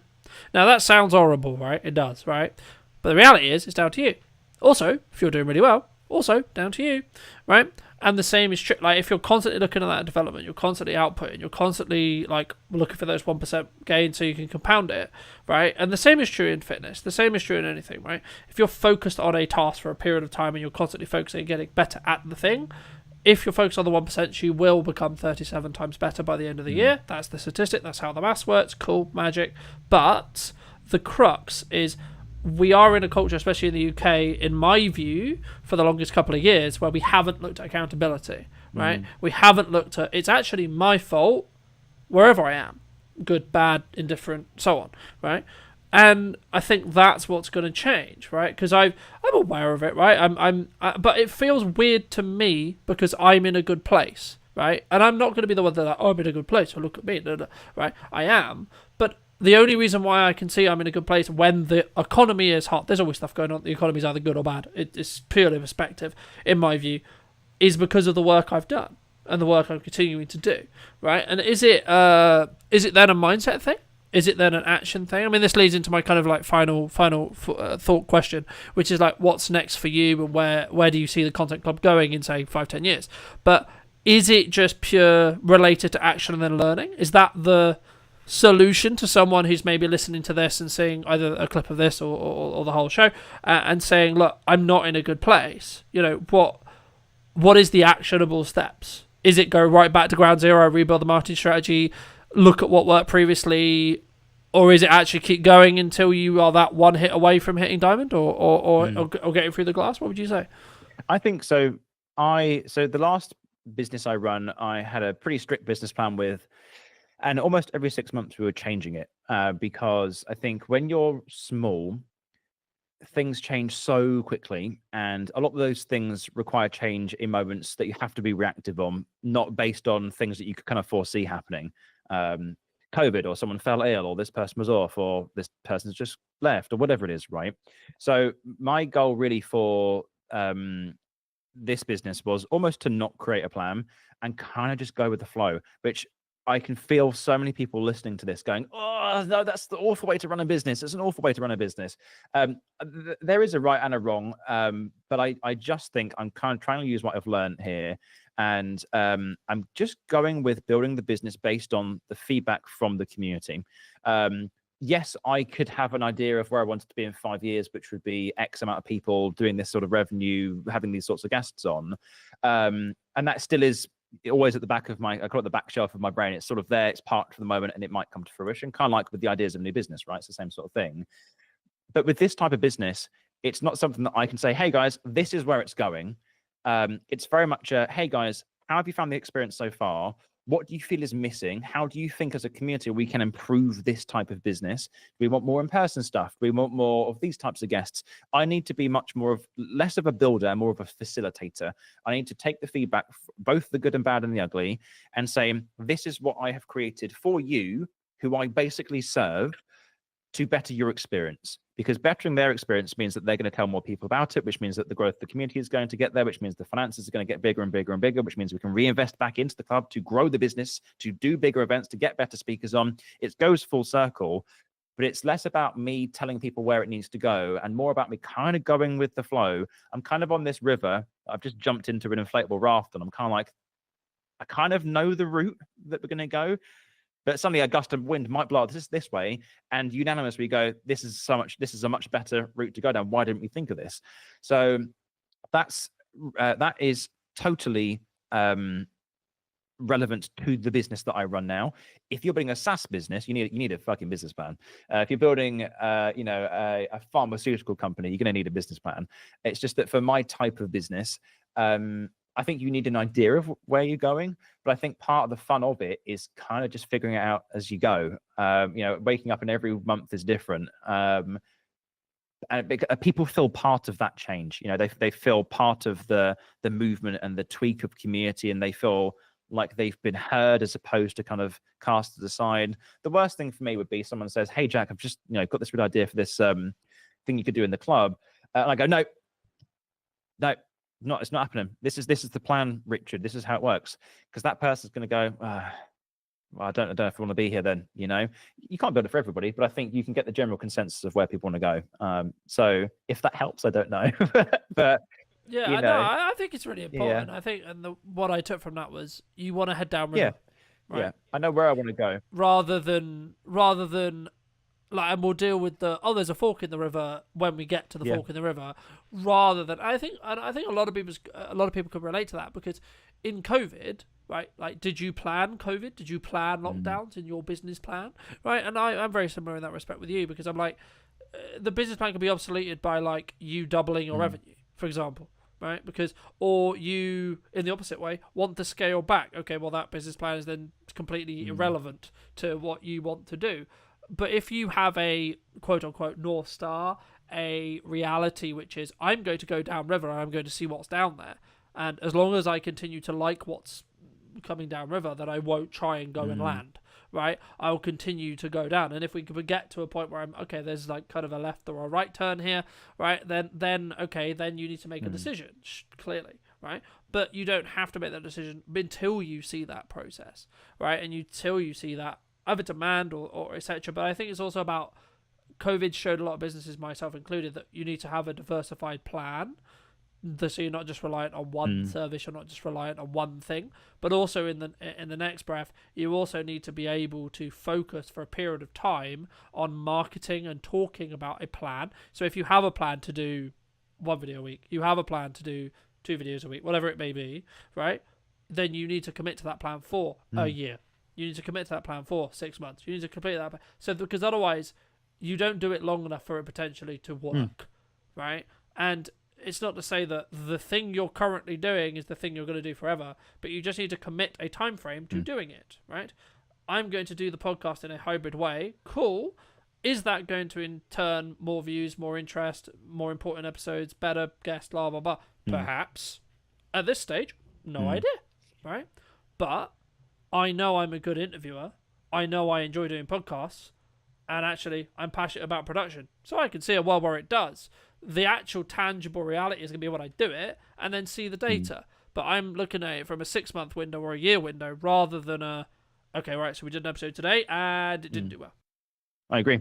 I think you need to give things time to breathe, especially in the content space. That is the nature of the beast. YouTube works the same. You could post a video that gets 10 views today, but could over the next 5 years get 100,000 views because it increases the search terms and blah, blah, blah, blah, blah, right? So it's a search game. But no, I do agree. I think that my parting advice for it would be have a direction of where you want to go. And there's a book, I can't remember what it's called. I can't remember who it's by, sorry, but it's called Fuck Yes or No, or something like that. Fuck Yes or whatever it is. Basically, the whole point of this book is, if it is not aligned with what you want to do, and it's not aligned with your mission, and it's not the absolute yes, I need to do that. If it's not that real visceral, raw, emotive feeling, don't do it. If you're kind of like, yeah, I could do video, but maybe I could do this. Don't do it. Do the thing that you're most passionate about, because I think time is finite, right? You only have so much time, and I think The time that you waste half-assing things or going, yeah, I've put a bit of time into it, but I've also my priorities are not there at the moment. Don't do it then. Do it when you can put 100% effort into it, and you can give that period of time the most just the most dedicated period of your time and energy and love and passion into making this thing great. With video, for example, commit to it for a year.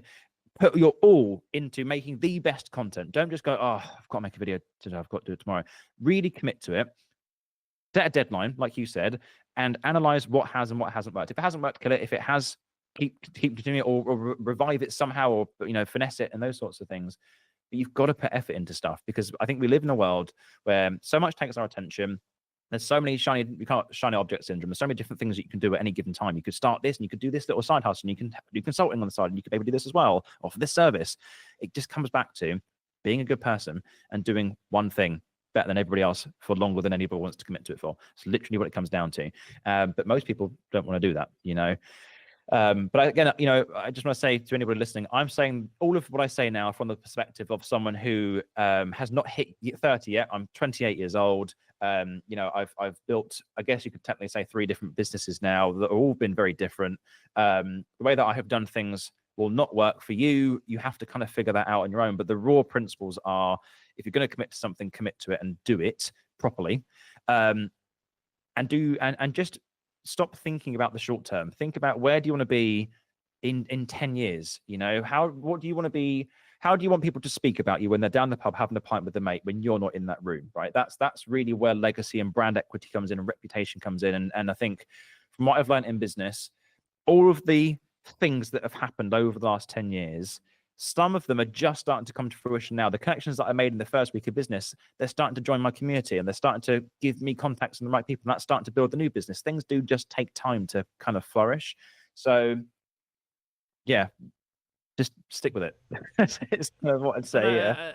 Yeah, no, 100%. And just to kind of a final note before we wrap up, I think people who the main thing I found in a similar time of being in business is you will only get resilience, and you'll only be resilient by just continuing to push through, regardless of what happens in the news cycle, regardless of whether we're dealing with lockdowns, regardless of whether we're dealing with COVID, regardless whether we're dealing with Rachel Reeves's spring budget that's today, for example, at the time of recording, etc, etc, etc, etc, etc. And for me, maybe it's me being brutal, maybe it's me being horrible, potentially, right? But it's all an excuse if that's the reason why you're not doing X or Y, right?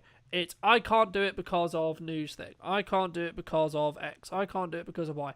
Be honest with yourself. A, it's not a priority. B, it is a priority. Pick one, commit. That's it. That's simple. You want to do video, do it, right? And then commit to it. Don't do, oh, I did it, and then it didn't. My first video got 5 views, right? Because you need to learn and how to do it. You need to have those 1% improvements to be able to actually have the fruits of the labor, whether that's revenue for a company, whether that's going viral, whether that's developing a club, a community, whatever it is. That's the reason why it will work. But for those people who want to connect with you, for those people who want to firstly see your content, secondly see what the club's about, and or potentially join, Jack, where can people connect? You can hit me up on LinkedIn. Just type in Jack Gaisford, Gaisford. I do a lot of YouTube stuff every week. I do LinkedIn every week. They're kind of my 2 main platforms. Drop me a message there. Happy to help where I can. And if you want to check out the club, link will be on my LinkedIn, or just type in www.the-content-club.co.uk. Have a look. And happy to help where I can. Thank you so much for watching. If you did enjoy this episode and would like to see the next episode that might be in person, might be on location, or might be remote, then make sure to be subscribed, leave a like, let me know what you think in the comment section down below, and I'll see you very, very soon. Hello, my friends. Today we're talking to Alex. My name is Alex Taylor. I am firstly a mum of 4, but also the director of Girls Love Fit and Kids Love Fit. So we are a fitness business based in Salisbury, Wiltshire, and we have been running since 2010. That feels like a long time ago. That's 15 years, Alex. Thank you so much for the time. Thank you so much for the time. Thank you so much for coming on. And I mean, it would be wrong of me not to ask, I guess, the elephant question when it comes to the fitness industry, because it is. Would you say it's heavy competitive? Like, do you feel like there's a lot of other people who can do what you do? You know what? I've been in the fitness industry now, holy moly, a lot of years, a lot of years. And I always believe that positive will come out of any situation. And if I go way, way, way back to when I first started in the industry, it was super competitive and instructors were super competitive. And it kind of, I started out working in health clubs. So even as amazing as the members were, even though they were amazing, there was always this kind of vibe of like, oh, you go to such and such's class, so I can't go to such and such's class because they must be in competition. And I feel like that was where Girls Love Fit was born, was that I wanted to create a team out of pure positivity where each instructor could visit each other's classes and each person who took part in the classes could visit each other's classes without feeling like you had this like deep loyalty that meant that you couldn't actually explore different areas. So although I would say the overall answer would be yes, it's a very competitive industry, I feel like the vibe that we've created at Girls Love Fit means that that's just not really a thing. And then when it comes to outside of Girls Love Fit, I feel like in Salisbury, we're so lucky to have such incredible fitness professionals in this area. And I feel like there's always enough business for everyone. And if you stay in your lane and you're doing what you do out of pure passion and drive and skill set, then I'm a hype girl. I'm somebody that's like, high five to you for doing your thing. That's awesome. And high five to me for doing my thing. And you know what? There's always going to be crossovers. But I have so many Pilates instructors, functional fitness trainers, personal trainers who come to my classes and my instructors' classes, and we welcome them, because we can all learn from each other as well. And I feel like that is probably one of the biggest USPs in Girls Love Fit, is that we do have such a positive vibe. I mean, don't get me wrong, I am allowed to swear, aren't I? Yeah, of course. Don't get me wrong, like shit hits the fan and like there's negative stuff that goes down in life generally, but it's all about the togetherness and being able to support each other through those things. So the answer is yes, it's a very competitive industry, but it only has to be a negative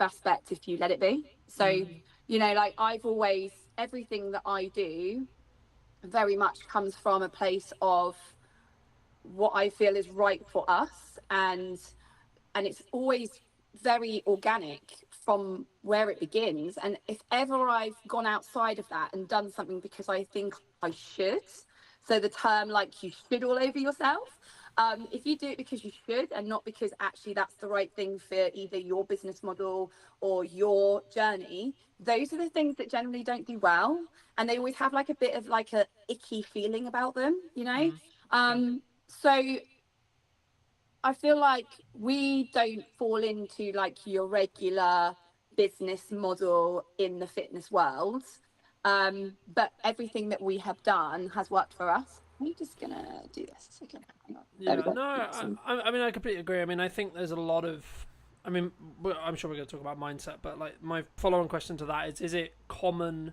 in your industry to have that collaborative mindset? Because I know there's kind of two sectors of the creative world that I live in, that there's quite a lot of people who's like, you're only going to take work from me, why would I work with you, why would I collaborate with you, etc.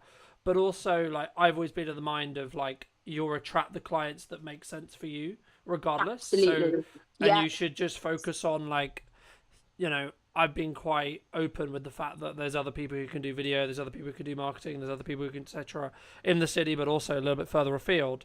But they're not going to do it as I'm going to do it, in the same way I'm not going to do it as they're going to do it. So it's not like necessarily the clients that would want me to do it for them are going to want them, and vice versa. So I think it's that abundance mindset. I mean, just to reiterate the question, is that common in your industry, or do you think you're an outcropper in like the abundance or the collaboration mindset, rather than just seeing everyone as a tangible competitor? I've kind of got to trip you up in some ways, and some, you know. Yeah, I love a collaboration. I love a collab. I love like getting good energy together, and I feel like amazing things can happen. Like that's where Girls Are Fit originated from. You know, when I started Girls Are Fit, I started with Charlotte.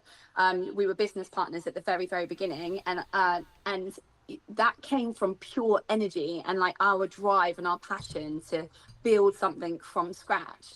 And so, you know, I have zero regrets, but there has always been lessons along the way where you have either collaborated or worked with people that you have later found out that they've kind of, you know, ultimately tried to rip you off. But my opinion on that generally is that they're only going to get so far with ripping off like a little bit of what you have, because you are doing what you do based on what you can give, and you have to have that confidence in yourself that like attracts like. You know, it is the secret. Like attracts like. You will attract the right people. But equally, it's like if I have a PT client come to me and go, I really want to work with you because these are what my goals are, and I've heard that you're really great, but I kind of get this slightly I'm not sure this is the right fit for you or for me. You know, I will go out of my way, but then it has to work both ways, you know. And in all aspects, your client's success is a direct reflection, your success, sorry, is a direct, it works both ways, you know. So you don't, you've got to have your wits about you. But equally, if I think back to the first time that Charlotte and I were really stung, and we were really stung by an instructor that worked with us, we kind of both kind of clung into each other and went, that's it, we're never doing this again, we're never letting anyone in. And then we kind of went, you know, we were a bit burnt, we were a bit naive to the situation, and we saw the best and got stung. But if we'd have closed down the doors at that point, we would never have been able to grow into the incredible version of both of ourselves that we are now. And Girls Are Fit was kind of the vessel that got us to that point. So it's good to learn from those experiences, but to then be able to still move forward without completely closing down. So I think there's always a place for collaboration. But for me, it's all about just going with your gut feeling on everything, and whether that's going to be the right fit for you. And also being okay to say, actually, that's not going to work for us, and that's okay. Like I don't, and you know, I feel very grateful. Like I said, there's amazing fitness professionals in our area that generally, if it's not something that we can provide you with, I won't try and pretend that we can and go, oh, but we just want to, you know, get the clients in. I'll go, actually, this person working over here is better suited to your needs and your goals and your location or your budget or whatever it may be, you know? Yeah, no, absolutely. I completely agree. And I think, I don't know, maybe it's just a unique mindset to what we both share, right? But I think for me, I've always been of kind of, I'm going to focus on me. And there's loads of people I could quote, so I won't. But the crux of the quotes there would be like, just focus on you and your business. It's not really anything to do with you, how well someone else's business or bad someone else's business is doing. And actually, you know, there's a lot of talk, you could say, online sometimes about how do you build your own brand, how do you build your own business, how do you, and we're going to go on to growth in a minute. But I think, you know, there is a sector of people who will want to do it by tearing other people down 100%, rather than just focus on building their tower, right? Yeah, absolutely. Just like when you go online, you know, like it can be the most amazing place, but it can also be the most tragic place, you know. And you can't cling on to the negative things and let that pull you down when you know that what you're doing is for good. You know, like if you are intentionally going out there to tread on people's toes, or you go, oh, that looks like good what they're doing, I'm just going to try and rip that off, but then put my own spin on it, then it's never going to go that far, you know. But I focus, like I said, on the positive feels and where energy feels good. And I think that naturally has allowed us to create a community and a network of people that are like us. And if it doesn't feel good, we won't put our energy there. And you know, anything else outside of that, you just kind of got to let it go. I think you can naturally fall into looking at those streams of negativity, but it's just it's never it's never going to gain you anything, you know. It's Yeah. it's good to know that those things are there, maybe to be aware that, you know, not be naive to it, but not let it affect you on your journey. I mean, I think one of the challenges, right, that in your industry when you're looking to scale. I mean, you're at quite a significant scale now, and my next question was like around, did you always have the vision to grow it to the scale it is now, and or was it actually there's opportunities here to collaborate, there's opportunities to bring on other instructors to then scale the business that way? Did it evolve? Like, because I think some people find it very hard if they have a vision at the start of their business. So I know my vision was very, I want to build the largest media company in the world. I want to have a massive office, loads of staff, etc., etc. Until I started achieving that, and I was like, actually, this is just financial stress all the time.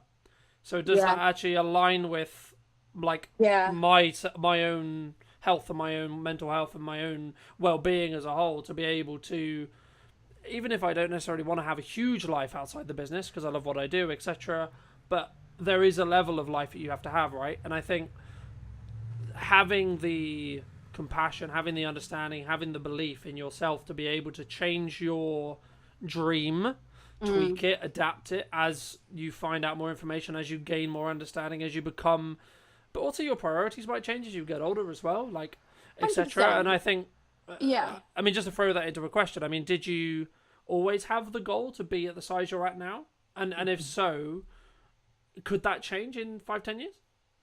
I mean, how long do you want that answer to be? As long as you like. So the reality is, for me personally, if we're talking about me outside of Girls Are Fit, I have always, like I said, like back to my teenage years, my work experience was at a gym, and I absolutely loved it. And I never knew what I wanted to do, but I just knew that I had a love and a passion that made me want to be there, irrelevant to money. And it was about the people. And, you know, at that point, working in the gym, I was working on something called the GP referral program. So that was when, at that point, GPs would refer people who had high blood pressure or, health issues as a result of nutrition and lifestyle and exercise, or lack of exercise. So they'd come with that to us, and I would work with them one-on-one for 12 weeks. And then to see them progress over that 12 weeks, I was like, it just gave me something in my core that set me on fire. And I was like, yes, I want to do this. This is what I want to do. But also I was in full-time education. So then going to college, staying in sport, went to university, just knowing that something was going to come out. And just before I went to university, I decided that I was going to go into the RAF as a physical education officer, but I wanted to go in as an officer and therefore needed a degree. So therefore went and did my degree. So that became like my focus, was like, I'm going to the RAF, I'm a physical education officer. My career is set for me. I am good to go. I was going to get my degree under my belt and we are good. And then I met my future husband. So I was temping in a gym and I met Nick, and I decided to put the process on hold to going into the RAF. I was like, I'm just going to hold back a little bit. Just let's see what happens. And then again, just like Girls Are Fit has evolved, everything has been very organic. So when you ask the question of like, has things, you know, was this what you had planned for? The simple answer is no. I was going to be in the RAF, but actually, I have always gone with my gut and what works for me in my life at this time, my passion, my drive.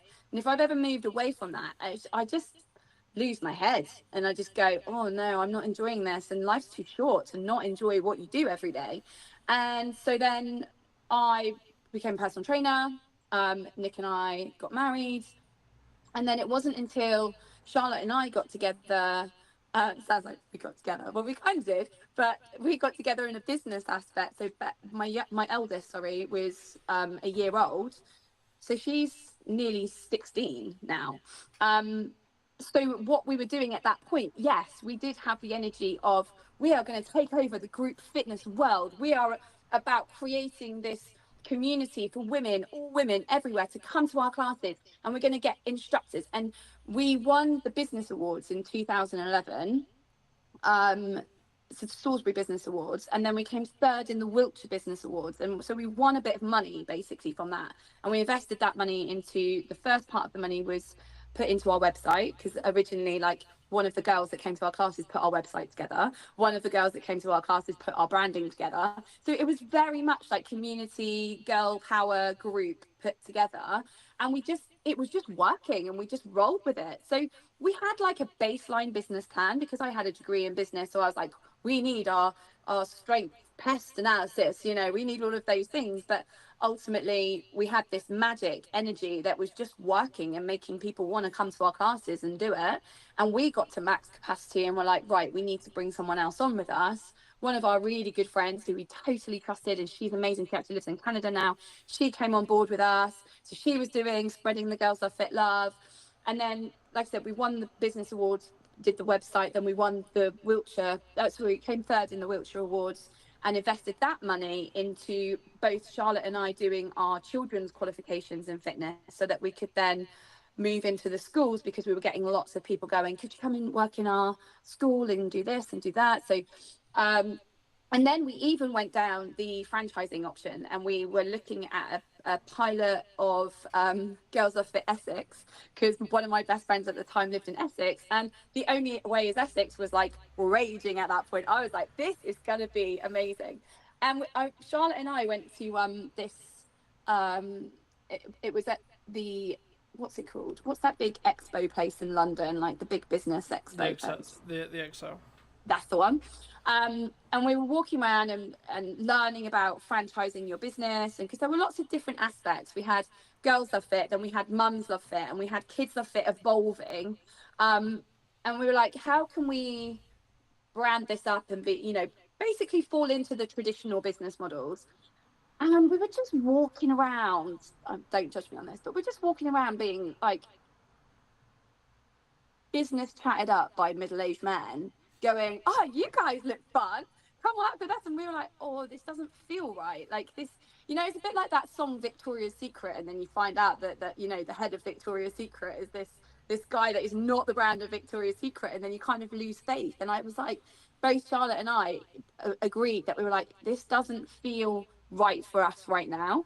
So we started to like package up. We still did the pilot with Essex, and we had a couple of instructors. Then one of our girls moved to Essex as well, because her husband was in the army, and so she started running some classes, but then he got sent back this way. So you can kind of see that everything naturally happened with people that we could trust, and if it didn't feel right, we didn't do it. We started to package up some of our courses. So our Mums Love Fit course, which was a postnatal 6-week course, mums and babies. At that time, people weren't doing anything like that. We were both pre and postnatal qualified. So we started to package that up, and then we were approached by a company who wanted to buy it from us. And then again, I was like, oh, this just doesn't feel right. And, you know, they were putting like some big numbers on the table, but we were both like, it just doesn't feel right. It felt like you were just going to lose control. And actually, everything we had done up until that point had been very authentic and very much about the people we knew and providing for those people. So we pulled back on that. But then we had another program that we'd put together called Poletrition, which was, so Charlotte at that time had started competing in pole fitness. And so then did we win some money? I can't remember, but we invested some money. Like, that was kind of the biggest amount of money that we put into the online program. So we had professional videos made, and we actually went over to Vegas for the World Championships and presented a nutritional workshop. So my second baby was only 4 months old, so he had to come with us because he was still on the boob. So he came with us. He was like the only baby in Vegas. You know that movie Hangover, where like people were on stag do's with pretend dolls in a baby carrier, and there was me with an actual baby, because no one takes a baby to Vegas, not back then anyway. I say back then, this was like 11 years ago, and they'd be like, oh my god, is that a real baby? And I'm like, yes, it's a real baby. But it was so much fun. We had like an absolute blast, best time ever. And then again, we evolved from there. Like I then had another baby after that, and Charlotte was doing really well in the pole world, and the business was building. We had more and more instructors working for us, and she was going more pole way, and I was going more Kids Love Fit way, and also juggling multiple children. So it felt very organic for us at that point to go, okay, how can we separate things, keep the brands, but in order to work with how our lifestyles are changing. And so that was when we split the business. So that was back in 2014. So she became Charlotte Poland Aerial Fitness, and I carried on with Kids Love Fit and Girls Love Fit.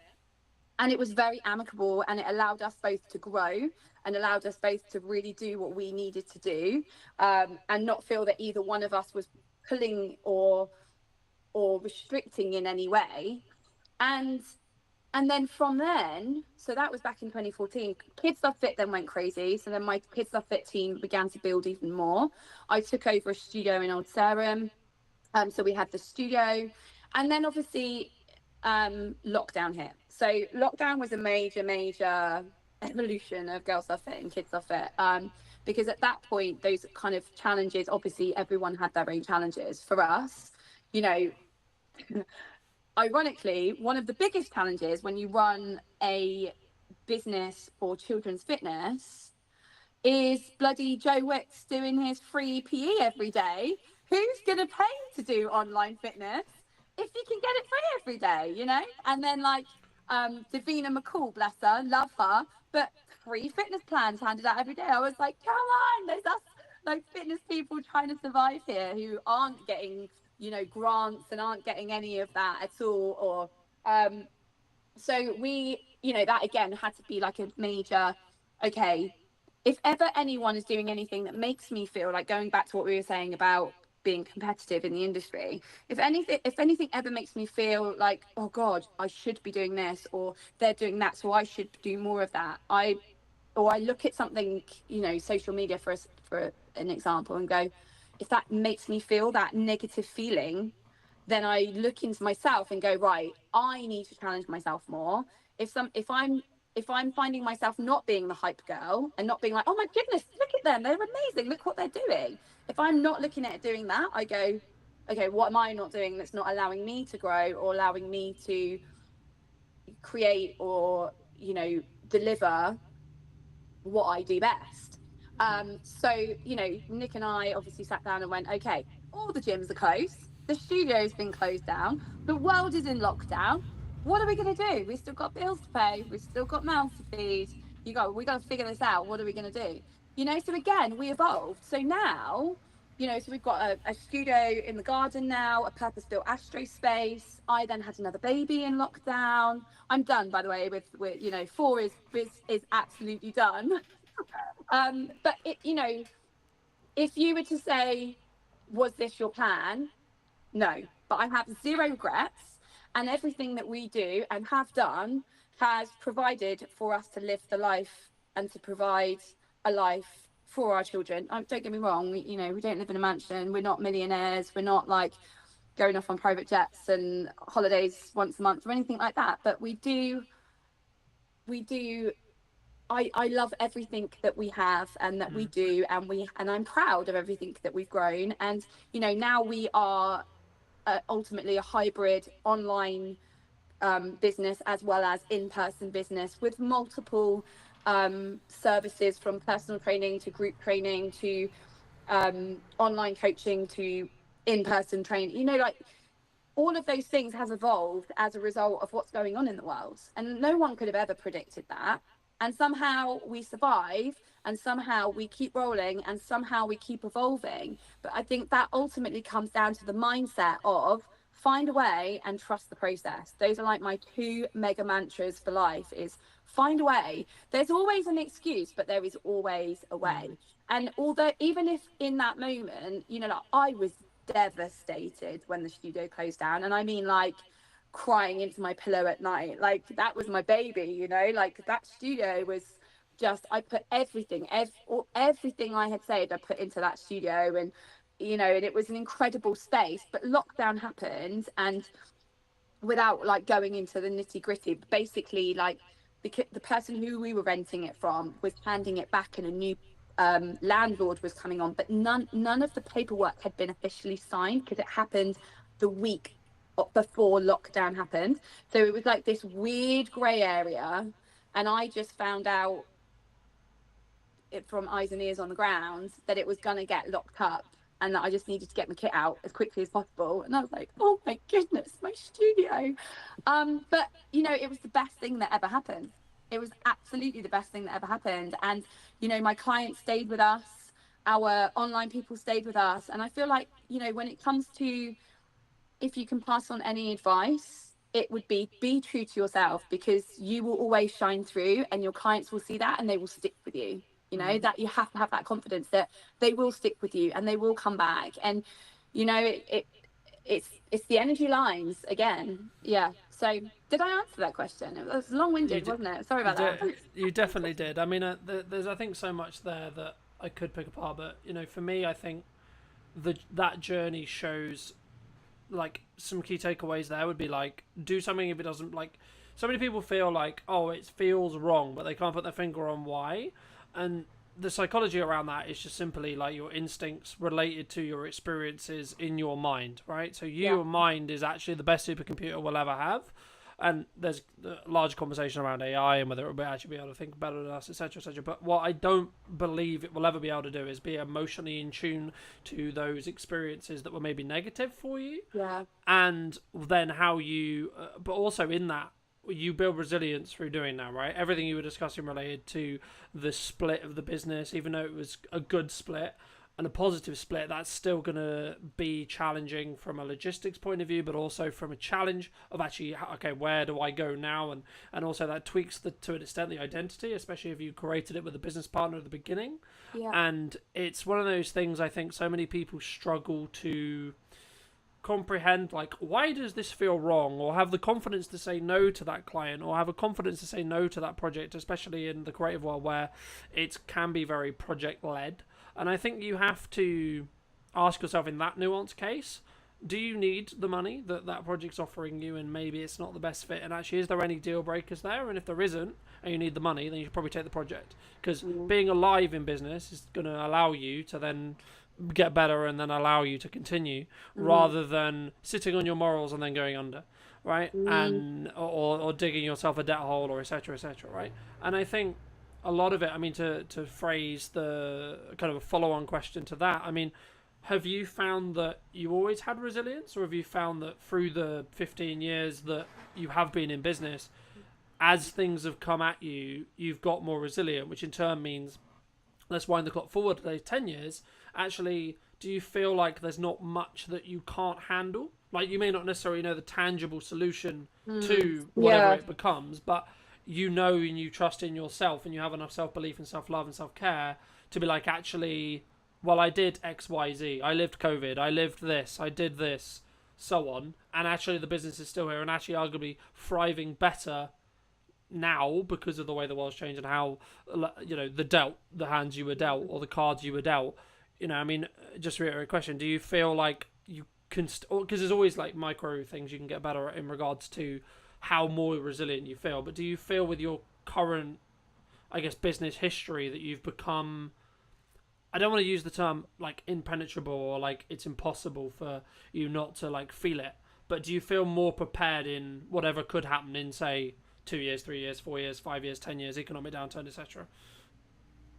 Oh, that's a good question. I think when it comes to, for instance, when I'm working with new instructors, right? So we in-house train our instructors and then provide them with the skill set that they need to deliver. And when we're looking at new instructors, I always say, like, you can teach the skill to anyone. You can't teach personality, right? And with personality comes the resilience, and comes the drive, and comes the passion, you know, all of those things. If somebody naturally has that, then I can teach them all the Pilates, all the Zumba, all the fitness, all of that stuff, because I know they're just going to handle it, you know. For me, being that person, where has resilience come from? I mean, you know, in my view, it's just being alive, right? It's surviving COVID. It's surviving economic downturn. It's taking, for me at least, self accountability to when things aren't going well, and how is it your fault.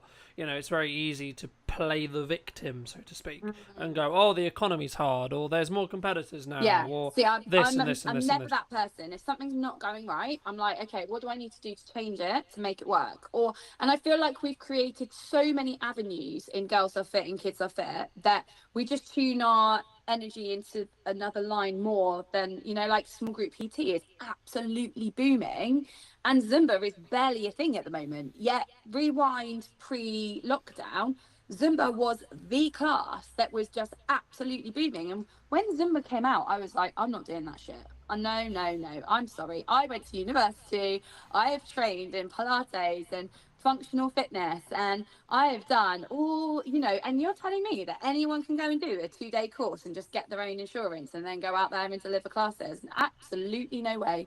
Well, I ended up teaching like 10 classes a week because that was the trend, and I actually turned out to be that, bless her, one of our instructors fractured her hip and I had to stand in for her. So I literally had to learn Zumba like that. And so I stood in for her and I was like, actually, I quite like this. Jumping and pumping and I was like, actually, I quite like it. And then Girls That Fit Zumba was born, and we were teaching so many classes, but